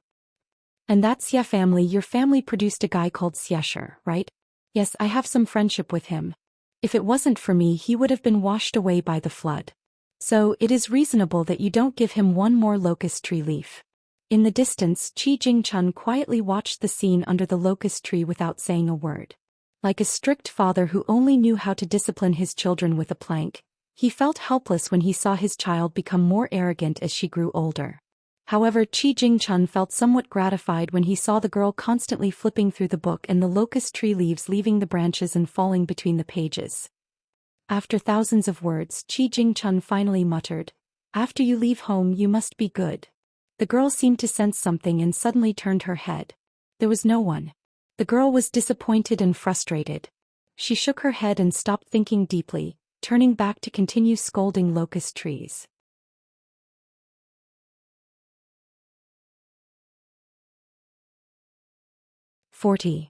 After Qin Pingon carried the basket to the shore, he walked towards the back of the green ox. He didn't know if it was an illusion, but he felt that the water level of the stream seemed to have dropped a little.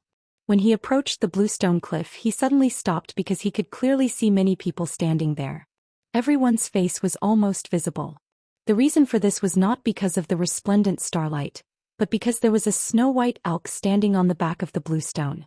Its entire body was sparkling and translucent, emitting strands of white light, like water plants swaying with the water in a small stream. The white elk lowered its head, and a little girl wearing a red cotton jacket stood on her tiptoes and reached out to touch its antlers. Outside the elk, there was a young man and a young woman wearing Daoist robes. Maybe it was because of the light from the white elk, but the skin of the man and the woman was whiter than snow and crystal clear. For example, if the people in the small town were aborigines made of mud, then these two foreign Taoists were refined porcelain. There was really a world of difference between them. The style of the Taoist robes of the man and the woman was a bit similar to that of Lu Daozhang, who had a fortune-telling stall. However, there were many differences. The Taoist crown was the most different. Lu Daozhang had a lotus crown, while the Taoist crown on the two people's heads was shaped like a fish tail. The straw sandals teenager looked at them in a daze. He only felt that the man and woman standing next to the white elk were like characters who had walked out of the statues of immortals. It was as if they would fly away in the next moment and pick up the stars and the moon would be at their fingertips. The other two people stood a little further away. Qin Pingan knew one of them. She was the daughter of the sword forger Master Wan. This time the girl in green didn't bring a bag full of food. She held a small embroidered handkerchief in one hand, and there were only a few exquisite and cute pastries in the other. The girl lowered her head and looked very hesitant. She didn't know where to start. The person next to her was about 30 years old. He carried a long sword on his back and a strange ornament on his waist. When Qin Pingan saw them, almost everyone noticed the sudden appearance of the straw sandals teenager. The young Taoist nun was a bit surprised. She bent down and rubbed the head of the little girl in the red cotton jacket. She pointed in the direction of Qin Pingan and whispered. The little girl pricked up her ears to listen to the immortal sister's question. She tried her best to open her eyes and look. After vaguely recognizing Qin Pingan's appearance, she began to spill the beans. She should be explaining Qin Pingan's identity to the immortal sister's owner, the white elk's owner. At this moment, Qin Pingan also recognized the 8 or 9-year-old girl. The first time they met was before he went to the dragon kiln to make porcelain. He had met a little girl with pigtails in the mud bottle alley. She was very young, but she ran very fast. She held a kite in her hand. Her two thin bamboo-like legs ran like the wind. Qin Pingan had a particularly deep impression of her. Later he saw her intermittently a few more times. One time the little girl was lying at the mouth of the iron lock well and secretly threw stones inside. Qin Pingan accidentally saw her naughty actions. The little girl was so scared that she hurriedly ran away. After running for more than 10 steps, she remembered that the candied haws had fallen on the mouth of the well. She couldn't resist the temptation and ran back to the iron lock well. This time she was too hasty. As a result, she fell to the ground with a bang. After standing up, she grabbed the candied haws and then suddenly stopped. She opened her mouth and reached out to pull out the shaky tooth and put it in her pocket. She didn't cry or make a fuss and continued to run without saying anything. That scene made Qin Pingan break out in a cold sweat. The last time he saw her was at the ruined place where the idols were overgrown with weeds. It was a dusk last autumn. Qin Pingan left the dragon kiln and returned to the small town. He wandered around and saw her, who was busy catching crickets, rolling, jumping and flying around in the grass. When she saw Qin Pingan, she obviously recognized Qin Pingan and ran away like a breeze. Later, Qin Pingan heard Gukan say that although this dirty big sister looked like a wild girl who didn't have anyone to control her, she was actually a member of the Li family on Falu Street. Moreover, she wasn't a servant girl. However, for some reason she liked to wander around by herself. Her family didn't care. When Gukan finally talked about her, he was full of pride and disdain. He said that although she ran fast, she was stupid. There was once when the two of them happened to be catching fish in the stream together. That idiot was busy for an entire afternoon and only caught a crab. She didn't catch a single slate fish. Moreover, the reason she was able to catch that big crab was because the crab's pincers had firmly clamped her fingers. When Gukan said this in Qin Pingan's room, he laughed until he covered his stomach and rolled around on the small wooden bed. He said that she was really stupid. She even deliberately raised her hand to show off to him, as if catching a crab was something amazing. The key was that at the time she was clearly about to cry from being clamped by the crab's pincers. The handsome young Daoist glanced at the white deer and smiled at the young Daoist nun. Senior sister, I told you to be careful and not to spoil it too much. It hasn't even been 10 days. Besides, it's just a smokescreen. It won't affect its freedom, but you didn't listen. Now you've been caught red-handed by an ordinary person. What should we do? After the beautiful Daoist nun finished listening to the little girl's introduction, she smiled and said, "Let nature take its course." The young Daoist frowned and looked over again. After a glance, he carefully observed for a moment. He really couldn't see anything extraordinary about the young man with straw sandals who was carrying a wicker basket. The sect they belonged to wasn't the best in the continent, but they were quite good at it. Since this Daoist was able to represent the sect to retrieve the winning item and was also responsible for bringing back the sect's treasure safely, in the future he would have to present it to the sect. Of course, he wasn't an ordinary person. Therefore, when he didn't see anything strange about the young man, he didn't have the intention to recruit him into the sect. The young Daoist was good at reading faces and didn't think that he would misjudge someone. The sect they belonged to was one of the 3 Daoist sects in the Eastern Bottle continent. Moreover, it was the head sect of the continent's orthodoxy. It was incomparably noble. This time he and senior sister came out of the mountain together. As a reward, each of them had a precious quota to recruit a true disciple for their sect. This disciple would be accepted as their disciple at the same time. Therefore, he didn't want to squander it casually. He had to treat it seriously. Everyone in the sect knew that senior sister had recultivated her mind. Therefore, when she said, "Let nature take its course," it was very likely that she had the intention of accepting a disciple. He and Xiaoyang were known as the Golden Boy and Jade Girl of the Eastern Bottle continent. They were the proud daughters of the continent's Daoist sections. Even the kings of the mortal world had to treat them with respect when they met them. Moreover, the importance of the etiquette was not inferior to that of a great country's true monarch. This was because they were the cultivation geniuses who had the highest chance of entering the upper 5 realms in the continent. When the young Daoist nun took the little girl's hand and walked down the back of the green ox with the psychic white deer following behind them, not only did the young Daoist feel incredulous, the military giant with the tiger amulet on his waist and a long sword on his back also showed a surprised expression. When he saw the young Daoist nun slowly walking over, Qin Pingon felt a headache coming. The young man really didn't want to deal with these immortals from other places. This was because Qin Pingon knew that their simple love and hate would determine his life and death, honor and disgrace. Moreover, Qin Pingon knew that his luck had never been too good, so he was even more afraid of provoking them. However, Qin Pingon didn't run away because of this. On the contrary, he symbolically walked forward for a while. This way, in the eyes of others, was still considered appropriate. The white deer slightly quickened its pace and trotted over. It circled around the straw sandals youth and finally lowered its head and took the initiative to rub against the poor youth. The white deer returned to its master's side. She gently stroked its back and in the next moment, it turned into the posture of a horse. Referring to a deer as a horse. The young Daoist nun looked at Qin Pingon and sighed slightly. She smiled and said something. Then she lowered her head and looked at the little girl in the red cotton jacket. The little girl interpreted it as a small-town dialect and said timidly, "Sister," he said, "you are a person who cherishes fortune. Unfortunately, you and I are not fated to be friends." The young man was speechless because he didn't know what to say without being rude. Carrying a basket, wearing straw sandals and rolling up his trousers, the young man's appearance was particularly comical. The Daoist nun asked with a smile, "You also know the magical use of these stones?"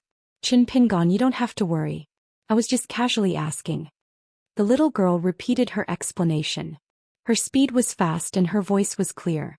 Qin Pingon hesitated and nodded. "There was a Daoist priest who reminded me that I can often come to the stream to pick up stones and catch fish." Even if Qin Pingon had a good impression of this young Daoist nun, he was careful and didn't even reveal Daoist priest Lu's surname. Moreover, the person who truly revealed the secrets of heaven and pointed out the value of the snake gallstones should be Ningyao. The Daoist nun smiled and said, "You also know our young martial uncle Lu?" Qin Pingon was stunned. The Daoist nun smiled knowingly and roughly explained, "Strictly speaking, young martial Uncle Lu is not from the same sect as us.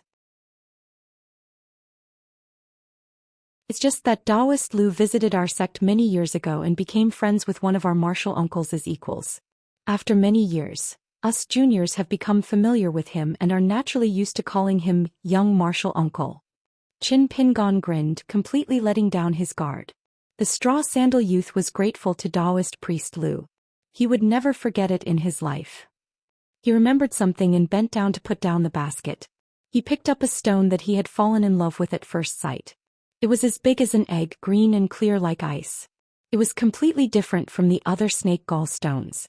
He handed it to the young Daoist nun and asked, "Daoist priest, if you see Daoist priest Lu in the future, can you help me give this stone to him?" After listening to the little girl's explanation, she thought for a moment and then took the stone.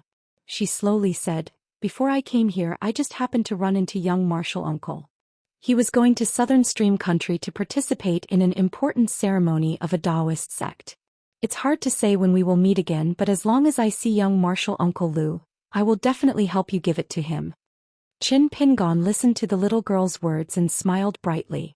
He bowed to thank this young Daoist nun who had such a good impression of him. Regarding the good and bad of strangers, the youth always believed in his intuition. For example, Funan Hua Kai Xianxia, and also for Daoist priest Lu and Miss Ning. Qin Pingon took out another snake gall stone and handed it to her again. Among the younger generation of the Eastern Bottle continent, this Daoist nun was known as the #1 opportunity. She did not refuse and accepted it with a smile, not forgetting to thank him. The little girl in the red cotton-padded jacket twisted the corner of her clothes and whispered, "I also want a piece." Qin Pingon smiled and turned around to pick a stone from the basket for the little girl. The little girl ran to his side and carefully said, "I want a bigger one, is that okay?" Qin Pingon smiled and said, "As long as you can move it, I will give you the biggest one. But from here to the town and then from home it is not close. And I think the big ones in the basket are not as good as the small ones." She thought for a moment and put her hands on the edge of the basket. "Okay, then I want to pick a small one, one that looks good." Qin Pingon picked a small pink stone for her. It was moist and cute. The little girl held it in the palm of her hand and was very satisfied. She suddenly tilted her head, grinned and pointed behind her teeth. Then she smiled at Qin Pingon with a proud face. He guessed that she was showing off that her teeth had grown back. Qin Pingon happily said, "Next time, let's go catch crickets together." The little girl's eyes lit up but they quickly dimmed. She forced a smile and nodded. Qin Pingon carried the basket and said goodbye to the young nun. He waved at the little girl and ran back to the town alone. They were both fairies, but this young nun's gold was not something that Kai Xianxia of Yunxiu Mountain could compare to. It was almost like the gold essence of the immortals compared to the gold of the secular world. She took the little girl and the white deer back to the back of the green ox. The young Taoist withdrew his gaze from the back of the straw sandal boy and concluded, "Shallow fate means poor fortune. Naturally they are not of great use." There were many Taoist sects in the eastern vase continent. Every 30 years a pair of golden boy and jade girl would be chosen. He and his senior sister He Xiaoyang were this year's natural Taoist couple. But something surprising happened. The golden boy's aptitude was not inferior to the previous ones, but the jade girl's fate was so good that it made people's hair stand on end. When she was born, there was an auspicious white deer that took the initiative to walk out of the mountains and wild swamps and came to her side to recognize her as its master. After that she started on the path of cultivation. It seemed that there were no bumps and her journey was smooth. Some people even said that she would only meet her first bottleneck after reaching the upper 5 states. She did not comment on her junior brother's contempt for the straw sandal boy and laughed it off. At this time, a short boy came from the deep pool under the covered bridge to the puddle under the green ox's back. He only held a piece of snake gall stone in his hand. Unexpectedly, like the white deer, it shone brightly in the night. The dull boy held the stone in his hand and stood on a stone that was exposed above the water. He was like an indomitable immortal holding a pocket-sized full moon in his hand. The 2 big green and red fish that the young Taoist kept did not enter the water. They only swam slowly above the stream. If Qin Pingon saw this boy, he would know that he was the grandson of Granny Ma from the Apricot Blossom Alley. The boy had dementia since childhood and was despised by his parents when he was very young. Granny Ma took care of her grandson by herself. The boy was very unsociable and often climbed to the roof alone to look at the clouds. Since childhood, the boy who followed Granny Ma's surname was bullied to the point that he felt that stepping on him would dirty his shoes. This poor child seemed to only smile at the maid GQ from the clay bottle alley. Therefore Granny Ma especially hated that maid and thought that she was a shameless vixen. She must have taken the initiative to seduce her precious grandson. The young female Taoist priest walked to the side of the man with a long sword and asked, "Is there really no room for negotiation regarding Ma Kuxuan?" The man said coldly, "If your junior martial uncle really wants to take this child as a disciple, why doesn't he come himself? So what if his name is famous? He has never fought with me before. Why should I give it to him? If he is not convinced, he can come to Martial Mountain to find me. If he wins, he can take this child away." The young Taoist priest smiled and said, "It's just to make our junior martial uncle come again. Why bother?" There was a needle hidden in the silk. The man with the sword and the talisman narrowed his eyes. Oh. The young female Taoist priest was a little annoyed. She glanced at her junior brother. The young Taoist priest laughed and did not argue with that person. He looked up and said, "The moon is so beautiful today." He was a little helpless. As long as it involved her junior martial uncle, not only her and her junior brother, but all the young Taoists in the continent would be honored. On the other side of the covered bridge under the stairs stood a barefoot monk. His face was square and had a tenacious expression. The monk did not look up at the golden plaque. Instead he looked at the ground where Song Jisun had placed the incense stick. He put his palms together and bowed his head.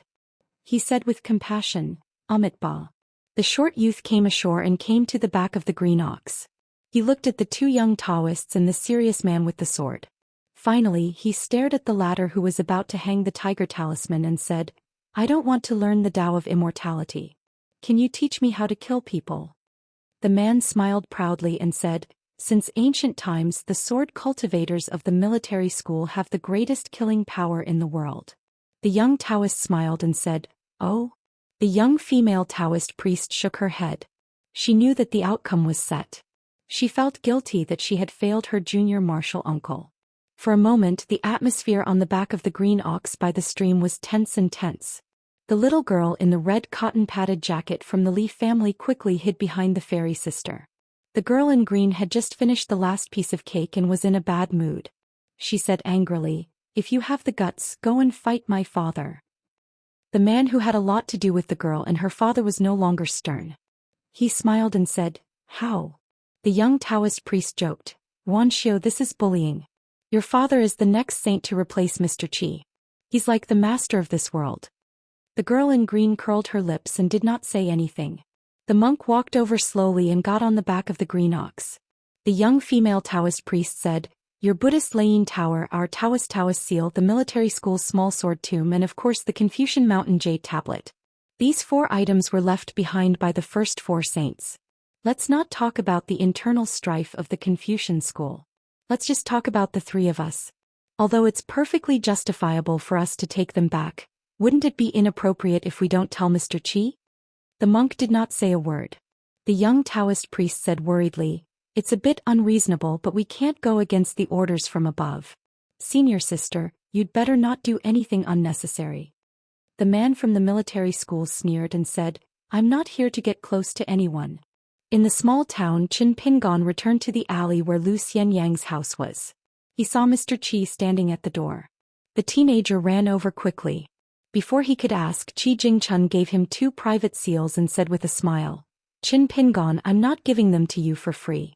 I have something to ask of you.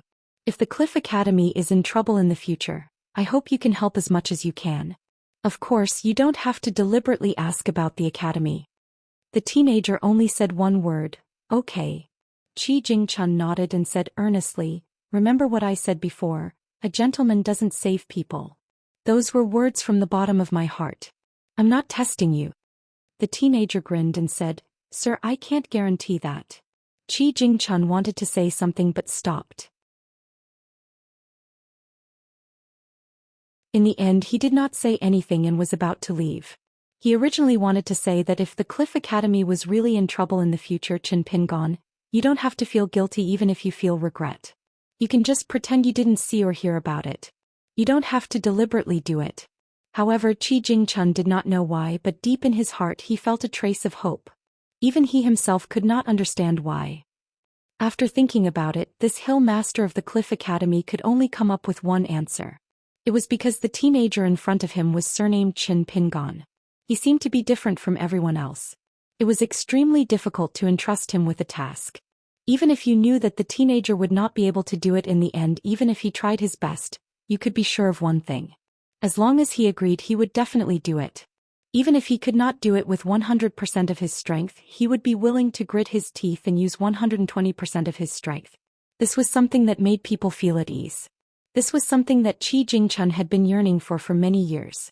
This scholar who had taken the initiative to ask to be demoted to this place only felt that everywhere in the world was a foreign land. When Qi Jingchun was about to turn around, the teenager who was still carrying the wicker basket hurriedly bowed with great difficulty. In the alley, the scholarly sage returned the teenager's bow.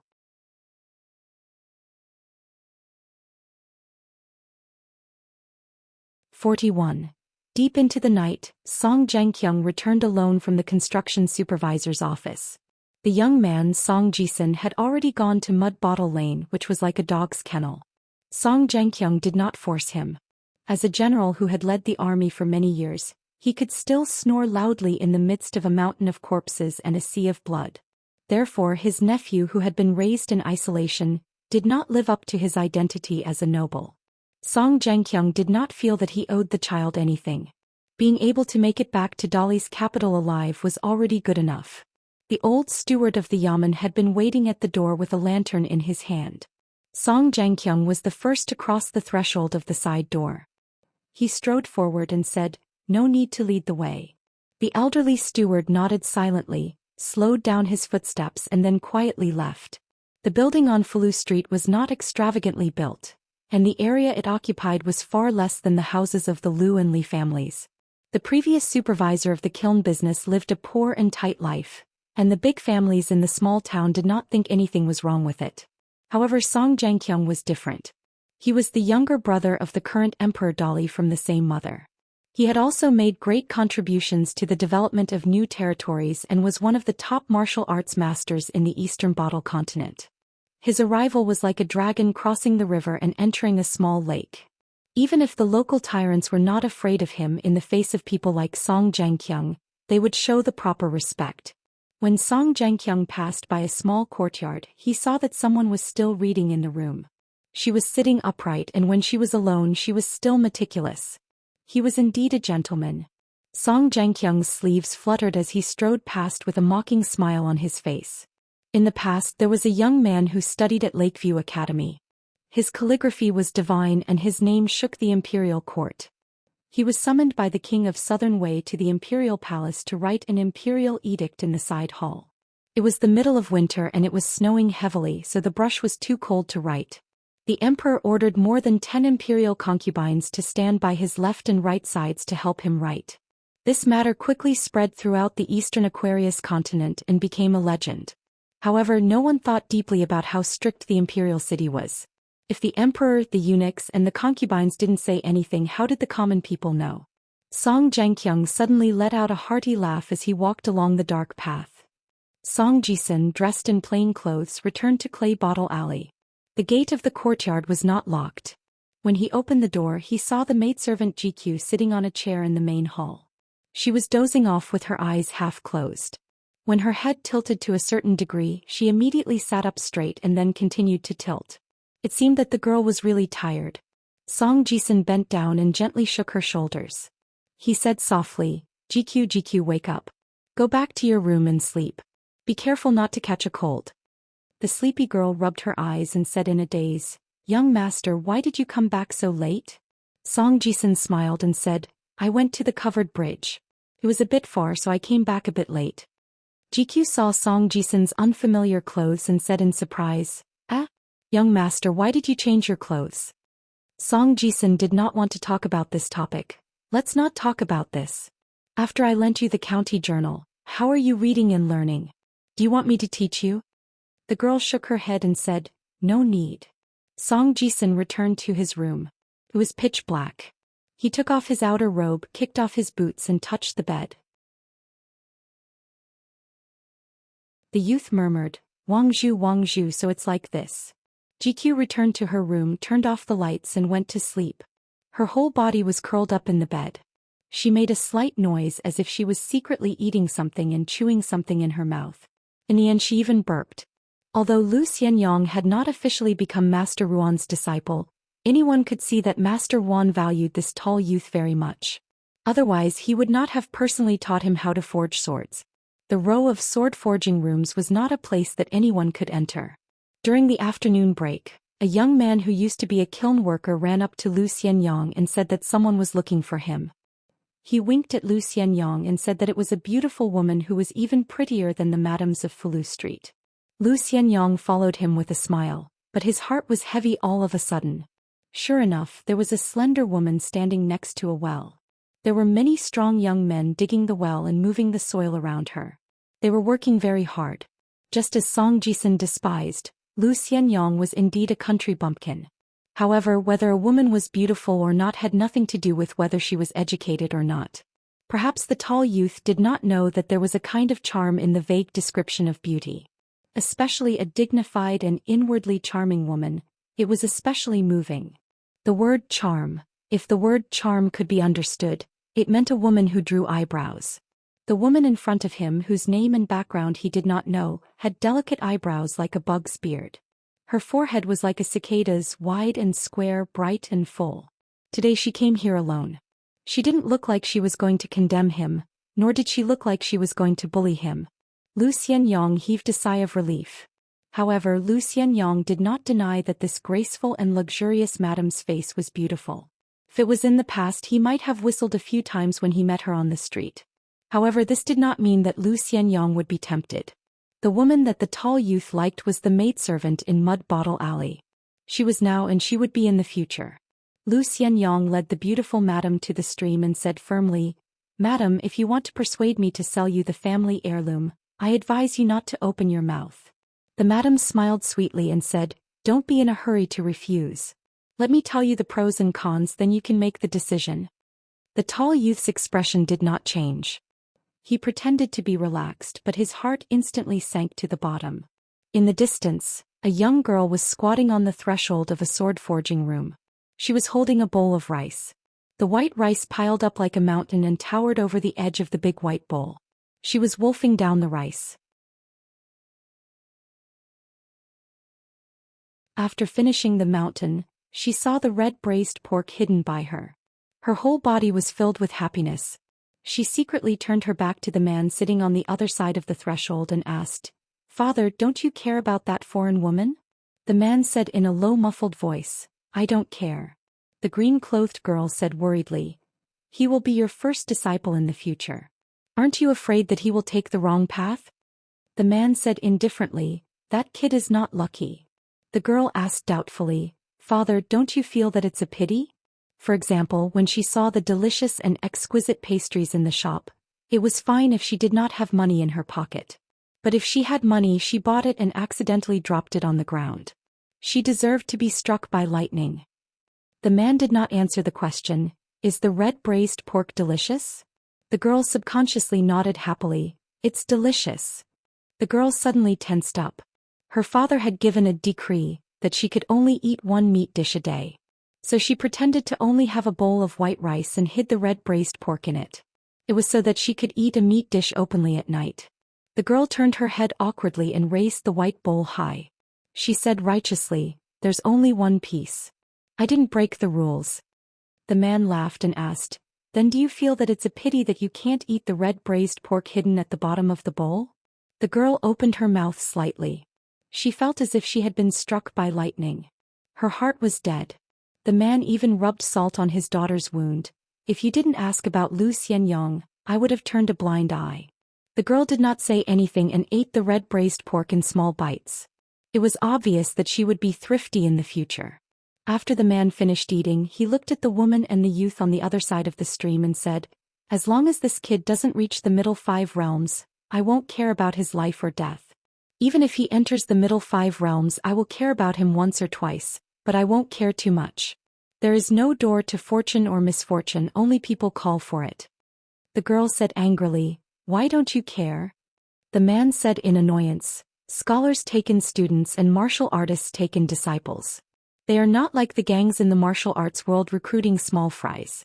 They are not thinking about quarreling or fighting with others in the future because they have more people. In the end, in my eyes, whether it is teacher or student, master or disciple, they are all people of the same path. Besides, Lu Xianyang is not my disciple yet." The girl did not say anything. The man sighed, "Silly girl, do you know how many people there are in this remote Dali dynasty? More than 20 million households. There are so many people in the world, so many troublesome things. Can you manage them all? In the next 60 years I will take over the town from Qi Jingchun. Don't wander around all day. Stay at the sword furnace and practice swordsmanship. Otherwise, if you cause trouble, will I care or not?" Without waiting for the man to finish speaking, the girl said, "You don't need to care." Her words almost caused the man to suffer internal injuries. It was so powerful that it was not weaker than a certain sword Immortal's trump card. The man really wanted to knock this silly girl's head. "How can I not care about your matters?" The man was a bit sad. The girl said with a face of shock, Why is there an extra piece of red braised meat at the bottom of the bowl?" I've used up my share for today, I'll give it to you, father." The man did not need to turn his head to feel the silly girl's poor acting skills. He said helplessly, "Forget it, you eat. Father will treat it as if you only ate a piece of red braised meat today. Remember to forge in the afternoon, don't be lazy anymore." This time the girl's gratitude was not fake. "Father, you are so good." The man laughed angrily, "It's red braised meat." The girl lowered her head and ate a mouthful of rice. She said softly, "Father is also good." The man's face was taut. It was not easy for him to hold back his laughter. After thinking about it, he felt that it was better to have a daughter. Suddenly, a voice sounded in his ear. "Father, can I eat another piece tonight? 2 pieces and 3 pieces, the difference is not too much, right? Father, if you don't say anything, I'll take it as a yes." The young girl ran away as fast as lightning. As for the last sentence, it was only after the girl had run far away that she said it. The man rubbed his cheek and said to himself, "My family's Xiao is a god for food." After Qin Pingon delivered the letter through the streets and alleys, he bought breakfast and sent it to Miss Ning in the mud bottle alley. Then he began to brew the medicine with familiarity. Ning Yao was wearing a brand new dark green robe today. It was clean and neat. She was already full of heroic spirit. With this dress and the long saber at her waist, she looked more noble than the rich kids in the Peach Leaf Alley on Fulu Street. Ning Yao hesitated for a moment. "For now, if you really want to study the Shaking Mountain Manual, you have to do 3 things before learning the fist force: stance, walking stance and sleeping stance. The last thing is more about the accumulation of acupoints and the flow of qi. It's hard to describe in words, so let's not talk about it first. Anyway, the first 2 things don't need to consider too much about talent. You just have to follow the posture drawn in the manual. If you persist for a long time, it will be useful. Even if it can't let you reach a higher level in martial arts, it's not impossible to strengthen your body and prolong your life." Qin Pingon voiced out his own idea. "Is it possible to practice the walking stance in the stream?" Ning Yao nodded. "Of course. Start from the knees, then the waist and finally the neck." Qin Pingon followed her words and asked, "Won't the whole person be in the water at the end?" Ning Yao sneered. "Why? Do you want to practice holding your breath under the water and become a 1,000-year-old tortoise?" Qin Pingon was resentful and didn't say anything. Ning Yao thought for a moment. "Come, I'll show you walking stance. But carefully." Ning Yao asked Qin Pingon to move the table away. Then she took 6 steps forward. Each step was 3 small and 3 big. When she took the last step, she stomped down heavily. The muddy floor of the house seemed to shake. The girl did it in one breath. It seemed to be understated, but it was actually very smooth. It gave the straw sandals youth an indescribable feeling. It was like a waterfall flowing down. It was natural and contained a huge force. It was also like a leaf spinning in a stream. It was round and gentle.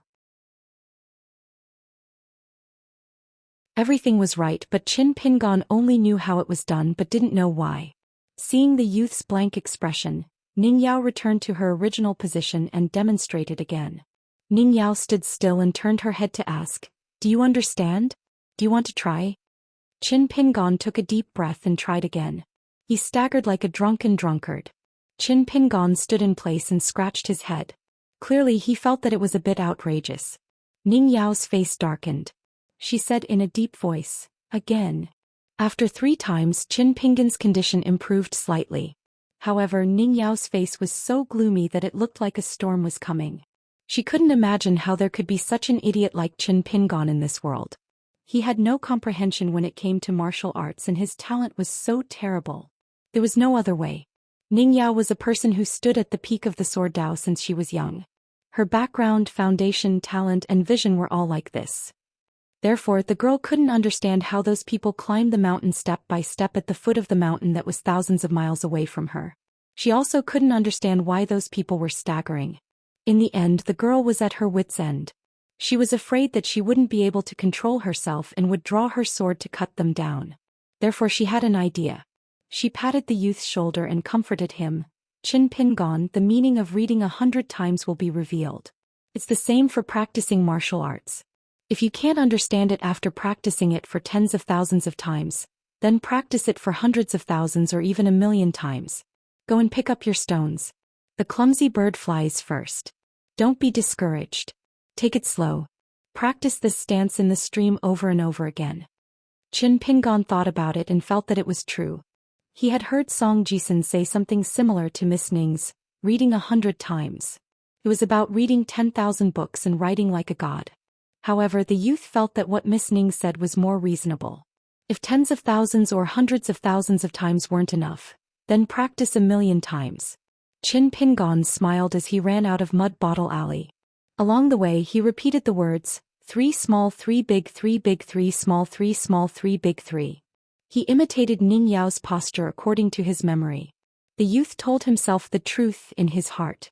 After practicing 1,000,000 times he might be able to master the fist art. Therefore the starting point of practicing this shaking mountain manual was 1,000,000 times. After that, Qin Pingon was qualified to talk about other things. Ning Yao sat alone on the doorstep and muttered to herself, "Why do I feel like I've dug a big hole? Will that guy not be able to climb out?"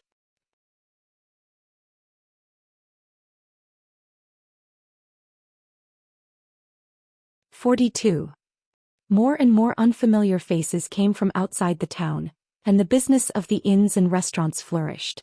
At the same time, in Fulu Street and Peachleaf Alley, many of the younger generation of the noble families began to quietly leave the small town. Most of them were young and intelligent, but there were also the sons of concubines or the sons of loyal servants. Zhao Yao, the son of a noble family, was among them. As for the child Gu Ken from Clay Bottle Alley, he was chosen by Lu Jimao at first glance, so he was an exception. Qin Pingon went to Lu Xianyang's house to get a basket of fish and left the small town for the stream. When there were many people, Qin Pingon naturally would not practice the Quaking Mountain Atlas walking stance. Once he was out of the small town and there was no one around, Qin Pingon began to recite the incantation, recalling Miss Ning's steps, posture and aura. He did not want to miss a single detail and repeated the 6 steps over and over. When Qin Pingon imitated Ning Yao for the first time in the house in Clay Bottle Alley, it was so clumsy and funny that it was worse than ordinary people. In fact, there was a misunderstanding between the young man and the girl. Qin Pingon always knew that he had a problem. Since he started working in the porcelain kiln, he realized that his eyes were bad but his hands were slow. To be precise, it was because the young man's eyes and eyesight were too brilliant that his hands and feet could not keep up. This meant that if someone else were to imitate Ning Yao's Hanshan manual, they might be 30 to 40% similar, but at least they would not be 30 to 20% similar to Qin Pingon's. This was precisely because Qin Pingon saw it too clearly and was too strict with every step. When his hands and feet could not keep up, it seemed particularly funny. Moreover, under the 90% difference, there was a precious divine resemblance. Ning Yao did not know this. Even if the Hanshan manual was 90% similar, it would not be as good as a divine resemblance. Of course, Ning Yao wouldn't be surprised even if she was 70 to 80% similar, not to mention that she only resembled Ning Yao a little. In Ning Yao's eyes, there was only the remote martial path, the people who stood side by side, and the pinnacle of swordsmanship. Qin Pingan sat on the steps under the covered bridge and rested. The young man roughly calculated that there were 24 hours in a day. Even if he practiced the Hanshan manual repeatedly for 10 to 12 hours, he would only be able to do about 300 times. 100,000 times a year, 10 years would be 10 years. The young man turned his head to look at the clear stream and murmured, "It should be possible for me to persist for 10 years, right?" Although Qin Pingan did not reveal any strange emotions during this period, Lu Daozhang revealed the heaven's secret before he left and exposed Xianxia's sinister methods one by one. This still made the young man feel heavy. There was one thing that Qin Pingan did not mention to Lu Daozhang and Miss Ning. After Xianxia poked him between the eyebrows and patted his chest, the young man had already vaguely felt that something was wrong with his body in the mud bottle alley. That was why he had stayed in front of his own courtyard for so long. He wanted to make up his mind to fight Xianxia no matter what. After all, at that time Qin Pingan, according to the young Taoist Lu Chen, was too lifeless. He was not at all like a young man who should be full of vitality. When it came to matters of life and death, Qin Pingan treated them with less importance than most people. Xianxia used martial arts to guide the young man in straw sandals to forcefully open his acupoints. This caused Qin Pingan's body to be like a house without a courtyard or door. It was true that he could move in and absorb more things, but every time there was a storm the house would collapse extremely quickly. That was why Lu Chen said that if there were no exceptions and there were no major illnesses or disasters, Qin Pingan could only live to 30 or 40 years old.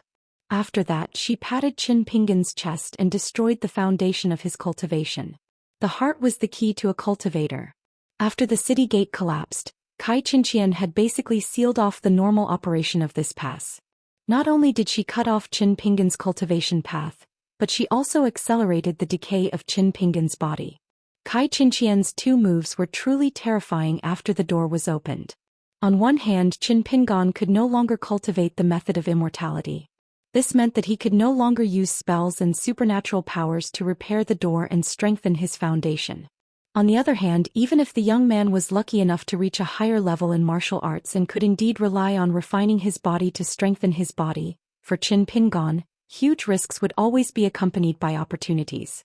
If he was not careful, he would be trapped in the cycle of practicing external martial arts can easily attract evil spirits. He would not only fail to prolong his life, but also end up dying early. The urgent matter at hand was that Qin Pingan needed a martial art that could nourish his vitality. Whether or not the moves of this martial art were fierce and overbearing, and whether or not it would allow one's martial arts realm to advance by leaps and bounds, was instead not important. Qin Pingan's hope was all on the Book of Shaking Mountains, that Ning Yao did not like. For example, she said that after the walking stance, there was the sword furnace, and the 1,000 years of the sleeping stance. However, Qin Pingan did not dare to practice carelessly. At that time he only glanced at it a few times and resisted the urge to flip through it. He felt that he should let Miss Ning appraise it and confirm that there was no mistake before he started practicing. As long as one walked on the right path, no matter how bad one's comprehension was, as long as one was diligent and tenacious enough, one would eventually improve every day. If one walked on the wrong path, the smarter one was, the more one worked, the more mistakes one would make. These words were said by Lu Xian. Of course, his focus was on the last sentence. You Qin Pingan are the first type of person. That sly ghost song is the second type. Only I, Lu Xian, am the type of person who is smart and walks on the right path. At that time, when Lu Xian was boasting and praising himself, he was accidentally heard by old man Yao, who was passing by. Lu Xian had always looked up to the old man and regarded him as a proud disciple. It was not known which sentence of the young man poked the old man's sore spot.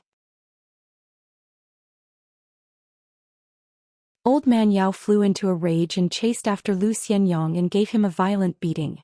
Anyway, after that, Lu Xian never said the word genius again. Qin Pingan exhaled heavily, stood up and walked up the high steps. After entering the corridor of the covered bridge, he discovered that there was a group of people gathered in the distance. There were 4 or 5 people standing as if they were guarding a woman. Qin Pingan could only see the side of the woman's body. He saw that she was sitting on the railing of the covered bridge, her legs naturally hanging above the surface of the stream. Her eyes were closed as she rested. The 5 fingers of her hands were in a strange position, with her fingers intertwined or bent. Qin Pingon felt that although her eyes were closed, she seemed to be looking at something attentively. Qin Pingon hesitated for a moment and did not continue forward. He turned and walked down the steps, planning to wade across the stream and find Lu Xianyang. Today he was carrying 2 wicker baskets, one big and one small. He wanted to return the smaller wicker basket to Master Ruan's blacksmith shop. After all, Lu Xianyang had borrowed it from someone. Far away from the covered bridge, the group of people smiled at each other after seeing the shabbily dressed young man turn around. They did not say anything as they were afraid of disturbing the mysterious water-view state of mind of the woman of the same age. The root of this dharma originated from Buddhism. This was without a doubt. However, it was later adopted, selected, integrated, and refined by many cultivation sections. In the end, it was divided into many smaller paths. However, the Eastern Vase continent had always been regarded as the last place of Buddhism. After several Buddha annihilation catastrophes that affected half of the continent's territory, the Dharma of Buddhism had been declining for nearly 1,000 years. Its influence was far inferior to the Confucianism and Taoism of the 3 sections. I've only heard of Xinjuan and Taoist master, but I don't know about Dharma protector and Vedanta. This was the true situation of the Eastern Vase continent. However, there were indeed countless celestial sects that benefited from the Dharma of Buddhism. Qin Pingon rolled up his trousers and waded across the stream. Suddenly, he heard cries and angry shouts from the other side of the covered bridge. He thought for a moment and decided not to get involved. When he arrived at Master Ruan's blacksmith shop, the scene was still in full swing. Qin Pingon did not wander around. He stood beside a well and asked someone to help inform Lu Xianyang. He thought that he would have to wait for a long time, but Lu Xianyang ran over quickly and pulled him to the stream. He lowered his voice and said, "I've been waiting for you for a long time. Why are you only here now?" Qin Pingon wondered, "Did Master Ruan ask you to return the wicker basket?" The tall teenager rolled his eyes and said, "What's the value of a broken wicker basket? I have something important to tell you. After you pick up the stones and return to my house, wait for that madam to come to you. She's the woman whose son is wearing red clothes. We saw the mother and son at the entrance of Mud Bottle Alley last time. When she comes, don't say anything. Just give her the big box and she'll give you a bag of money. Remember to count it in person. There are 25 copper coins, not one less." Qin Pingon was shocked and said, "Lu Xianyang, are you crazy? Why would you sell your belongings to an outsider?" Lu Xianyang hugged the neck of the teenager and stared at him. He lectured, "What do you know? There's a great future in front of me. Why would I let it go?" Qin Pingon's face was full of doubt. He didn't believe that this was Lu Xianyang's true intention. Lu Xianyang sighed and whispered, "That madam wants to buy my family's ancestral armor. The other master and servant want a sword manual. Before my grandfather died, he told me that if there's no other way, I can sell the armor. Of course, I can't sell it cheaply. But the sword manual, even if I die, I can't admit that it's in my old Lu's house. I agreed to sell the armor to that madam. Other than negotiating the price, I also asked her to agree to a condition. After she gets the armor, she has to persuade that burly old man to not cause trouble for me in the near future. It's a delaying tactic. When I become Master Ruan's disciple, these things won't be a problem anymore." Qin Pingon asked directly, "Why don't you delay that madam? Do you think she'll come to the blacksmith shop and cause trouble for you? Besides, it's not like she can break in and steal your precious armor." Lu Xianyang let go of his hand and squatted by the stream. He threw a stone into the stream and curled his lips. "Anyway, it's not that I can't sell the armor. Now that there's a fair price, isn't it good?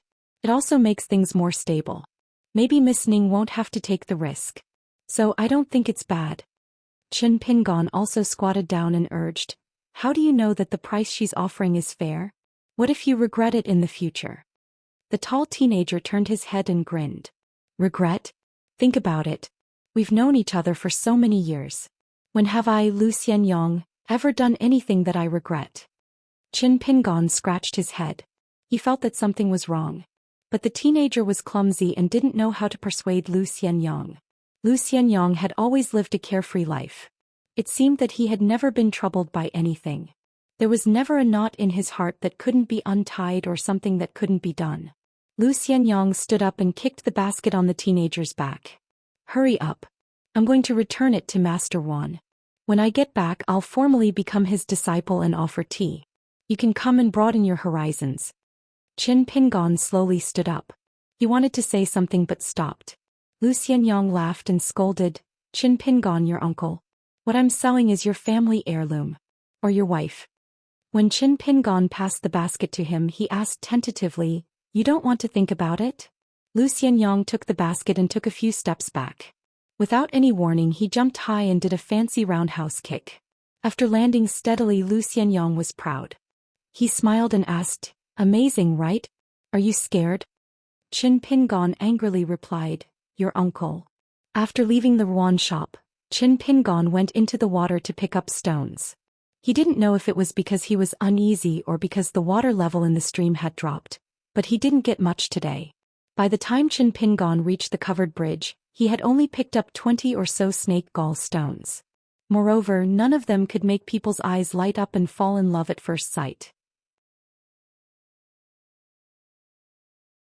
Qin Pingon took down the basket of fish and placed them in the grass by the stream. He took a deep breath and turned around in the stream to practice his walking stance. After a round trip, Qin Pingon's heart tightened. He saw a short boy squatting at the place where the basket of fish was hidden. He had a green dog's tail grass in his mouth. He was the grandson of Granny Ma from Apricot Blossom Lane. He had been treated as a fool since he was young. In addition, Qin Pingon's impression of Granny Ma was very bad. He was stingy and mean. She had caused her precious grandson to be used as a punching bag. Every time the boy went out, he would be chased and bullied. Every time he wore new clothes and boots, within an hour he would be covered in dust by his peers or older teenagers. Imagine a pair of brand new boots that Granny Ma had just bought from the shop. After the grandson wore them out, he was immediately stepped on by a dozen people. When the child returned home, how new could the boots be? This silly boy, whose real name was Zhou Xian, had long been forgotten. He had always been very strange. When he was bullied, he never took the initiative to complain to Granny Ma. He also never cried or begged for pity. He always had a very calm face and indifferent eyes. Therefore, the children in Apricot Blossom Lane did not like to play with this little fool. Zhou Xian had learned to play by himself very early on. He liked to watch the clouds in the sky from the slope or the roof. Qin Pingon had never bullied Zhou Xian. He had also never pitted this fellow of the same age. He had never thought that these two fellows who were in the same boat would try to hug each other for warmth. This was because Qin Pingon always felt that Zhou Xian was not a fool. Instead, he was very similar to Zhou Xian in his bones. He might even be better than him. They did not seem to speak, but they seemed to be waiting. It was as if they were silently telling others that the heavens owed them a lot of things.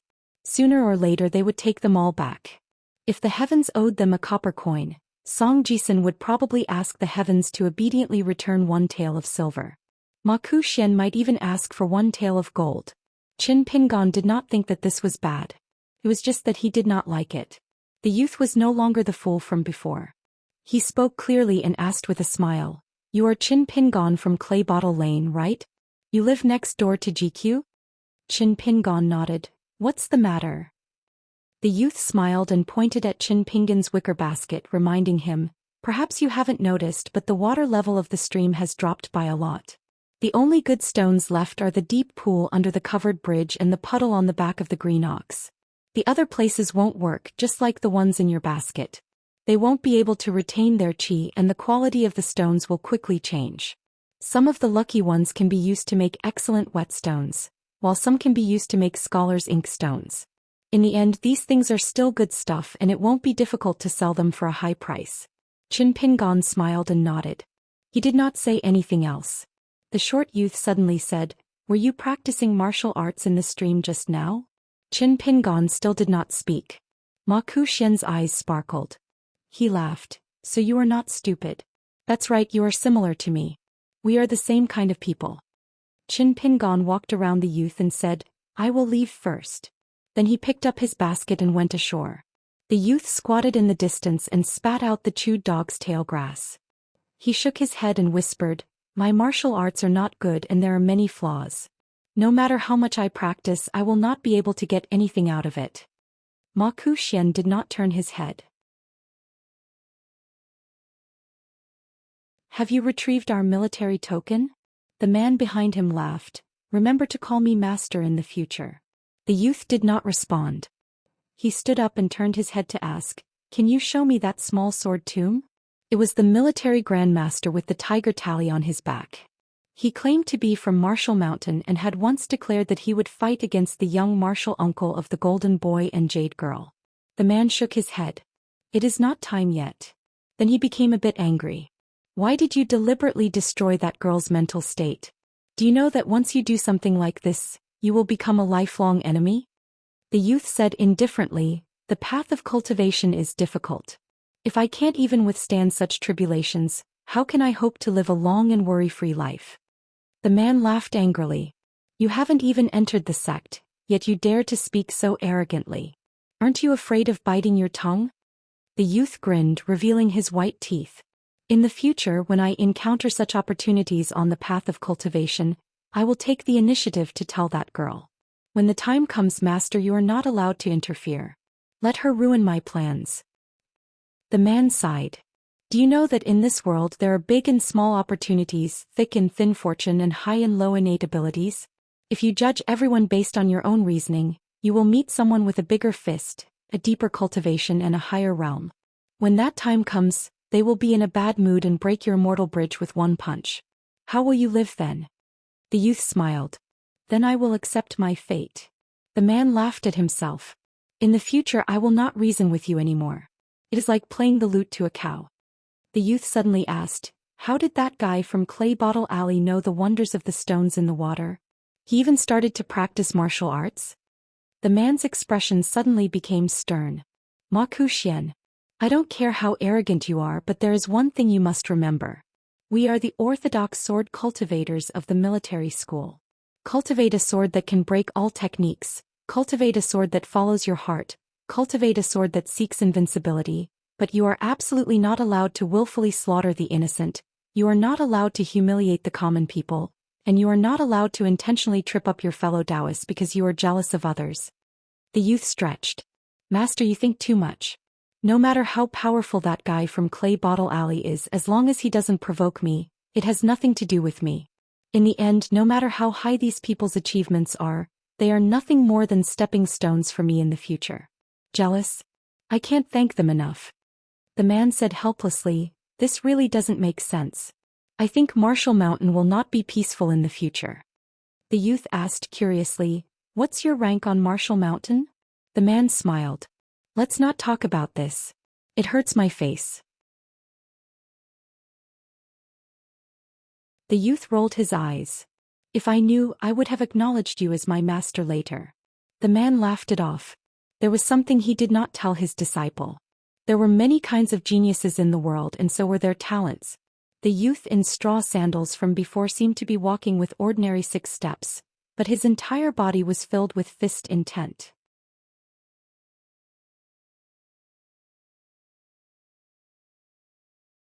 "43.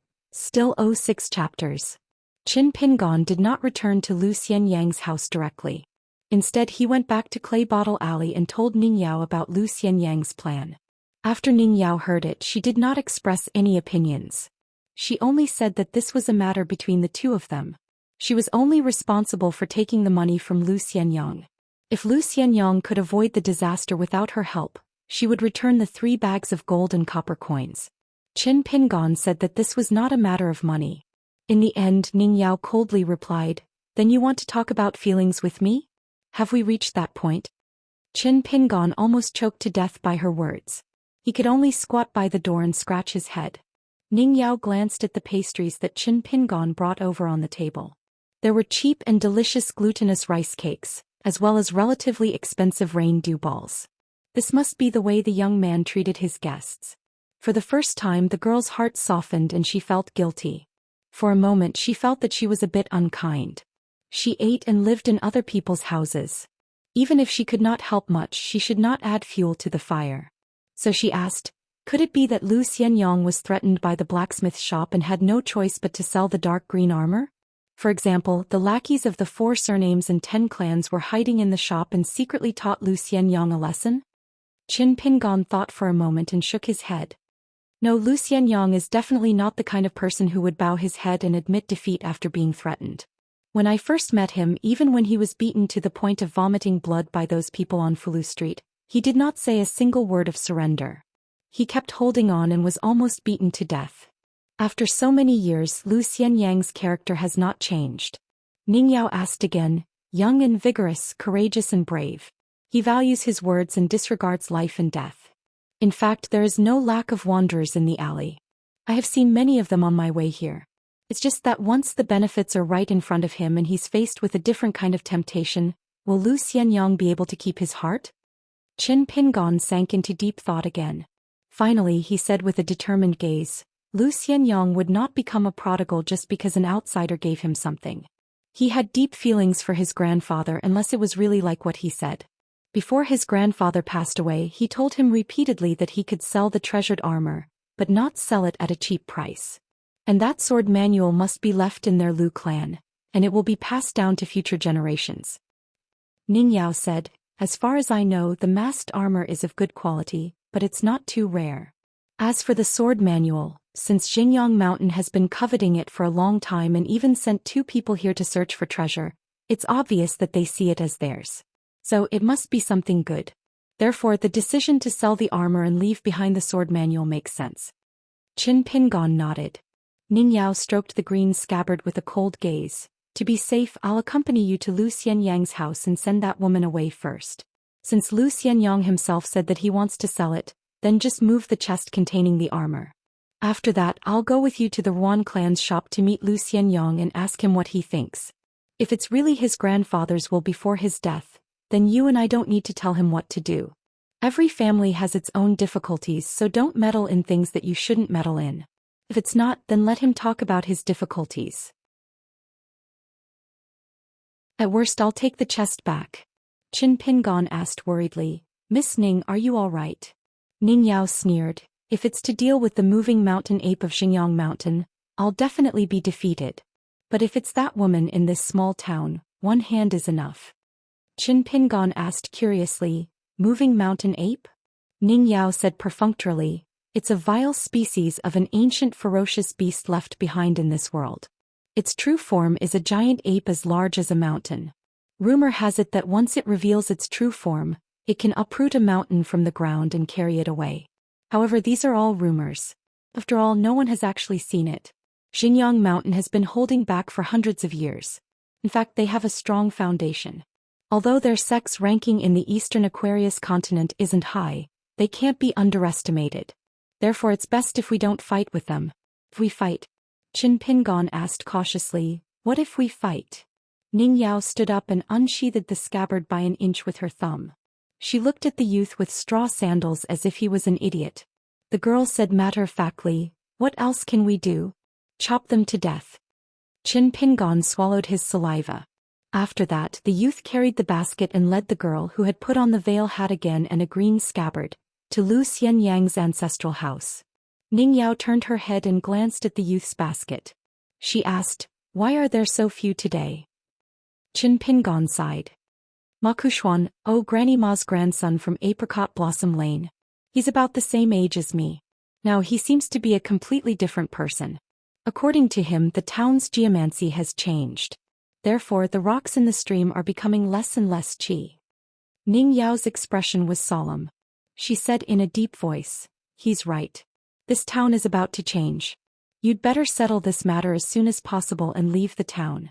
Even if you come back after leaving, it's better than staying in the town. Qin Pingon was not stubborn. He was used to living alone since he was young. Instead, he understood the fickleness of human nature and priorities. He nodded and smiled. I will. As long as I see Lu Xianyang and Master Wan drink the tea, I'll leave immediately.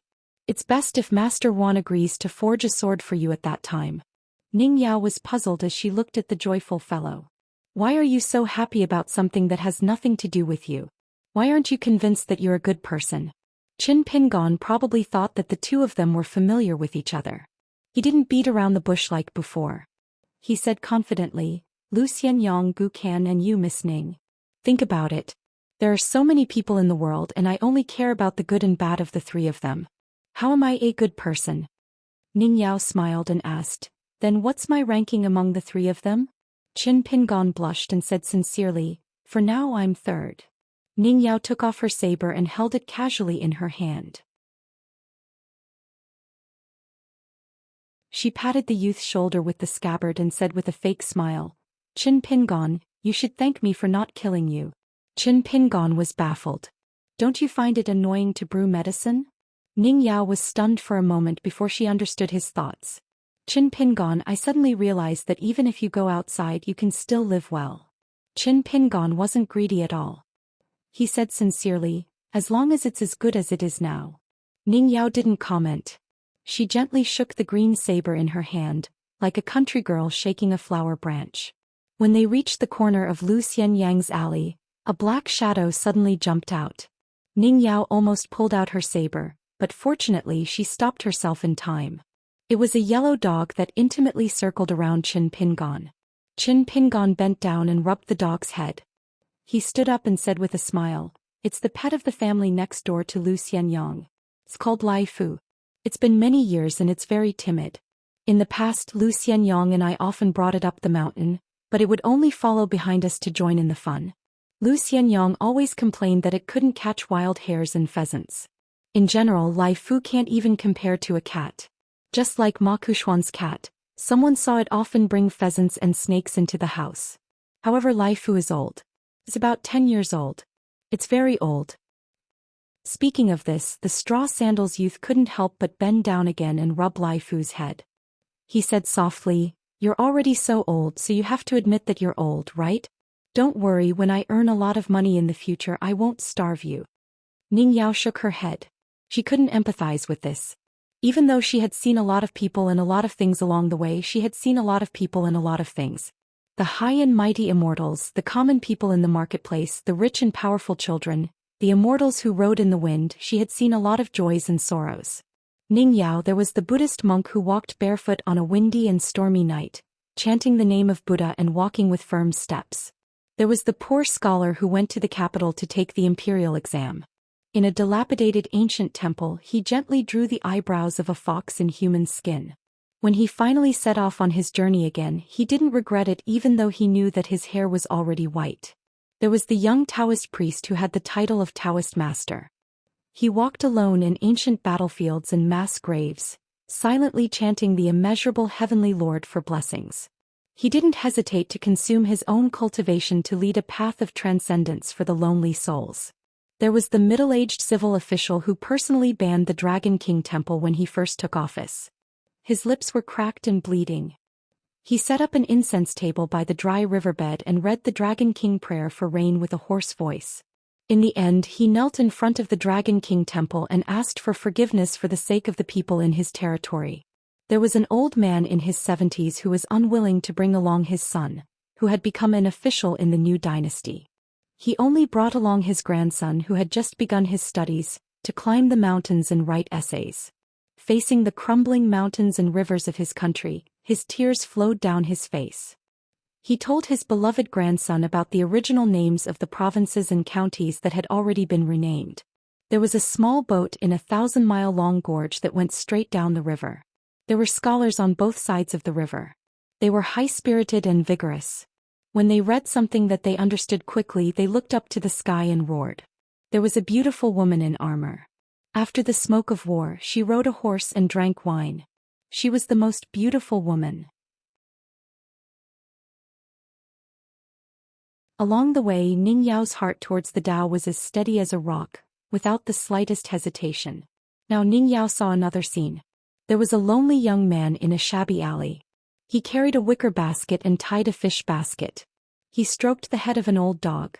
The young man was full of hope for the future. Not long after they returned to Lu Xianyang's house, someone knocked on the door. Qin Pingon and Ning Yao looked at each other. Then Qin Pingon went to open the door. Ning Yao just stood at the door. However, she turned back and glanced at the long sword lying quietly on the counter. The person who knocked on the door was Lu Jingchun. Naturally, the woman was the leader. There were also 2 loyal servants of the Lu family. Lu Jingchun looked kind and asked softly, "You are Lu Xianyang's friend. Your name is Qin Pingon, right? We are here to move the box." Lu Xianyang should have told you about it. So don't worry and accept this bag of money. In addition, our madam has agreed to Lu Xianyang's conditions. In the future, everything will be handed over to him. Qin Pingon took the bag of money and stepped aside. The graceful and generous woman took the lead and walked into the courtyard. Lu Jingchun and the two servants followed behind. The woman personally opened the red lacquered wooden box that had been placed in the main hall. She squatted down and reached out to touch the ugly armor. Her eyes were blurred for a moment. Then there was an unconcealable passion and desire. However, this emotion was quickly restrained by the woman. She returned to normal. After she stood up, she indicated that Lu Jingchun could start moving the box. The box wasn't heavy. After all, there was only a set of armor inside. The woman was the last to leave the house. When she reached the threshold, she turned back and looked at the straw sandals youth. She smiled and said, Lu Xianyang really treats you as a friend. Qin Pingon, who didn't understand the meaning behind her words, could only silently send them off. In the end, Qin Pingon stood outside the door for a long time, unwilling to move. Ning Yao came to his side. The woman walked behind Lu Jingchun and the other two. When she reached the end of the alley, she turned her head and saw the young man and woman standing side by side. She smiled playfully and said, It's good to be young, but you have to be alive first. In the covered bridge that spanned across the stream, a tall youth lay in a pool of blood. His body twitched and he constantly spat out blood. However, this time, the tall youth could no longer hear a certain dark and skinny fellow screaming, Someone's dead, over and over again. At the northern end of the covered bridge, there was a crowd of people moving about and discussing. They watched the commotion from afar, but they didn't dare approach the youth for fear of attracting trouble. Two people quickly walked onto the covered bridge.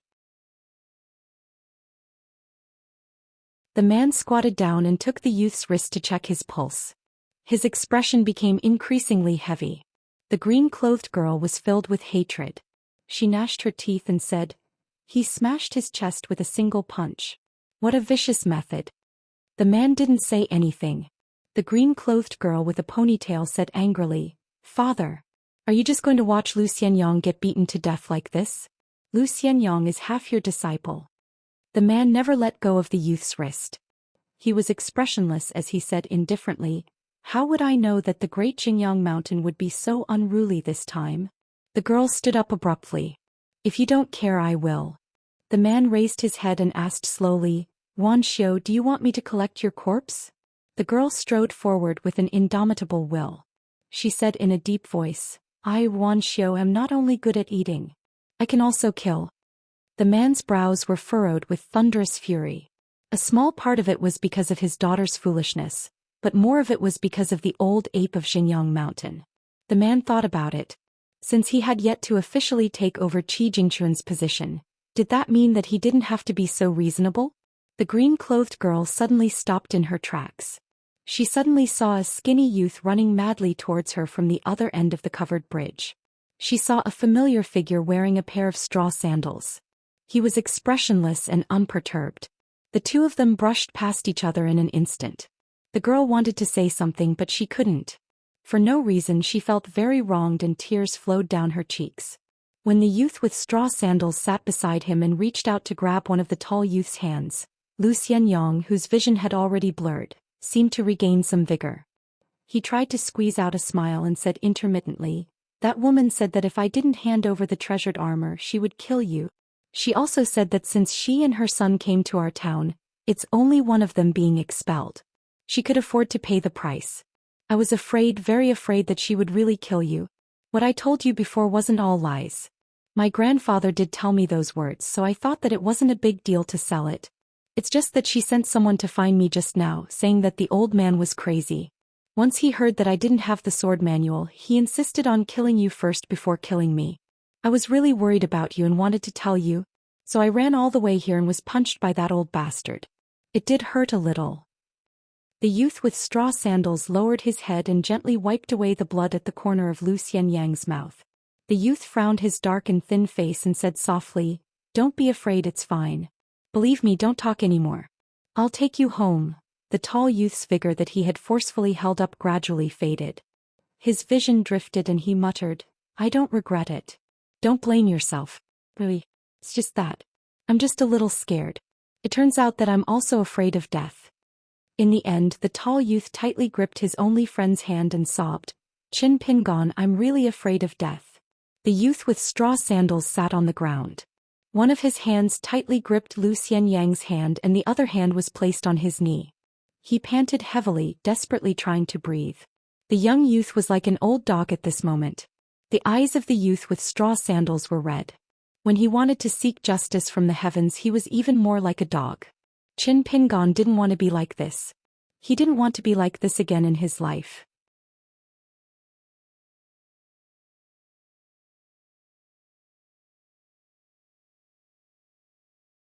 "44. The Lu clan's house in Fortune Street was small and exquisite, but it was a world of its own. Even the Su clan's mistress in the Clear Breeze City felt that it was like setting up a training ground in a snail's shell. She had done it to the extreme and could not ask for anything more. In a pavilion by the lake, the mistress who had just successfully acquired the Lu clan's Baozi armor was smiling triumphantly as she leaned lazily against the railing. It was probably because she was in such a good mood that the fly Lu Zhengchun standing upon the steps of the pavilion did not find him to be that much of an eyesore. Her son dressed in a bright red robe stood upon a long bench, throwing bait into the small lake. Close to 100 red-back carps crowded together, the red waves rolling, a rather spectacular sight. The mistress then instructed Lu Zhengchun, "You don't have to stay here and await orders. Once this matter is settled, you will come with us to the Clear Breeze City. Besides having my husband take you in as his direct disciple, he will also agree to your grandfather's rather unreasonable request, to ensure that you will be able to ascend into the middle 5 realms one day. You must know that this kind of promise is the most valuable, which is why I say your grandfather is an old fox." Upon saying that, the mistress smiled sweetly to herself. "The way I see it, if your grandfather was the head of the Lu clan's dynasty might not have collapsed so quickly. Even the highly arrogant vassal of Dali Song Zhangqiang admitted that being able to bring about the downfall of the country in just a year, half of the credit goes to your Lu clan's royal family. Of course, your little town's Lu clan has not been that lucky. Together with the main Lu clan, one's glory may not be shared, but one's downfall would really be a downfall. Hence, the Clear Breeze City is giving you this once-in-a-lifetime opportunity. Do not miss it and make good use of it." Lu Zhengchun bowed low, his hands clasped above his head as he said gratefully, "Lu Zhengchun will never dare to forget Mistress Su's great kindness. When we reach the renowned Clear Breeze City in the future, I will be Mistress Su's slave, and Lu Zhengchun swears that I will only be loyal to Mistress Su in this life." The mistress of the Clear Breeze City smiled charmingly and her eyes narrowed as she said in a gentle voice, "Words that come from the bottom of your heart. Please don't let my husband, who will be your future master, hear it. Or perhaps you can repeat it before him when the time comes." Perhaps it was because he had knelt before Lu Xianyang in Clay Bottle Alley, Lu Zhengchun no longer held any grudges against this matter. After hearing the woman's harsh words, he immediately knelt down and prostrated himself on the top of the stairs outside the waterside pavilion. He said in a trembling voice, "I, Lu Zhengchun, will never forget my roots." The woman laughed and waved her hand nonchalantly, beginning to chase them away. "Alright, get up. When you come to the Clear Breeze City in the future, cultivation is the most time-consuming thing. A long journey tests a horse's strength, and whether you have forgotten your roots, the truth will naturally come to light." Lu Zhengchun backed away from the waterside pavilion and walked down the stairs before he slowly turned around. This heavenly profligate who had once called the wind and rain in the small town before this woman seemed to have never straightened his back. The Lu family outside the small town, as the ruling family of a great dynasty, after being dealt a heavy blow by the Dali border army, could be said to have suffered a great blow to their vitality and were unable to recover. It would be very difficult for them to make a comeback in the short term. From top to bottom, the Lu family's direct descendants, collateral branches and distant relatives could only tuck their tails between their legs and behave themselves. Otherwise, with the wealth and prestige of the Clear Breeze City, they would never dare to take over the Lu family's residence in the small town like a dove taking over a magpie's nest. They even dared to look down from above and order the Lu family's disciples around. Otherwise, even if it were the master and servant pair from Mount Jingyang, it would actually be very difficult. Now that the Lu family was like a dragon in shallow water and the situation was difficult, They really had no choice but to lower their heads. The red-robed boy sneered and said, "He really is a lackey born to be a servant. Mother, why did you take in such a piece of trash? You can't really want my father to take him in as a disciple, right? And you even promised him a middle 5 realms? When did the middle 5 realms become so cheap and worthless?" The woman smiled and said, "Although Lu Jingquan's appearance is repulsive, but it is not without any redeeming qualities. This person's aptitude is average and it is already a great fortune for him to become an outer sanctum disciple. But at the end of the day, this young man is just a small addition to that big deal and will not be able to stir up any waves. On the surface, Mother has promised so much to the Lu family in the small town. She has promised the Lu family's relatives and the noble family members who have fled from the royal family that they can seek refuge and take root in the Clear Breeze City. The Clear Breeze City will treat them with courtesy and treat them as distinguished guests. She has even specially set aside a large area in the city as the Lu family's private territory for a period of 100 years. After the child finished throwing the bait, he suddenly ran out of the pavilion and came back with a large handful of stones. He then leaned over the railing and threw the stones at the carps, having a great time playing. He then turned his head and said, "Mother, for us to come to the small town to search for the Xianxia armor, is it just an excuse to deceive people? Is it a smokescreen for the Su family in the Clear Breeze City to take control of the Lu family? After all, a centipede dies but does not fall down. The Lu family's mighty group of homeless dogs, I heard that just the members of the royal family alone number more than 3,000 people. Adding in the eunuchs, servants and vassals and the remnants of the fallen country who are unwilling to submit to the Song clan, it will be of great help to the growth of our Clear Breeze City's popularity." If that was the case, then this was the real hub of the fallen Lu family's information circulation? The woman said with a gratified smile. "To be able to think of this, it shows that my son is very smart. But it is still wrong." The boy frowned, waiting for the answer. The woman blinked her eyes. "That Xianxia armor has a profound secret within it. Simply put, it is not inferior to that sword manual." The boy threw out a rock viciously and it smashed onto the back of a carp. Blood splattered everywhere and the pitiful carp thrashed wildly against the water's surface. The child's eyes burned with passion. "My father is best at attacking and his killing prowess is great, not inferior to that Dali Song Jiangqiang in any way. But unfortunately he has always been limited by his naturally weak body and is most fearful of his opponent's shameless methods of exchanging injury for injury. That is why he has not been able to make a name for himself and has even been reduced to a laughing stock. Even our own people in the Clear Breeze City dare to make fun of us behind our backs. Mother, after my father obtains this set of treasured armor, will he be able to attack and defend himself, and be able to compete with that Song Jiangqiang?" The woman still shook her head. The red-robed boy slapped the railing heavily and said angrily, "Don't keep me in suspense." He bared his fangs, looking like he was about to swallow someone whole, just like a tiger or leopard cub. The woman had never felt that there was anything wrong with her son yelling in front of her. After all, when her son was born, he had received an extremely high prophecy from an expert. The appearance of a tiger and wolf, the aptitude of a ruler. The woman explained patiently, "After your father obtains the treasured armor, once he has successfully comprehended it, he will be able to take another step forward. No matter what kind of defense he wants, he will be able to overcome 10 with brute strength and crush his enemies in one go." The boy laughed loudly and was extremely pleased. "Kill, kill, kill. When the time comes, I will let my father start a massacre from within our Clear Breeze City. The most disgusting things done by our own people are the most disgusting." After the boy laughed, he quickly calmed down. He suddenly thought of something and asked, "Mother, you are really fooling around with Xingyang Mountain. Aren't you afraid that if that stupid ape comes back to his senses and leaves the town, he will attack us? There is one more thing that I still don't understand. Since that Lu guy already has a porcelain buyer, he has an excellent foundation. Coupled with the treasured armor and sword manual, there are very few people who are so popular. Even I have to admit that I need to look at him in a new light. Then why is the porcelain buyer unwilling to show up, Mother, so you can fish in troubled waters and let the elder ape of Xingyang Mountain help us solve the mess? After he killed Lu Xianyang with a punch, everything will be peaceful and Xingyang Mountain will take care of all the troubles. As for our Clear Breeze City, we will have a lot of room to maneuver." The woman said confidently, The 1,000-year-old elder ape of Xingyang Mountain is not very smart, but he is not so stupid that he will be fooled by Mother. In fact, he has already guessed Mother's method of killing with a borrowed knife.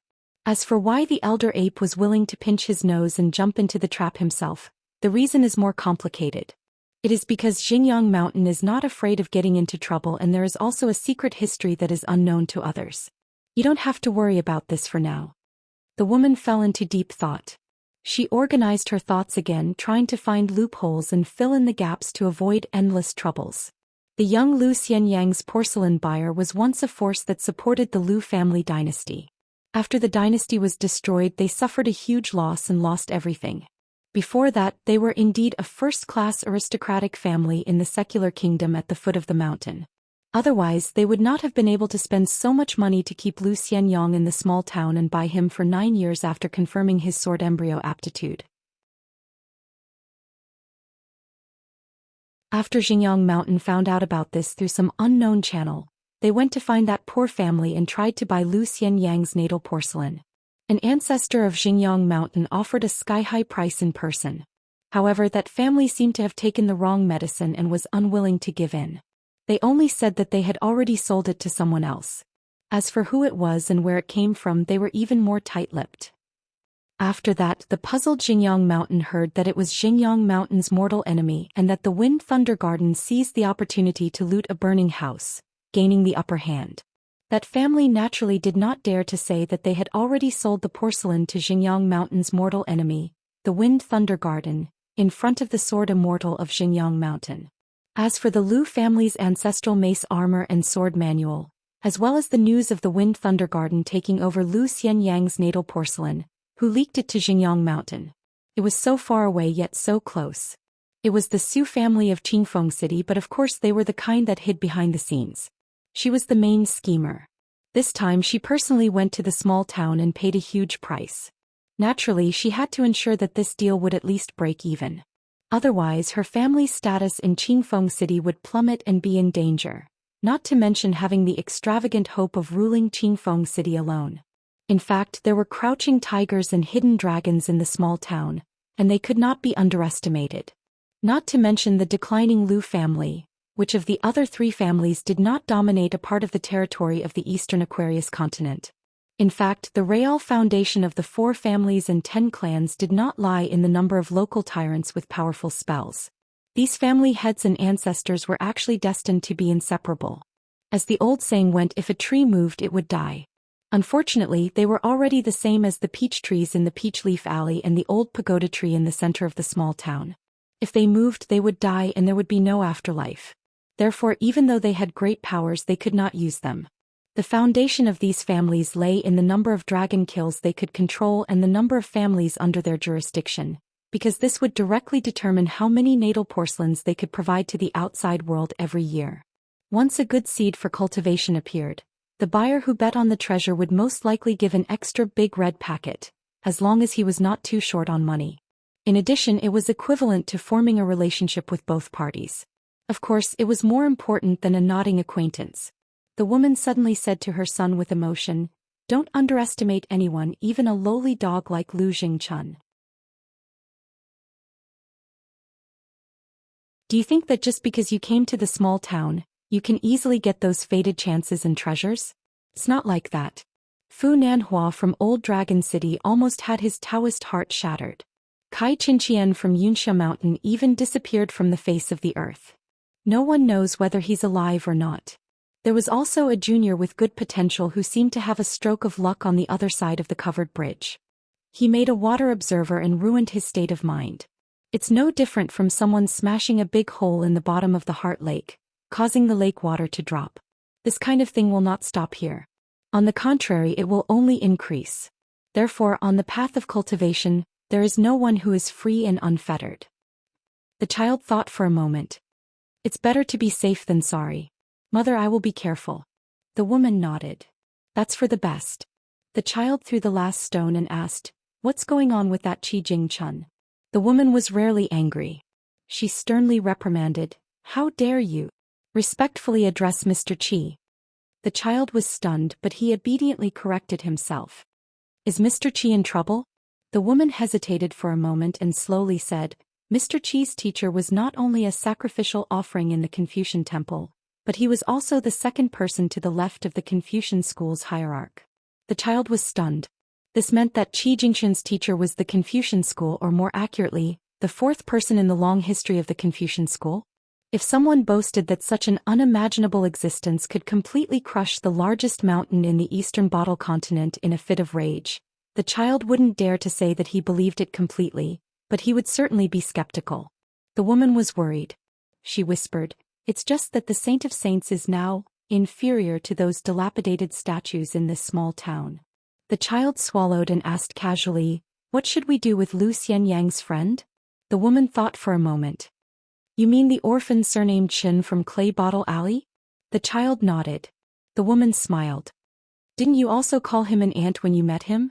Let them fend for themselves.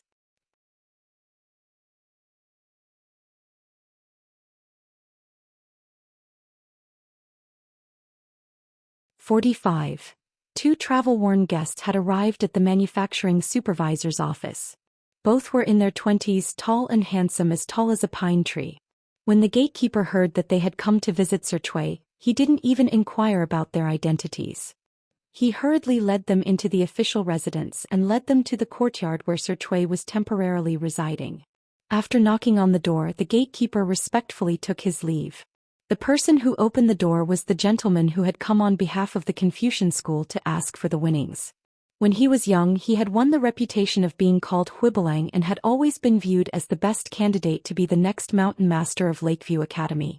When he saw the two youths, he was pleasantly surprised. Looking at one of the youths leaning against the door, he asked with a smile, Baqiao, who is this friend beside you? The youth called Baqiao smiled mischievously and said, This fellow is a descendant of the Qin family of the great Yong dynasty's Dragontail commandery. Brother Cui, you can call him Songfeng. This fellow doesn't like beautiful women or fine wine. His only hobby is stone inkstone. He heard that there were a few old pits in the creek here and wanted to try his luck. He also has a distant relative who is accompanying us. If it weren't for her, Songfeng and I wouldn't have been delayed until now. We would have arrived 2 days earlier.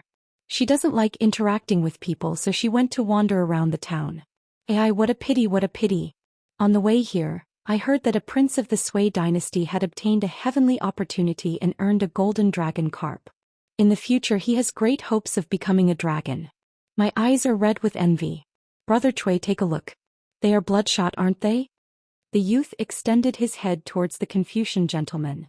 The latter smiled and used his finger to push the head away, reminding, Lu Baqiao, since you've already delayed the trip, you should hurry and take care of business. What are you wasting time here for? When did the Wind Thunder Garden style of conduct become so procrastinating? The descendant of the Qin family of the Dragontail commandery had an apologetic expression. Smiling wryly, he said, On the way here there was an accident. Brother Baqiao injured the vital organs of the sword nurturing chamber. I had no choice but to take the risk and move the natal sword to the Mingtang aperture. If it weren't for my insufficient cultivation and becoming a burden, Brother Baqiao definitely wouldn't have been injured. Lu Baqiao laughed heartily. They're just a few sneaky wild cultivators who relied on some crooked methods to luckily injure me. Anyway, they're already dead souls under my sword. They're not worth mentioning.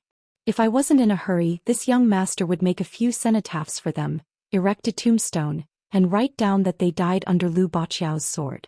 In the future, when I become the #1 swordsman, it might even become a scenic spot, right? The scholarly gentleman had known this genius sword cultivator of the Wind and Thunder Garden for a long time and knew that he was born with an unruly personality. He brought the two of them into the courtyard.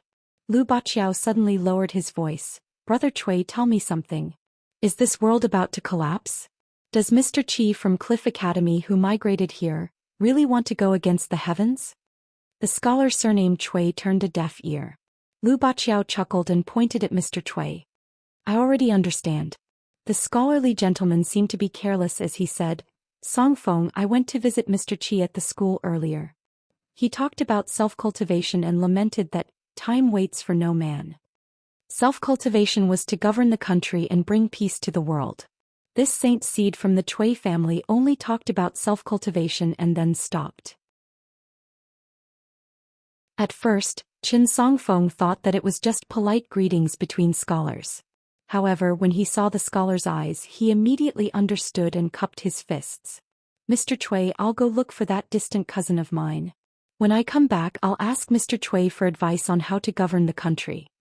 In Qin Songfeng's words, intentionally or unintentionally, he skipped the family part and only mentioned governing the country. Qin Songfeng hurriedly left. The scholar surnamed Cui sighed and sat at the stone table in the small courtyard with Lu Baqiao. Lu Baqiao crossed his legs and said bluntly, "This Qin Songfeng is smart and can understand easily. However, his table manners are too careless. It's not too late to sit down and talk nonsense with you before leaving.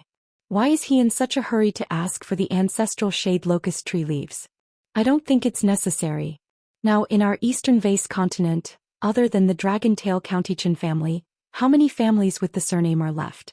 If those locust tree leaves don't obediently fall into Qin Songfeng's pocket, are they going to fall into the hands of the local people of the small town?" The dragon-tail Cultivation family of the eastern vase continent was the dragon-tail Cultivation family. Although they had been silent for a long time, a starving camel was still bigger than a horse. Although their reputation was not great, they were still a 1,000-year-old family that had produced a large number of heroes. Therefore, even a prosperous sect like Lu Baqiao's Wind and Thunder Garden did not dare to underestimate them. Therefore, even people like Lu Baqiao were willing to associate with them and treat them as half-friends. The scholar asked curiously, "You came here to find Master Ruan and ask him to help you forge a sword?" Lu Baqiao hemmed and hawed and did not speak in detail. The general meaning was to do something for the sect. If it was successful, the Wind and Thunder Garden would come forward to plead with Master Ruan to forge a sword for him. As for the reason for that matter, Lu Baqiao seemed to find it difficult to say. The scholar said again, "Do you know that someone from Xingyang Mountain has also come, and it's a master and a servant?" Lu Baqiao was stunned and said in shock, "I haven't heard of it at all. Who came from Xingyang Mountain?" Then this young sword cultivator who was known for being domineering in the Wind and Thunder Garden closed his eyes and put his palms together. He prayed in fragments, "Please don't let it be the devastatingly beautiful Fairy Sue. I beg on my knees that it's not Fairy Sue who has graced us with her presence. Otherwise, should I draw my sword or not? If Fairy Sue looks at me, I'll go limp. How can I bear to draw my flying sword?" The scholar was somewhat helpless. "Don't worry, it's not the Fairy Sue you admire. It's the white ape who guards the mountain. He's escorting the precious granddaughter of Tao Kuei, the pure Yang sword ancestor of Xingyang Mountain. Old Cui, you're really my lucky star. If it's not Fairy Sue, then everything will be fine." Lu Baqiao immediately jumped up and down. He laughed loudly and said, "Why should I be afraid of him? Do you think I'm afraid of an old beast? We can be afraid of anyone in the Wind and Thunder Garden, but not Xingyang Mountain." The scholar hesitated for a moment. The Wind and Thunder Garden and Xingyang Mountain are both orthodox sword cultivators of the same origin. Why can't the knot be untied? Lu Baqiao put away his joking expression and said in a deep voice, "Cui Minghuang, when you come to the Wind and Thunder Garden in the future, don't say a word of this to anyone." The scholar sighed deeply. Wind and Thunder Garden, Xingyang Mountain. Both sides, from the sword immortals to the disciples who had just entered the sect, usually did not need to have any disagreements. As long as they met, they would immediately draw their swords and fight. The gatekeeper of the official residence and the elderly steward suddenly rushed to the courtyard door in a hurry. Cui Minghuang and Lu Baqiao stood up at the same time. The steward walked into the courtyard. After bowing, he said, "Mr. Cui, we've just received news that Xingyang Mountain has attacked a young man named Lu Xian. Lu Baqiao was instantly enraged. "Which Lu Xian?" The steward was rather respectful to Mr. Cui. As for this young master whose name he did not know, the old man was not afraid at all. He replied calmly, "Young master, there's only one person in our town named Lu Xian." Lu Baqiao's expression changed drastically. He sneered. "Xingyang Mountain, you've gone too far." Cui Minghuang's expression was calm. He asked, "Has Mr. Qi stepped in?"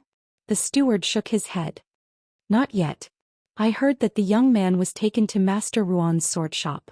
Even if he's not dead, he's probably on his last breath. Someone saw with their own eyes that the young man's chest was smashed apart by a punch. How could he have survived?" Cui Minghuang smiled. Thank you for telling me this, old mister. The elderly steward hurriedly waved his hand. You flatter me. It's my duty. I've troubled you, Mr. Cui. After the steward left with the gatekeeper, Cui Minghuang saw Lu Baqiao sit back down on the stone bench. He asked in confusion, Are you here for that young man? Lu Baqiao's expression was gloomy. You can say that. It's going to be very troublesome. Very troublesome. Cui Minghuang asked. It's not just about the grudge between the Wind and Thunder Garden and Xingyang Mountain. Lu Baqiao nodded. It's far more than that. The scholar sat with his arms folded. He said softly, The tree wants to be still but the wind won't stop. Seems that I should go and retrieve the square treasured jade tablet. Even if Mr. Qi misunderstands that Lakeview Academy is kicking him when he's down, there's nothing I can do. Cui Minghuang stood up. I'm going to the academy. I'll be back soon. After leaving the official residence on Fulu Street, he passed by the 12-legged memorial archway.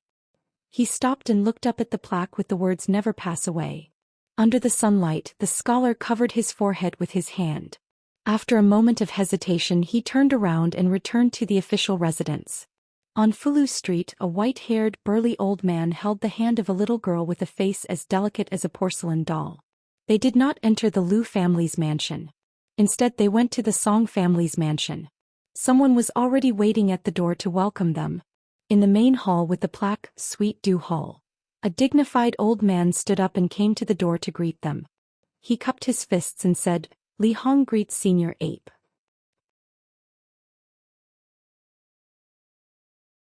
The mountain-moving elder ape of Xingyang Mountain nodded casually to the patriarch of the Li family.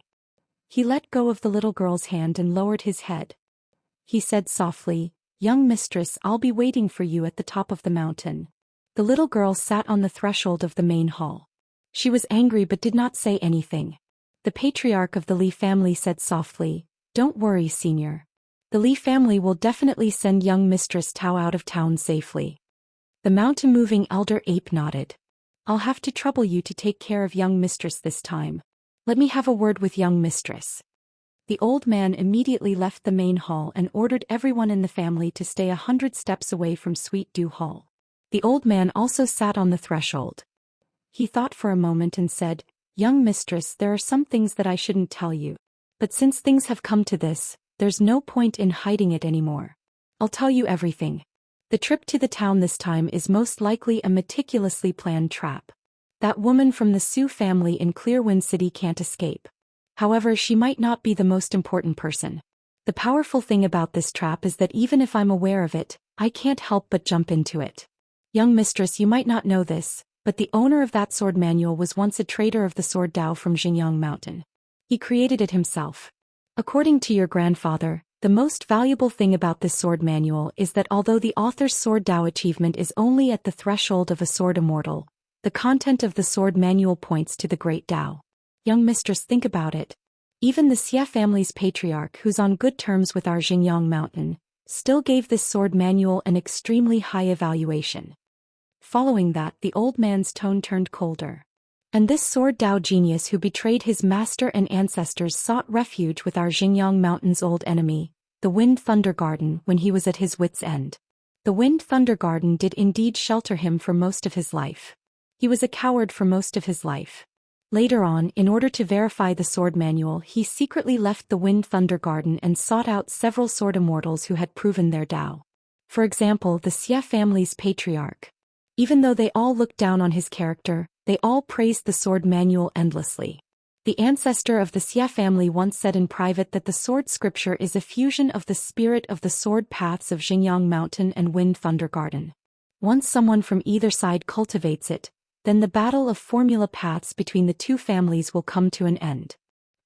The old man said grimly, Therefore, if I can obtain this sword manual and give it to you to cultivate, young mistress, that would be the best outcome. Taking a step back, even if our Xingyang Mountain doesn't obtain it and gives it to the old Dragon City or Cloud Glow Mountain, Xingyang Mountain can still tolerate it if those youngsters obtain the fortuitous encounter. However, there's one thing we absolutely can't compromise on, and that's allowing those bastards from the Wind Thunder Garden to obtain the sword manual. The old man's face was livid and ferocious. Young mistress, don't forget that the patriarch of our Xingyang mountain is the ancestor of your lineage on the sword testing field in the depths of the Wind Thunder Garden. Back then, when Xingyang mountain was at its weakest, she resolutely challenged the master of the Wind Thunder Garden of that generation. In the end, after she died in battle, not only was her corpse not sent back to Xingyang mountain for burial by the Wind Thunder Garden, her corpse was even exposed to the sun. There was even a sword of a swordsman from the Wind Thunder Garden stuck in her head, deliberately allowing others to mock her. It's been 300 years, a whole 300 years. Even though Xingyang mountain is acknowledged to have produced many geniuses, they can't even pull out a single sword from the Wind Thunder Garden. Generations of sword cultivators from Xingyang mountain have endured this great humiliation. As long as Xingyang mountain doesn't destroy the Wind Thunder Garden, it'll be the joke of the entire eastern Aquarius continent. Why is it that every patriarch of our Xingyang mountain is unwilling to hold a celebration and announce it to the world after becoming a sword immortal? The little girl had actually already memorized these past events by heart. She had heard them so much that her ears were growing calluses. However, when her family and elders talked about this before, they would try their best to speak of this official grievance in a nonchalant tone. They were far from being as furious and direct as the mountain-moving ape. The little girl asked in a childish voice, "Grandpa White Ape, then why don't you just kill that stubborn youth with a single punch?" Although his meridians are now broken and his aura is in disarray, the sword manual will naturally be pulverized along with it. Even immortals can't restore it. However, it's better to be safe than sorry. What if someone saves him and obtains the sword manual? What should our Xingyang mountain do then? The sword manual's inheritance method was extremely special and mysterious. Could not be explained with words. It was as if the Lu ancestor had inscribed it on the wall. Or rather, the trader of Xingyang mountain back then had left behind an indeterminate sword intent in the bodies of his descendants. It had been passed down from generation to generation, waiting for the appearance of an extremely talented descendant who could control the sword intent that contained the sword manual's contents. Therefore, as long as the youth died, his porcelain buyer and the Wind Thunder Garden would be completely hopeless. The sword manual that had never truly appeared in the world would vanish just like that. The old man laughed and said, "If I kill that youth on the spot, I'll be instantly chased out of this small world. What will you do then, miss? Do you want to face the people of the Wind Thunder Garden alone? Moreover, all spells are forbidden in this place. Master Wan can forge swords and kill people, but his ability to save people is really mediocre. Other than that, do you think Qi Jingchun will make a move? Absolutely not. He's already a clay bodhisattva crossing the river. He can't even protect himself now. Moreover, if he really pisses me off, I'll just reveal my true form. I'd like to see if this world can support my 10,000-meter tall true form." The old man stood up with a majestic aura and said, "Miss, there's no need to pay attention to the youth on the covered bridge anymore. Allow me to kill the people of the Wind Thunder Garden and wait for you outside the mountain peak. If that Qi Jingchun is sensible, he'll watch from the sidelines. If he dares to interfere, I'll dare smash him into pieces. Even if Master Wan makes a move, I'll fight him to the end. Only then will this trip not be in vain." The little girl thought about it and smiled brilliantly. "Grandpa White Ape, go ahead. Don't worry about me." The old man smiled freely. "Miss, there's even less of a need to worry about me." In a room of the sword shop by the stream, the thick smell of blood permeated the air. Basins of bloody water were carried out, followed by basins of clear water.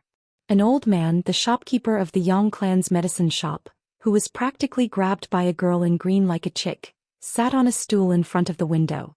He reached out to wash away the bloodstains on his hands.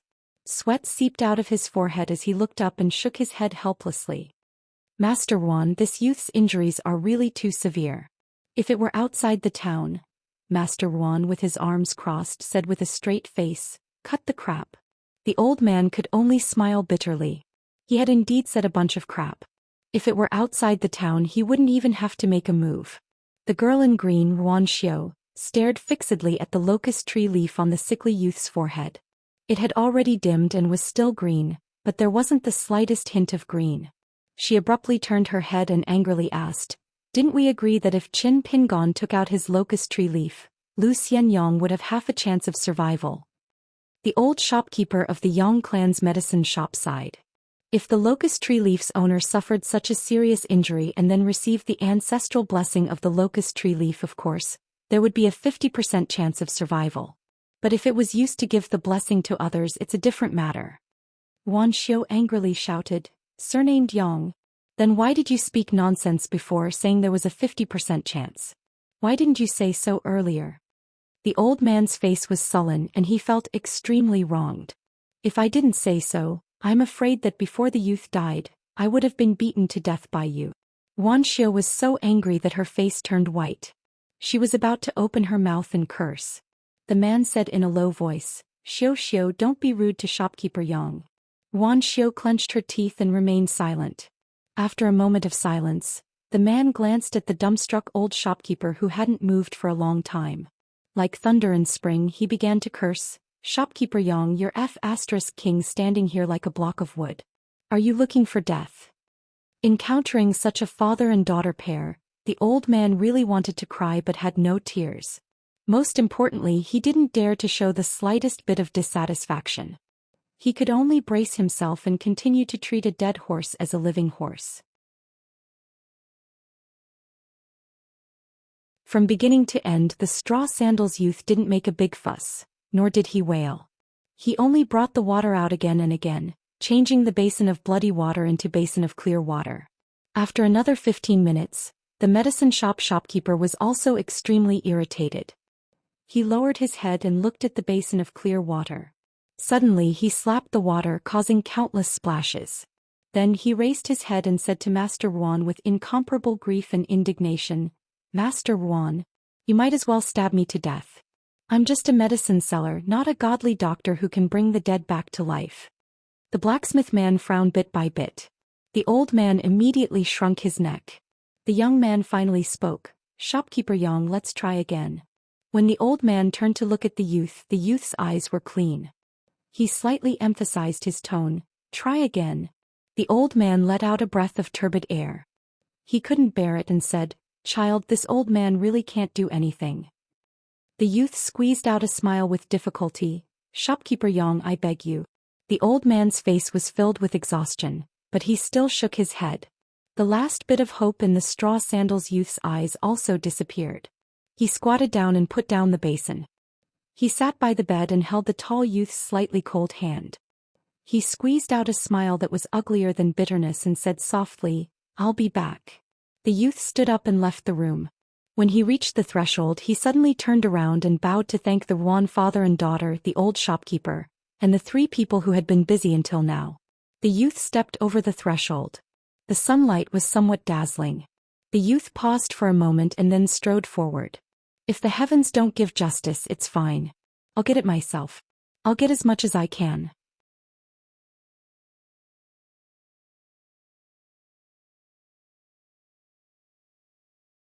"46. Not long after the youth left the house, the girl in green stomped her feet and was about to follow him. She was stopped by the middle-aged man who had changed from Master Wan to Master Wan. He said sternly, Xiu, if you get involved now, you'll only do more harm than good and harm Chen Pingon. He'll truly be doomed by then. Wan Xiu did not turn around. She only turned her head abruptly. Her shiny black ponytail swung in a beautiful arc in the air. The girl's eyes were sharp as she said in an almost harsh tone, Father, you didn't get involved in Lu Xianying's matter either. What happened? The man wanted to say something but stopped himself. In the end, he did not reveal the secret. He said in a deep voice, Trust me. The greatest help you can give to that youth now is to tell him as much as you can about the secrets and rules of this small paradise. Ask him to work within the framework.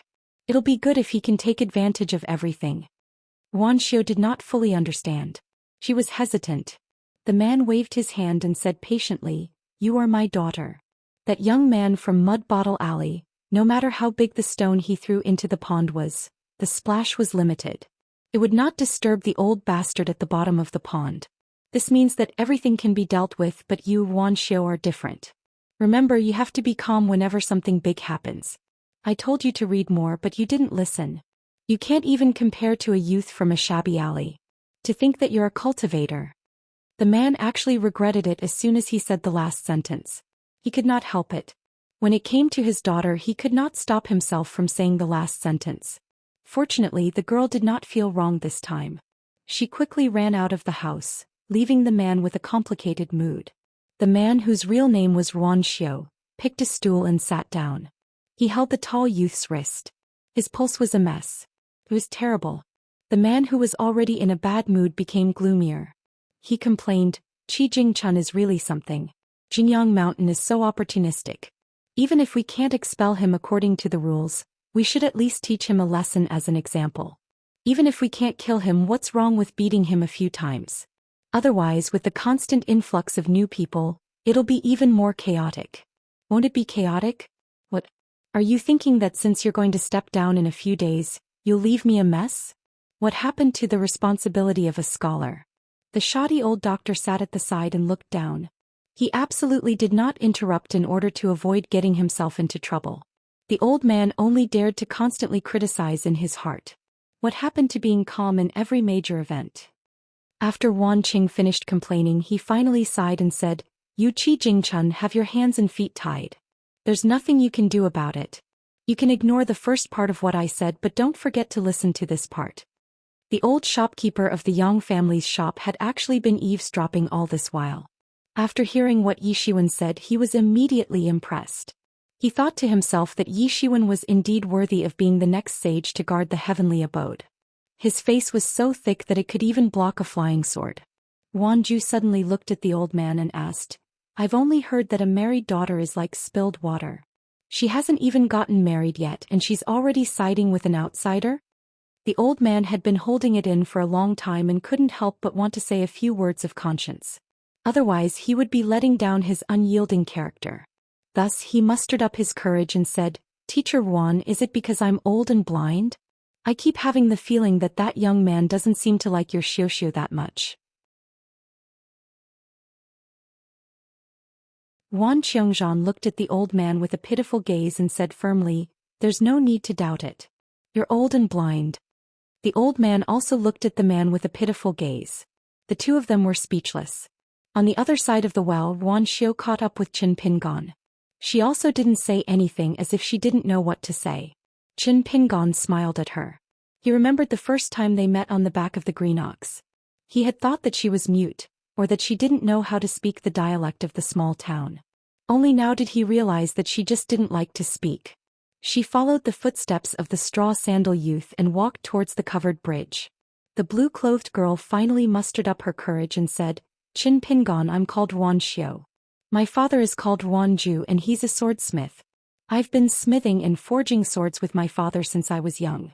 This time I came to your small town because my father said that the sect had entrusted me with this task, and that the water and soil here were most suitable for forging a sword furnace, so I came here to wade in muddy waters.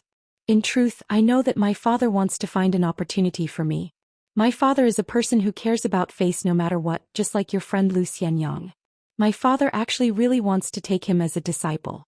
You might not know, but if my father chooses to establish a sect here in the future, the choice of the first disciple will be very important." Qin Pingon shook his head and said, "I don't blame your father." At this point, the straw sandal youth paused and raised the back of his hand to rub his chin. He said bitterly, "I know I shouldn't blame others, but I'm actually very angry. I'm very angry that your father didn't take Lu Xianyang as a disciple earlier. I'm angry that no one stopped Lu Xianyang when something happened to him. Even though I know it's wrong, I'm still very angry." Wan Xiu nodded. "That's human nature." Qin Pingon didn't want to waste any more time here. He asked, "Miss Wan, is there something you need from me?" Wan Xiu asked carefully, "You're not going to seek revenge from the people of Xinjiang Mountain, are you?" Qin Pingon didn't say anything. He neither denied nor admitted it. The girl wasn't good with words to begin with. She simply said whatever came to her mind. "Don't be so reckless. Xinjiang Mountain is a famous sect in our eastern Aquarius continent. That old ape's identity is actually no different from the ancestor of Xinjiang Mountain. Even if the old ape can't use any spells or divine abilities here, it's very easy for him to deal with you. Besides, after he severely injured Lu Xianyang, Mr. Qi will definitely punish him. So at the very least, you don't have to worry about this matter being treated as if nothing happened." Qin Pingon interrupted the girl and said, Miss Ruan, by punishment, do you mean that the murderer will be chased out of town? Wan Xiu was speechless. Qin Pingon smiled and comforted the girl instead. His eyes were sincere and as clear as a stream of water. Miss Ruan, I appreciate your kindness. Of course, I won't foolishly rush up and fight with that kind of immortal. Wan Xiu was relieved and patted her chest out of habit. Perhaps she felt that her actions were a little childish and not elegant enough, unlike a lady from a noble family. The ponytailed girl smiled a little embarrassedly. Qin Pingon also smiled and said, I only gave you 3 fish last time. I was too stingy. Wan Xiu blushed and asked worriedly, What about your left hand? Qin Pingon raised his tightly bandaged left hand. It's fine. It's fine now. Wan Xiu sorted out her thoughts and said slowly, Qin Pingon, don't be rash. Mr. Qi is in a difficult situation now. Moreover, when Mr. Qi and my father take over, it's very likely that the town will usher in a new upheaval. It's hard to say whether it's good or bad at the moment, so don't be rash. Qin Pingon nodded and said, Okay. Wan Xiu was inexplicably anxious. At the end of the day, it was because she was very anxious. According to her temperament, she should have killed the old ape of Mount Xingyang by now, but now she had to persuade the young man not to take the risk. This was going against her conscience. But the problem was that, as she said, the general trend was indeed more stable than rash. This was also her intuition. If she, Wan Xiu, recklessly went to seek an explanation, even if she caused great trouble, her father would definitely not ignore it and would most likely be able to suppress it. But this Qin Pingon in front of her could only be responsible for his own life. Qin Pingon and Wan Xiu said goodbye and left, running alone to the covered bridge. He had just said goodbye to a young girl and now he saw another young girl. On the stone steps at the south end of the covered bridge sat a young girl with a sword and a saber. Her face was solemn. She was wearing a dark green robe with long and narrow eyebrows and tightly pursed lips. Beside her were 2 beautifully woven bags embroidered with golden silk. Qin Pingon quickly ran to the covered bridge. As soon as he reached the bottom of the steps, the young girl, Ning Yao, threw down the 2 bags of copper coins and said indifferently, Here you go. Qin Pingon stood at the bottom of the steps and caught the 2 bags of money with both hands. For a moment he did not know what to say. Ning Yao said with a straight face, I promised to ensure Lu Xianyang's safety. Now it's my fault. I, Ning Yao, am not worthy of Qin Pingon and Lu Xianyang. The young girl was well aware that in this small town, no one could save a young man with an ordinary physique if his chest was smashed by an immortal. Furthermore, if Lu Xianyang could be saved, even if there was only a slim chance of survival with Qin Pingyin's personality, even if he would be beheaded if he stayed at the blacksmith shop, he would definitely not leave without permission. Qin Pingon walked up the steps and squatted not far from her. He handed the 2 bags of money back to the young girl and said softly, Miss Ning, you can keep the money. You can also take the bag of money from my house in Mud Bottle Alley. I don't need it anymore. In the future, if possible, help me hire someone to take care of my house and Lu Xianyang's house. The young girl did not take the money bags. She was so angry that she laughed. Then, do you want me to help you put up couplets and door gods every spring festival? Qin Pingon said with a serious face, If possible, that would be the best. The young girl was so angry that smoke almost came out of her 7 orifices. She scolded, You were slapped in the face by an oxtail when you were young. So what? You can do stupid things with a justifiable reason? I'm so angry. Anyway, Qin Pingon, you don't have to care about this matter.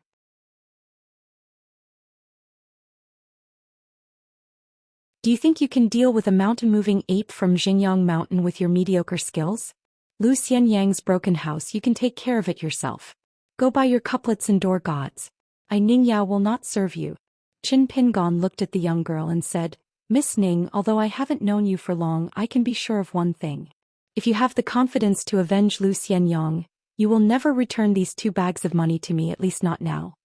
Qin Pingon put the money on the steps between the 2 of them. Miss Ning, do you think I'm still in the mood to be polite with you at this time?